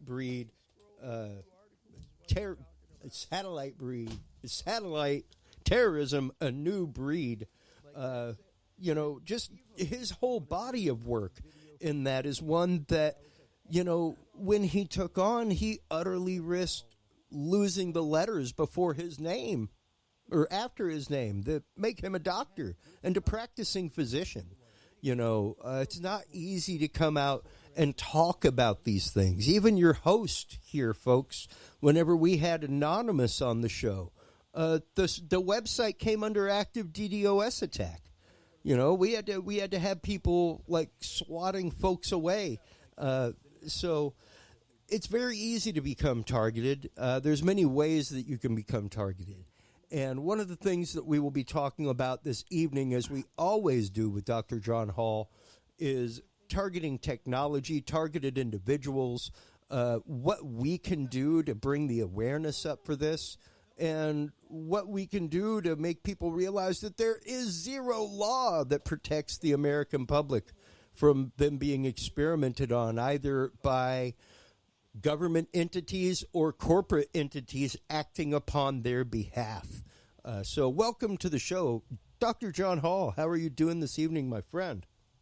Good. How are you? And congratulations on your 300th episode. Thank you, man. Thank you. It blows my mind that people could sit around and just listen to this show for 18 days. 18 days. That's a lot of content.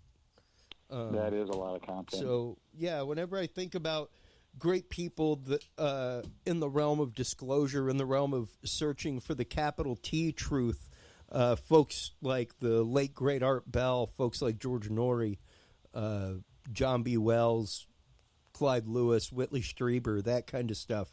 I'm like a speck of rust on the bucket that contains the drops, when it comes to the amount of information out there on the topics that we talk about, even the topics that you talk about. But I'm glad to be a part of the bucket. And I'm glad to be part of that search and to be searching for these truths and trying to expose them and bringing them to the forefront of the mind of a larger audience. And I'm glad to see that you finally got Robert Duncan on. Yeah. For your listeners to know, Robert and Duncan and I have known each other for quite a while and are good friends. And unfortunately, kind of met and became good friends under duress, under the circumstances of what we both write about. And a really super good guy. We kind of come at targeting from two different directions. He's obviously a physicist and a scientist and did some work, prior for government agencies. I'm a physician but wound up, being exposed to this, with loved ones, and then wound up seeing a lot of people that were being exposed. So I kind of came from a medical point of view on it. Sure. But we both came to the same conclusion. And what conclusion is that, Doctor? Sorry, I think we lost you there. The conclusions that there definitely is something going on, that people are being experimented on, and that it really is happening. That's the biggest thing with targeting with this technology, is that no one believes the individual that's being targeted. Yeah. And, you talk to these people, they'll say, well, I went to the police for help, I went to my physician for help, and they get told the same thing. Well, why would anybody want to target you? You're a housewife, you're a husband, you're, a laborer, you're a teacher, but you're not the head of state, you're not the head of a big corporation. Why would they want to target you? And if you look at MK Ultra, where a lot of this started, in any of the other government experimentation, it's always done on the common folks. It's done on people that have no recourse. Yeah, precisely. Because, number one, you are not in a point of influence. Doing things to people that are in influence, that becomes in the public eye pretty quick. If you start messing around with, celebrities or heads of state, that kind of stuff, things tend to hit the news pretty fast.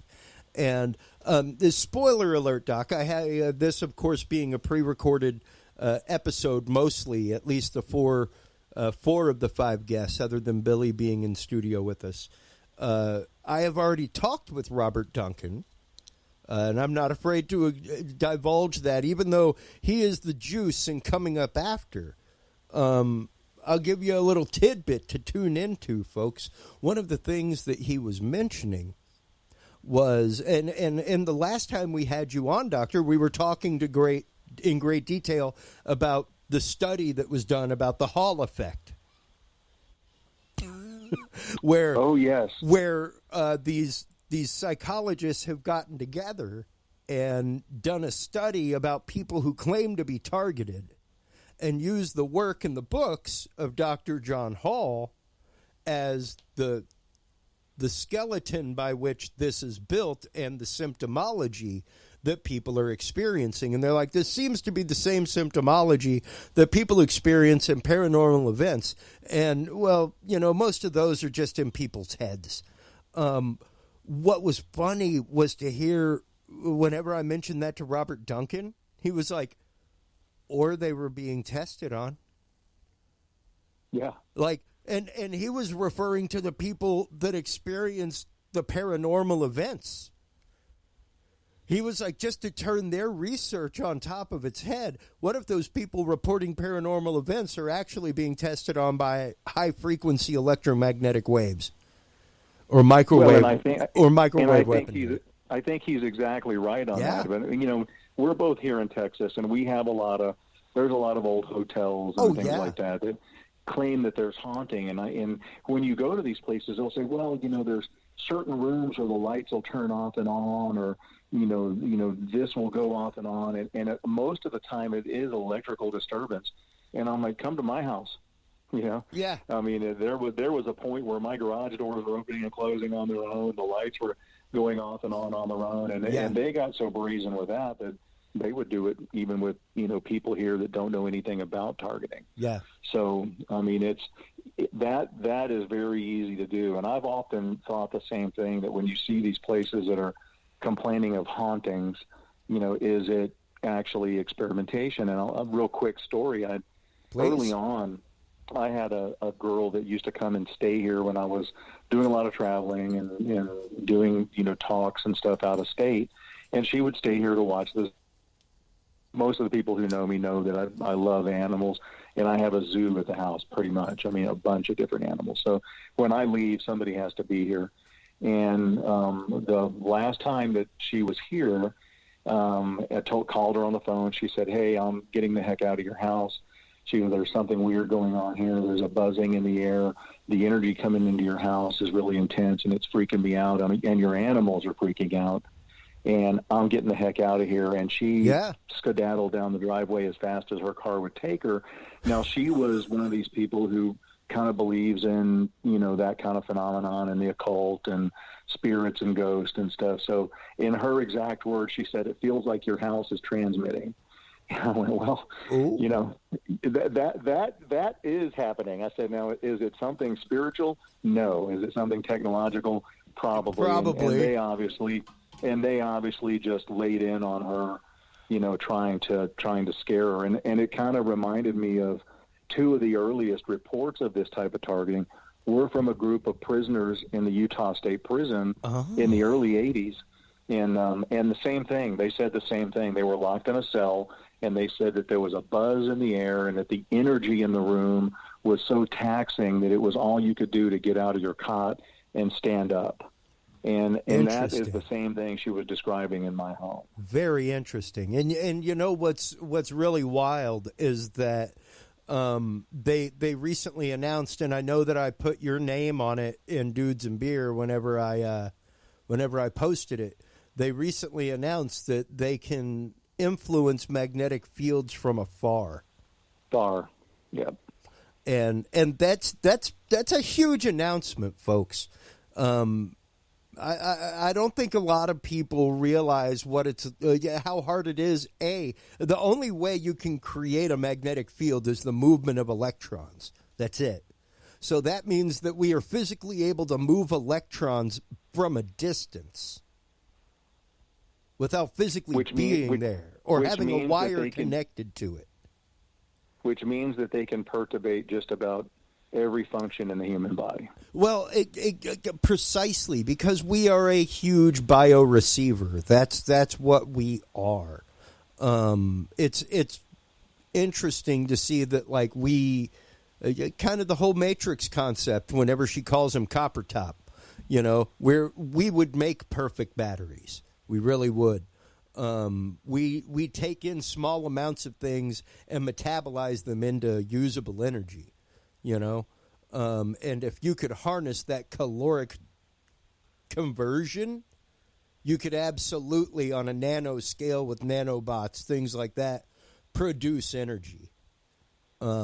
It's mind-numbing to think about the possibilities of what could happen by just being able to produce a magnetic field somewhere that there is no wire. And when you're talking about things like this, when you're talking about things like people feeling that electricity in the air, like, that's a really easy way to do it. Even to simulate touch, because really that's all that you're feeling whenever you, just to get quantum physics on you folks, whenever you touch something, really what you're feeling is the repulsion of electrons. So, well, and they discovered a long time ago, in the 70s actually, that if you shoot two dissimilar frequencies into the brain, that one side of your brain will actually entrain one frequency, the other side of your brain entrains the other frequency. And when those two frequencies collide, your brain actually transmits a third frequency. It produces a sum frequency. Yes. Yeah, and out of that third frequency, you can actually derive the EEG. Yep. So, and once you have that, then you can heterodyne that, beam it back into the person's brain, and then control their brain functions through heterodyning. Yeah, it really is a solve for X equation where you're given everything except for that one parameter, and that everything is in the final frequency, and you can backtrack that so many different ways. Hell, dude, it dawned on me the other day as a musician and just somebody who looks at these things in this way, Doctor. And my next album, I'm claiming it claimed. I'm going to go Walking Dead on it right now and claim this concept. So if anybody else does it, it's mine. I have a hypothesis that in petroglyphs around the world, the tribal image that you see, like the bandit image all the time, that some of them are square, some of them are sawtooth. Those are frequencies. What if those are an actual representation of the sound that those people heard, and you could replay it and listen to a sound from the past? Because if you look at the squares and the triangles, they're all at different different heights, different widths, stuff like that. It's literally like amplitude and width on a waveform. So I'm actually going to try and transcribe these ancient petroglyphs into music by finding the frequencies that are in each one of those. But that's how far you can get into reverse engineering something like that. You know? Like once you know the sum of something and what it is now, you could absolutely find out what made it. Especially if you were giving out a source that caused that action to begin with. And you've spoken about the heterodyning process on here before. It's such a almost simplistic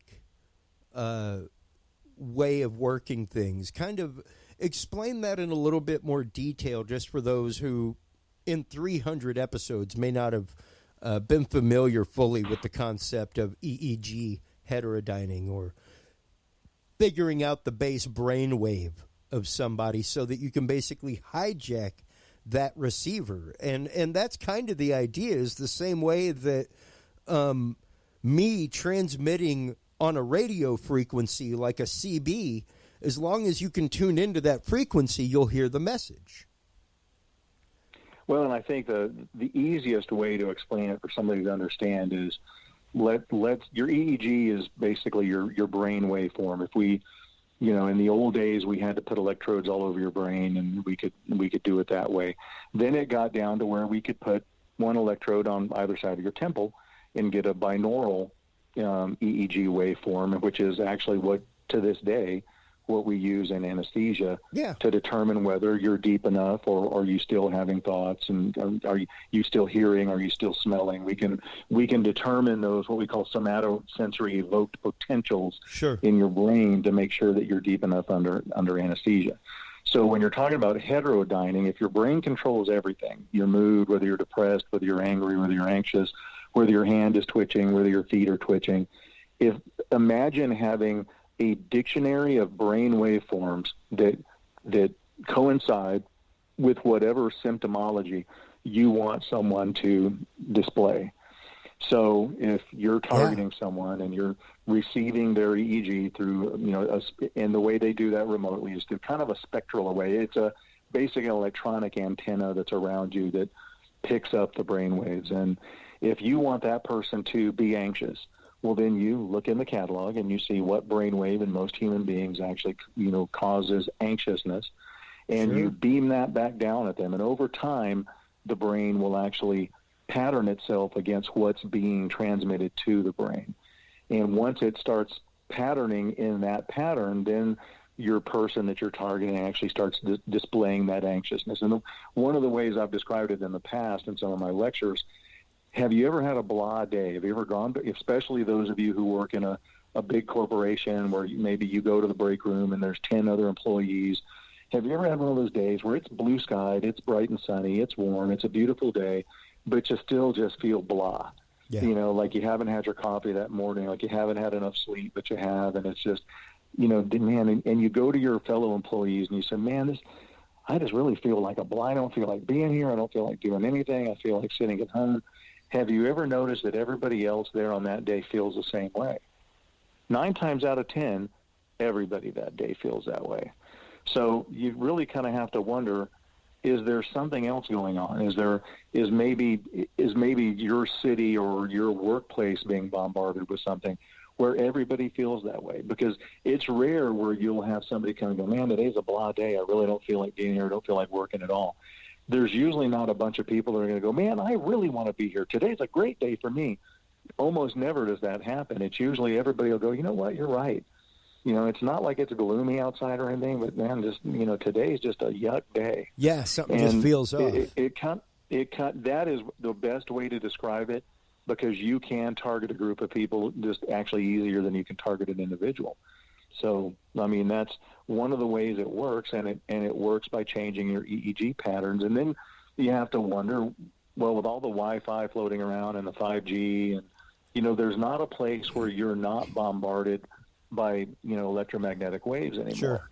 And is some of that causing some of the high rates of depression, some of the high rates of type 2 diabetes, because we're seeing type 2 diabetes actually escalate at a amazing rate. And, 20 years ago, we said, well, it's because everybody's eating fast food, everybody's obese, it's obesity caused. Well, not anymore.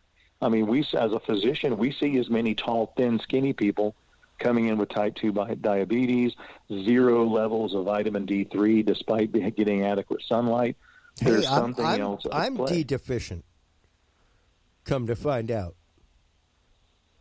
But you're also the king of Caucasia. I don't know how much sun you're getting, but hey, just because I have an allergic aversion to light.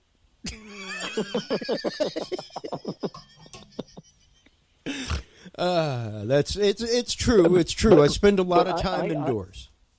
I am dead serious, though. I see oil field workers that are in the sun all day, and they come in and they've got a D3 level of 0. Wow. I mean, we're putting them on, 50,000 IU prescription D3 to get their levels back up. And D3 is a cofactor that is important in glucose metabolism. If you don't have D3, I mean, you have forgetfulness, you've got fogginess, you've got elevated sugar levels. I mean, it messes up a lot of things. And one of the things that we've been curious about is some of the stuff that they're spraying in the atmosphere. They're doing it to make the atmosphere more electromagnetically viable for a lot of these technologies. Sure. Is it screwing up the right wavelength of light that your melanocytes need to produce vitamin D? Interesting. Yeah, and I mean, a lot of people don't even realize that you've got a window right on top of your head, right up above your pineal gland in your brain. It's where the soft spot was as a kid, just so you know. It's right up around that area, which is why if you're outside, like even if you're a regular hat wearer, try to get an hour or two of sunlight without a hat on, because that's one big reason why the oil field workers that you're talking about, because they're required to wear a hard hat, and as opposed to anything cloth, there ain't no light penetrating through that. And they're working a 10, 12-hour shift, so anytime that they are out in the sunlight, their brain is not receiving D3. Anytime that I'm spending inside in my studio, my brain is not getting D3, and that really explains a lot about my mental fog that I have been in lately, Doctor, because I have, and me, I am like a top. There's something always on the fire in my kitchen, The kitchen's never not going. Even if it's just simmering stuff for me to prep in the morning, there's always something cooking in my kitchen. Here lately, there's just been a pile of dishes in my kitchen. You know what I mean? Yeah. And my mental, and sure, I've got some extracurriculars that, they're there, folks. I'm not going to deny them. I have some extracurricular activities here and there regularly. But that does not keep me from being on focus and being on point doing what I do. And here lately, even in my own studio, it's one of those, like, I wander in thought, and I get lost in the wandering, and the D3 deficiency explains that a lot, because it's only been here in the last, 6 months, something like that, really, since we've been locked up. Because, I don't get out that much. Most of my time is spent in here producing or teaching, working on websites, things like that. So, did you start on a supplement? Yeah. The doctor put me on one. I got to go get my 3rd round of blood work. Last time they put me on 6 weeks of supplement with 1 a week. Of a huge high dose, and I went in after 6 weeks, it was 4 weeks. I went in after 4 weeks, and there was zero change.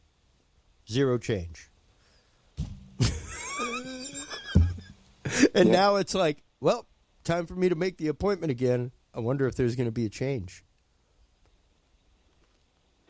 Yeah, they may need to even bump you up some more. What they probably put you on was the 15,000 IU once a week dose, and if there's been exactly no change, what it was. They're going to probably be upping that dose again. So wow. But isn't that and there's the CDC even came out and declared vitamin D deficiency a national emergency. Yeah. And are actually asking a lot of PCP, the family docs and internists, that they should be testing everybody for vitamin D deficiency. And I mean, me and you both know quite a bit about the CDC. If they're saying it's a national emergency, they know exactly why it is a national emergency. Yeah. And my gut feeling is that the amount of aluminum that's being sprayed into the atmosphere, and I'll be honest with you, I never was really big into the chemtrail type of stuff, but they have admitted that they are putting, barium and aluminum oxide into the air to make the atmosphere more electromagnetically. As a matter of fact, in the Midwest, there's the soil has gotten so aluminum enriched that they've had to create crops that will grow in aluminum enriched soil. Yeah. Because aluminum is toxic to most plants. So. Yeah. Aluminum is toxic to most everything. So. Yeah. And, with that in mind, how much, how many things like that are there out there that actively create a bed for this technology? Just kind of prop up the technology and kind of, tie those loose pieces of rebar together before the cement sets. Well, everybody has their little niche in this technology. And, the interesting thing is, for years, the CIA and the government in general denied that these weapons even exist, even after the diplomats got attacked by microwave weapons in Cuba, and then some in China. The detractors for it still came out, and they came out and said it's, group delusional disorder. Then other people came out and said, well, it's the pesticide that they're using for crickets, and then somebody else said, no, it's the crickets themselves chirping that are causing it. These people had brain, and they started, as a matter of fact, on the last little article that you actually posted on, how they've come to the conclusion that it definitely probably was microwave based weapons that caused it. You already had detractors going, well, it's my understanding that it was, an insecticide. Well, the insecticide that they said that was causing it has been in use for about a century.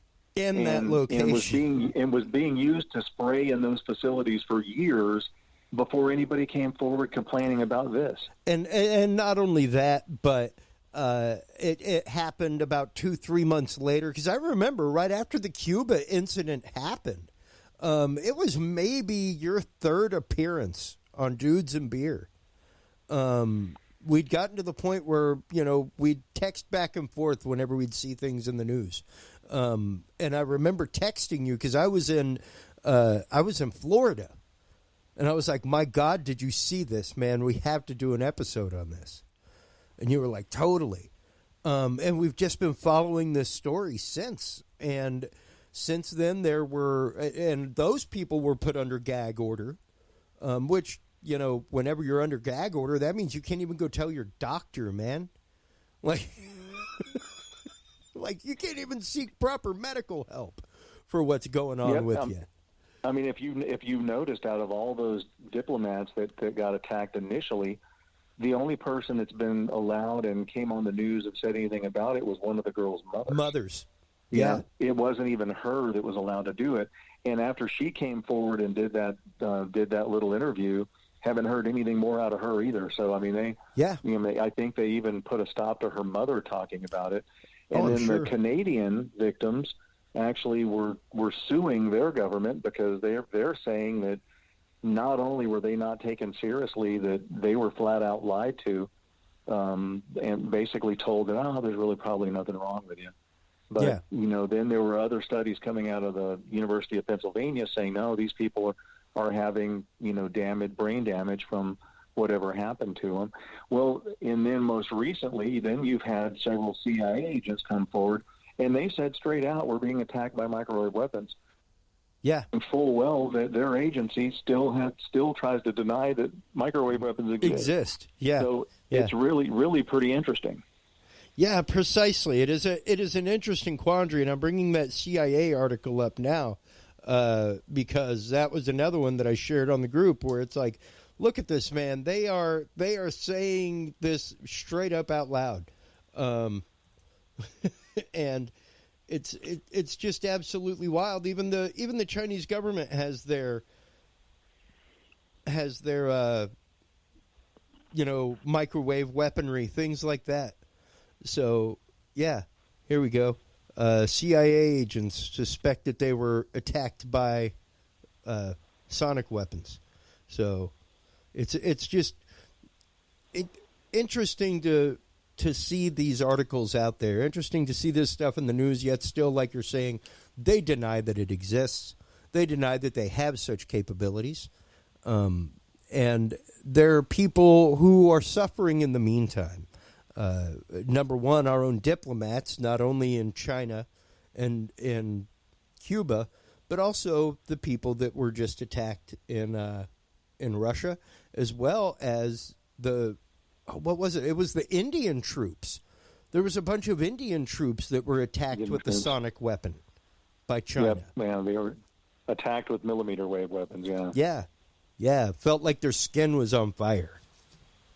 And that's just and that got swept under the rug pretty quick, because if you notice, whenever there's a CIA agent or anybody or the Cuban embassy workers, it's always blamed on Russia. Russia is the boogeyman right now. Oh, yeah. And because they're not going to blame it on China. Oh, they are not going to blame it on China. Well, and hopefully, as with our first guest tonight, where we talked about Chinese organ smuggling, things like that. Hopefully these things come to bear in a much greater way. Same thing with, Billy Joe Cain, our good friend with Radical Empty Education Foundation, and their work with human trafficking. Like, the more that we are willing to have this conversation, and what I mean by that, folks, is being willing to listen, being willing to have a heart for a minute and maybe consider the fact that what somebody is saying is true. And like I said, introducing you on the show numerous times, Doctor, you were a great catalyst of change for this show when we started receiving emails and comments on episode posts from targeted individuals. And I even had one recently that was like 2 or 3 pages long. And it's like, to know that these people are out there, to know that there are zero resources available because nobody will believe them. It's well, and a lot of my close associates when I wrote my first book didn't believe me. Now, my own attorney after my first book even said, "I can't believe you're publishing this. I mean, you'll never work again. This sounds crazy, and I don't know if it's true or not, but it sounds crazy nonetheless. And I can't believe you're going to publish this." And I said, look, this really happened to this girl that I wrote about, and it's happening to, countless thousands of other people. Yeah. And I'm going to at least write what I know about it and write what I've determined from, watching her and watching other people and talking to other people. There's something more to it. And, I'll be damned if 10 years later, obviously I wasn't using him as an attorney anymore. 10 years later, he calls me and he goes, "Hey, remember that book you wrote?" And I said, "Yeah." And he said, "Well, it's happening to me and my wife. How do I make it stop?" And I said, "Man, that's a good question. You're an attorney. If you figure that one out, you tell me. Because I would love to pass that on to some of the victims I've worked with." As a matter of fact, since my first 2 books came out, not only have I had an attorney that I know who didn't believe any of this wound up targeted. I've had several police officers that I know that have turned up targeted. These are, people within my circle. Well, of course, some media sources and people go, well, one thing they have in common is you. And I said, well, if on one hand you're saying you don't believe this technology exists and it's all crazy, but then on the other hand you're asking me, well, is it happening to them because of their association with me? Well, I mean, you can't have it both ways. Either there's something technologically going on, or you're saying we're all crazy. And so, I mean, that's kind of the plight of the targeted individual, is even their family members, you know, and I'll tell you, the people who are going to park you in front of a psychiatrist quicker than anyone is going to be your family members, because that's who you're going to reach out to first, and that's who you're going to confide in. And if it's something they've never heard about or read about, it does sound crazy. And by the way, for people that are listening that are targeted, that are frustrated that they can't get their physicians to understand this, no matter what kind of proof they put in front of them, you got to remember our medical training. You know, in medical school, basically you're taught if somebody comes to you and they're hearing voices that aren't physically there coming from another human being, then that's pretty much crazy until proven otherwise. Well, yeah, they're at the wrong doctor. Yeah. Well, and we're at a point now, though, where technologically there's a bunch of ways to put voices in somebody's head. Some of them are pretty easy to do. JVL just came out with a home system. Yeah. As long as you're within proximity of the speaker. There's an Israeli company that has a system out that puts voices directly in your head. Holosonics has a system out that uses ultrasound to put voices in your head. There's a bunch of ways. Now, most of those are line of sight, but you know what I'm saying is that you can't turnkey diagnose somebody as schizophrenic or psychotic, you know, when there are ways to do it. You know, and that's where it's important that someone sits down and talks to these people and determines exactly what they are hearing. Yeah. Because you got to remember, a psychiatrist, all they have to hear is you're hearing voices that physically aren't there. They never ask, well, what exactly are the voices are saying? Yeah. You know, it for most of the target individuals, it's not God or demons or angels, or I mean, it's somebody accurately describing where they are in a room, talking about what they're wearing, making fun of what they're wearing. You know, now they are typically persecutory, which is, you know, a big red flag to psychiatrists. I mean, if you're hearing persecutory voices, they're gonna diagnose you with a psychosis. Yeah. But I mean, you know, if you're hearing voices that are accurately describing where you are, what you're doing, what your license plate number is, things like that, then obviously that's a surveillance issue and not a mental illness issue. Yeah, precisely. And I just posted or just highlighted an article from Gizmodo about the beam that can put voices in your head from afar. And, you know, even like we were just saying, the fact that you can create a magnetic field from afar, we know now. I can tell you right now, people, with a magnetic field and an empty tube, I can create sound. I've done it right here in my studio. All it takes is a little bit of copper wire wound up around that tube and a magnetic field, and any sound that I am actively pumping into that wire will come out of the air. Like it's an electrostatic speaker is what it's called, and you're basically vibrating through an electromagnetic field the electrons in the air, and that becomes the moving speaker. You know, and that's the theory behind it. And yes, if they can manipulate a magnetic field, they could absolutely send any waveform pattern down the electrical lines of your home, and you are inside of a resonant chamber called a room that's surrounded by copper wire. So all they would have to do is send an electromagnetic signal into that area, and they could do the exact same thing. And anybody in that room would be able to hear that voice, even though that voice does not exist. So well, and not only that, you know, we as far as being able to recreate what the signal that your eyes are giving your brain as far as what you're looking at, visually seeing, we can decode that now too. Yeah. And that's being done in the private sector, which you've got to kind of figure is probably a generation behind, you know what the Jasons or what DARPA's doing. So, you know, and there's a scientist, you know, out in California that 10 years ago could put electrodes on your brain, you know, have you watch a short film and then have you think about what you watched and then recreate on a video screen what that person saw. Yeah, absolutely. And I mean, right now, it's from Tree Hugger. But there's numerous articles about it out there, about the new technology that allows scientists to actively record your dreams and be able to play them back. And still in the rudimentary stages, but scientists have actively been able to do it.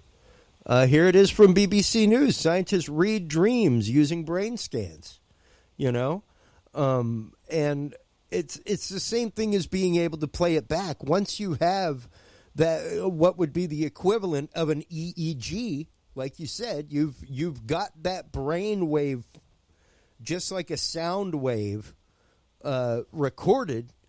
And at that point, playing it back and heterodyning somebody's frequency, basically hijacking the biomechanics of their own brain, you can then reproduce that sound and make them think that same thought. So, and you got to remember too that we're talking about private entities that have gotten that far. We're not talking about a group at DARPA or a group at the Jasons with unlimited funding and that have scoured the globe, picking out the exact people that they need to work on these technologies, that are already the best at what they do. We're talking about, privately funded areas that are gradually catching up to something that probably has already been done. Well, and that's just it. And that's where people like our next guest, Robert Duncan, come into light, folks. That's where, okay, we found this process. Let's go to somebody like Robert Duncan, who has applied for a grant to research this specific application for technology, and let's see how we can marry the two together. Let's see how using one technology can lean on the other and maybe even amplify its effects or multiply its effects, and that's why he turned whistleblower was that he found out that the research he was doing, which was just, hey man, like I do research too. I'm over here like messing with. I destroyed the clock on my wall, my radio clock with all my radio frequencies I was playing with here in my room. And my wife was like, until we get a house where you have a workshop, no more Tesla coils, no more arc machines, no more. They're forbidden. You have too much gear that you make a living with in here for you to be playing with it on your workbench and it be affecting something 10 feet away that's hanging on a wall and not even connected to it. And that's just with doing things like what I was talking about, where it was like, I had a sine wave generator and I was pumping the sound into an electric coil that was up around a piece of PVC with two magnets around it. And open air, just changing the frequencies, like dropping it like a synthesizer. Just open air, no moving parts, So, like, that's what I can do with literally, I'll be honest, a little bit of reefer and some electronics, I can't even imagine what an actual research scientist in a funded lab who is coming up with the calculations and equations and circuitry to make it happen can do, Well, and I think I've told you this story before. I know at one of my offices, some of my staff was, they had read the books and they get some of the phone calls from some of the people that are, that are targeted. And I mean, they know it exists. They don't necessarily understand it. And some of them didn't necessarily believe it. Yeah. But to basically, they're like, well, how does it work? So I thought, okay, well, the best way for them to understand is to probably experience it. Right. So I actually brought in a little device that's, no bigger than a cigarette lighter, powered by a 9-volt battery that actually will put the right frequency throughout a pretty large room to basically irritate everybody and give everybody a headache. Can't hear it. You can't hear it, but you do notice that all of a sudden you get irritated and you start getting a headache and start getting a little bit of nausea. And every now and again, you'll come across somebody who can actually hear it, but it is subsonic. And I brought that little device in and just discreetly set it on a desk where it would kind of fill the whole room where most of the staff was working.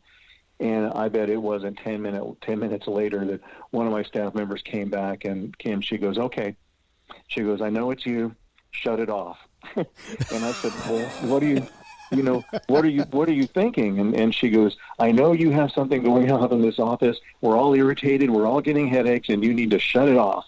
And I said, okay, well, and I told her, I said, you are right. I was doing a little experiment on you guys. I wanted you to see how easy it is to basically do this. And I showed her that it was a little device that was, like I said, no bigger than the old school chrome cigarette lighter attached to a 9-volt battery. And I shut it off, and then everybody went back to normal, and they had a great day. Yeah. So, I mean, it's, for your listeners that may not be aware of how easy it is to, manipulate the brain, it's easy. It is. So, and when you have Duncan on, Duncan's going to really tell you how easy it is. It's like I said, I do it here in my home studio. Like, I put binaural beats into my music, even my disturbing music and stuff like that, where my wife walks in and she's like, yeah, that's what you hear in your head. Yeah, okay. Because the way I explain a lot of my music to people is, imagine watching a sci-fi or horror movie without any words. There's just underscoring and sound effects. It's very much playing with sonics, not melody and harmony, things like that. And it can really make you uncomfortable. And sometimes I'm actively using subharmonic frequencies, things like 11 hertz and stuff like that are well below the range of human hearing. Like, there may be a person or two out there that can hear it, but it's a psychoactive frequency. It's one that your brain hears, but your ears don't. Your body feels it, but your ears don't hear it.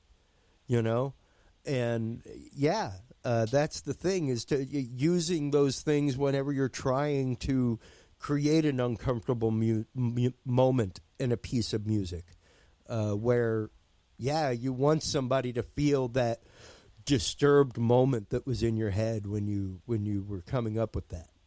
So, well, and if you remember, early on, this technology started with stuff that you had to have hands on, to the victim. And one of the earliest forms of putting voices in someone's head was a device called a neurophone, and which, by the way, I have. Most of this stuff I've had my hands on in one shape or form, just basically to familiarize myself with it as part of the research that I do. And I've got a neurophone, and it is just a little wafer-shaped probe that you can put anywhere on the body, and then you can pump whatever sound, whether it's spoken speech or music or whatever you want to put through it, and you wind up hearing it in your head. And that probe can be stuck on a foot, put on your hand, put on your chest. It can be put anywhere. But the signal, it's ultrasonic, and the signal ends up being converted back into sound in your head, at the middle ear level. And, when people are not familiar with this technology, go, well, but you still got to put something on somebody. I said, well, the point I'm making is that if that technology was being looked at, say, 50 years ago, well, technology doesn't end in a vacuum. Technology is ongoing. Research is ongoing. So once you can do it by putting a probe on the skin, then the logical next step that anybody doing that research, including the government, is going to be is, okay, if we can do this, but we still got to touch the target, well, how can we do it by not touching them? So then the next thing is, well, is there a way to just strictly transmit it and find the right, whether it's, electromagnetic wave or the right magnitude of signal to where you can induce bone conduction hearing remotely. And then that's when they discovered, okay, well, we don't have to put a probe. We can use ultrasonic sound, and ultrasonic sound will basically rattle through your skull and get changed back into an acoustic signal at the middle ear level, at the cochlea. Yeah. So, and then that's when you started seeing holosonics and audio spotlight and all of these other technologies come out, where no longer did you have to use a neurophone. you could beam it right at the person. And interestingly enough, Delgado, who did a lot of the chipping research in MK Ultra, down at Tulane and Oxnard, before he died, and I had spoken to him before he passed away, and he said that the STIMO receiver, as he called it, or electronic chipping, that he did all these really weird research programs where he could stop a bull or was trying to convert gay men to be straight by stimulating their brain at the right areas. Even he said before he passed away that putting a chip in somebody was passé, that everything he did with a STIMO receiver, even at that time before he died in the late 80s, could be done, as he called it, by transmission only. Yeah. As he called it, he said broadcasting.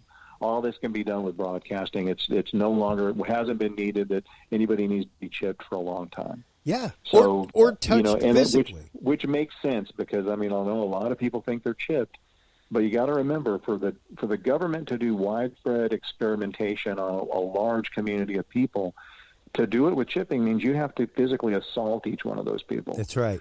That's right. It's not going to be something that happens when you volunteer and give blood or something like that. The other discriminator I've heard is, well, you don't have to chip everybody. You can do it with nanotechnology blown in the air. Well, if it was done that way, then I think you would see literally millions of people voicing complaints or targeting, not thousands. That's right. That's right. And that's the idea, is to much like any prime example right now, the COVID vaccine, not been tested to scale. Tested numerous times. Tested numerous times by numerous labs. Tested by numerous times by numerous labs on numerous selections of the population. Not been tested to scale. And there's a difference there. It's not that the science isn't sound. It's that how does the science change once you bring the experiment to scale? And like you're saying, if it was going nano and it was going inhaled, something along those lines, then you would see something on a scale like 6 out of 10 people would be hearing things. You know, the scale of things would be different. Which let's be real clear, that's probably next. But I don't think it's right now. Sure, no, absolutely not. But I mean, hey, we both of us love the rabbit hole of let's just go as deep and hard as we can dig right now. There's nothing more fun than the hearsay and conjecture of what could be, But we are utterly stating the fact that is our hearsay and conjecture whenever we do so. And I'm not saying that the COVID vaccine is not good, folks. Don't get me twisted. What I'm saying is that we have yet to see what happens with that on a large mass scale. We have yet to deal out 1 million doses of it. Well, do you want my take on that vaccine as a physician? Oh, sure, absolutely, because you have been our go-to throughout the whole COVID scenario, Doctor. I mean, we've talked about this since before there was a lockdown, and most of the things that we have said since then have come to pass. So, first lockdown didn't work, did it? Not hugely. No, and that's what I've told a lot of people. That this coronavirus is not like Passover. You can't close your door, put the blood of the lamb on the door. It's not going to sneak by and go, oh, nobody at this house. I guess I'll move to the next city and see if I can infect somebody. It stays in the human genome, and it's going to stay there until enough of us are infected and enough of us get immunity that it starts to die down. And that's why you're seeing cases are up, death rates are down, and hospitalizations are actually a little bit down. So more people are getting it, more people are surviving it. Now, I'll tell you my take on the vaccine. If you know you're high risk, if you're elderly, obese, with diabetes, or have some immunodeficiency, you better give it some hard thought. And I'm not going to tell anybody yes or no to get it. No, that's your own physical care. You need to look at your risk factors and determine whether or not it's right for you, and maybe not worry about what could be or may be, as long as the safety profile looks pretty good on those. Now, one of them's already been delayed. The one that was supposed to initially come out by AstraZeneca, turns out the efficacy rate wasn't 94%, like they said. Yeah. It was much lower, and it's been scaled back. Yep. So, I mean, the one that is coming out is the Pfizer one, which has to be kept at 100 degrees below zero, I believe, when it's transported. Mm-hmm. So it's going to be a little more limited, in its distribution. But, for one, I'll tell you, I'm not an anti-vaxxer. Same. I think we've had some vaccines who have really kind of saved our society in the past. Not all vaccines are bad. That's right. Everybody needs to really look into their own heart and look at their own situation. And if you're someone that you're high risk, or you're living with someone that's high risk, you need to talk to your doctor and possibly see if getting that vaccine is the right thing. Well, and so, I think on the flip side of that same exact coin, Doctor, is the straightforwardness of a doctor, in the education of the patient. And okay, I'll gladly give you this vaccine. Are you aware of what the possible side effects may be? Yep. And I think that to me would go a long way. I'm no anti-vaxxer. My kids had his vaccines, but I also had the honest and open conversation with the healthcare physician that was in charge of my wife's care, prenatal, and the one that was going to be his doctor. And I was like, what vaccines can we spread out? What vaccines can we keep from having to take it 3-4 at a time? Which for a young body is a lot. Heck, man, for an old body, that's a lot to cram 6 or 7 vaccines in there at one time.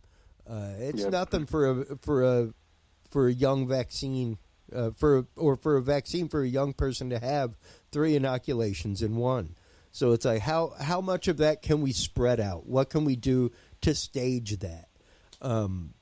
They were more than obliging with things and education in that way. So for me, it's one of those, ask the questions as a patient. If your doctor, if you feel funky about something, ask a question, because your doctor is bound to tell you. And when I say bound, it's with the capital B. It's their job to educate you about your health, like by the Hippocratic Oath. Yeah, and I will tell, for your listeners, if you've got a doctor who, if you walk in and say, man, I really want to talk to you about this, I want to understand this, and I want your opinion. If you've got a doctor who won't sit and listen to you, you need a new doctor. Yeah, you need to walk out that door. Yep. And I know it can be tough, because sometimes you've had a primary care physician for a long, long time. I myself, man, like the day that I had to leave Robert O. Maidenberg over in the Hammerley area of Houston, Texas, my heart sank, because he'd been my doctor since I was a kid, and I had no problem whatsoever telling Dr. Maidenberg anything, And sometimes it can be embarrassing to ask about a personal problem. Sometimes it can be embarrassing to ask those things. You may even think, my God, my doctor is going to think I'm an idiot if I ask him what the side effects to the COVID vaccine are. Maybe COVID, stupid. That's not what your doctor is going to say, Jack. I'm here to tell you. That's not what they're going to do. They aren't going to look at you funny because you asked them about the possible side effects. Feel free to avail yourself of that education. Well, and I know one of the things that you see a lot on Facebook is that, your doctor's being paid by the government. The more vaccines they can give you, the more money they make from the pharmaceutical company. Now, I will tell you that I've never had anybody from a pharmaceutical company or the government come to me and say, we're going to give you $100 for every person you give this shot to. I personally never had that happen. Yeah. But most of the, well, first off, if it was the government doing it, I don't think I'd be first on their list to come to talk to, because I'm not exactly on good terms with the federal government anyway. But after my books, because you can't even find my books on a government computer. But honestly, I've never had a pharmaceutical company try to push me one way or another. And I do anesthesia and pain medicine. Same thing with OxyContin and the opiates.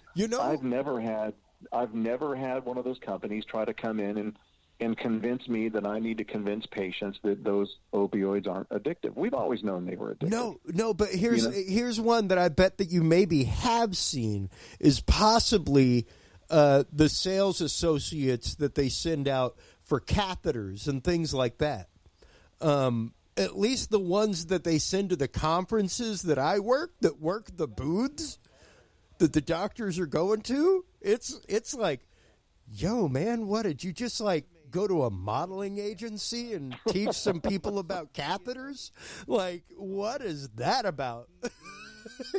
Because it really is like the stories that you hear about where it's like they send like the sexy women in to talk about it. It's like every booth at these conferences is just populated by people like that, where it's like, wow, what beauty academy did you go to draw this person from to talk about, catheterization in a booth? Well, see, I must be missing out because I'll be honest. I mean, with the procedures I do, the reps that I have from Medtronics and Boston Scientific, and for radio frequency ablation and neurostimulation and things like that, they're all guys. Yeah. Honestly, I haven't seen a female, representative come to my office in a long time. Wow. It seems like most of the reps that call on me are male. But it's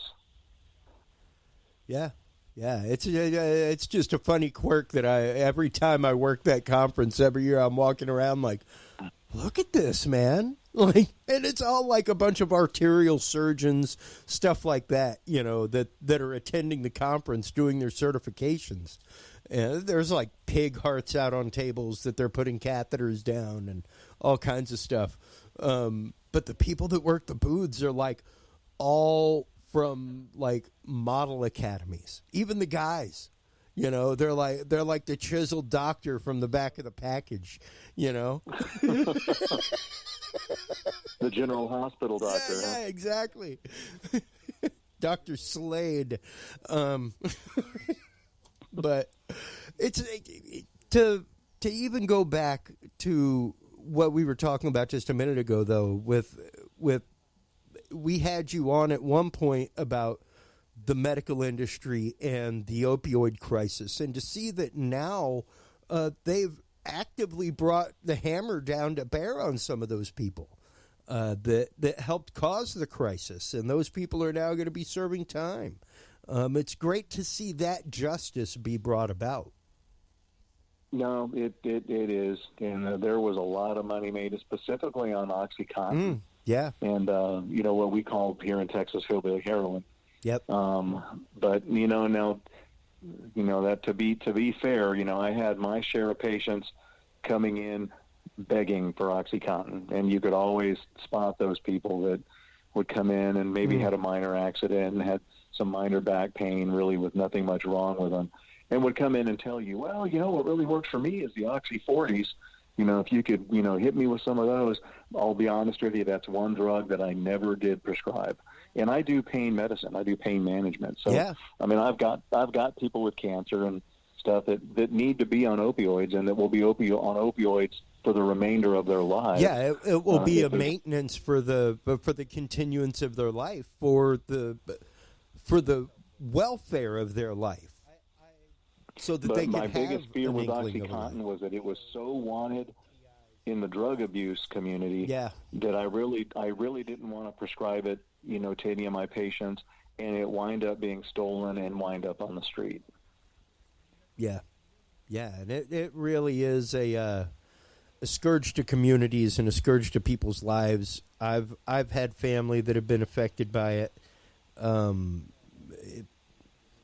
We all have.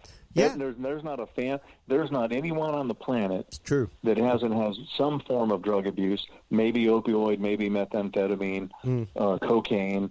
Every family has somebody, in some way has been affected by that. Just about everybody, and and that's one of the things that they did successfully do is, they restricted physicians' ability to write opioids, which is good and bad because there were a lot of family doctors and, people who weren't pain specialists that were just doling out opioids. And a lot of the patients who were drug abusers knew that, if you come in and you create a stir or a scene bad enough in a doctor's office, a lot of times the doctor will give you what you want just to get you out the door. Yeah. And so knowing that, the abuse really went sky high, and a lot of it was PCPs. If they would have referred those people to pain physicians, most of us that do pain management, we're already watching the morphine equivalents that we put you on.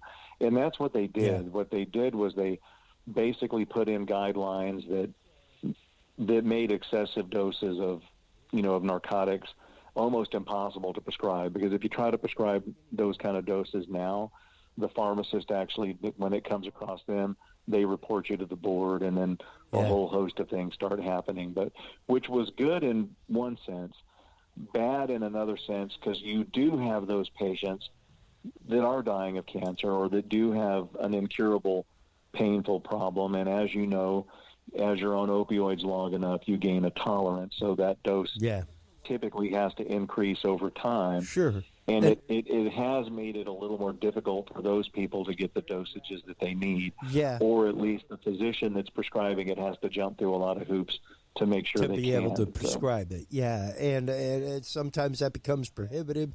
Sometimes it's the fact that it's cost prohibitive to go through those hoops for the patient. And, because you got to go to this specialist, that specialist, and your insurance is only going to cover so much until it gets covered, and then at that point, until it's seen as a medical need with that carrier, if it's seen as a medical need with that carrier. And then now, because your prescription goes up, it may or may not be covered by that carrier, which means now the cost of your prescription has gone up.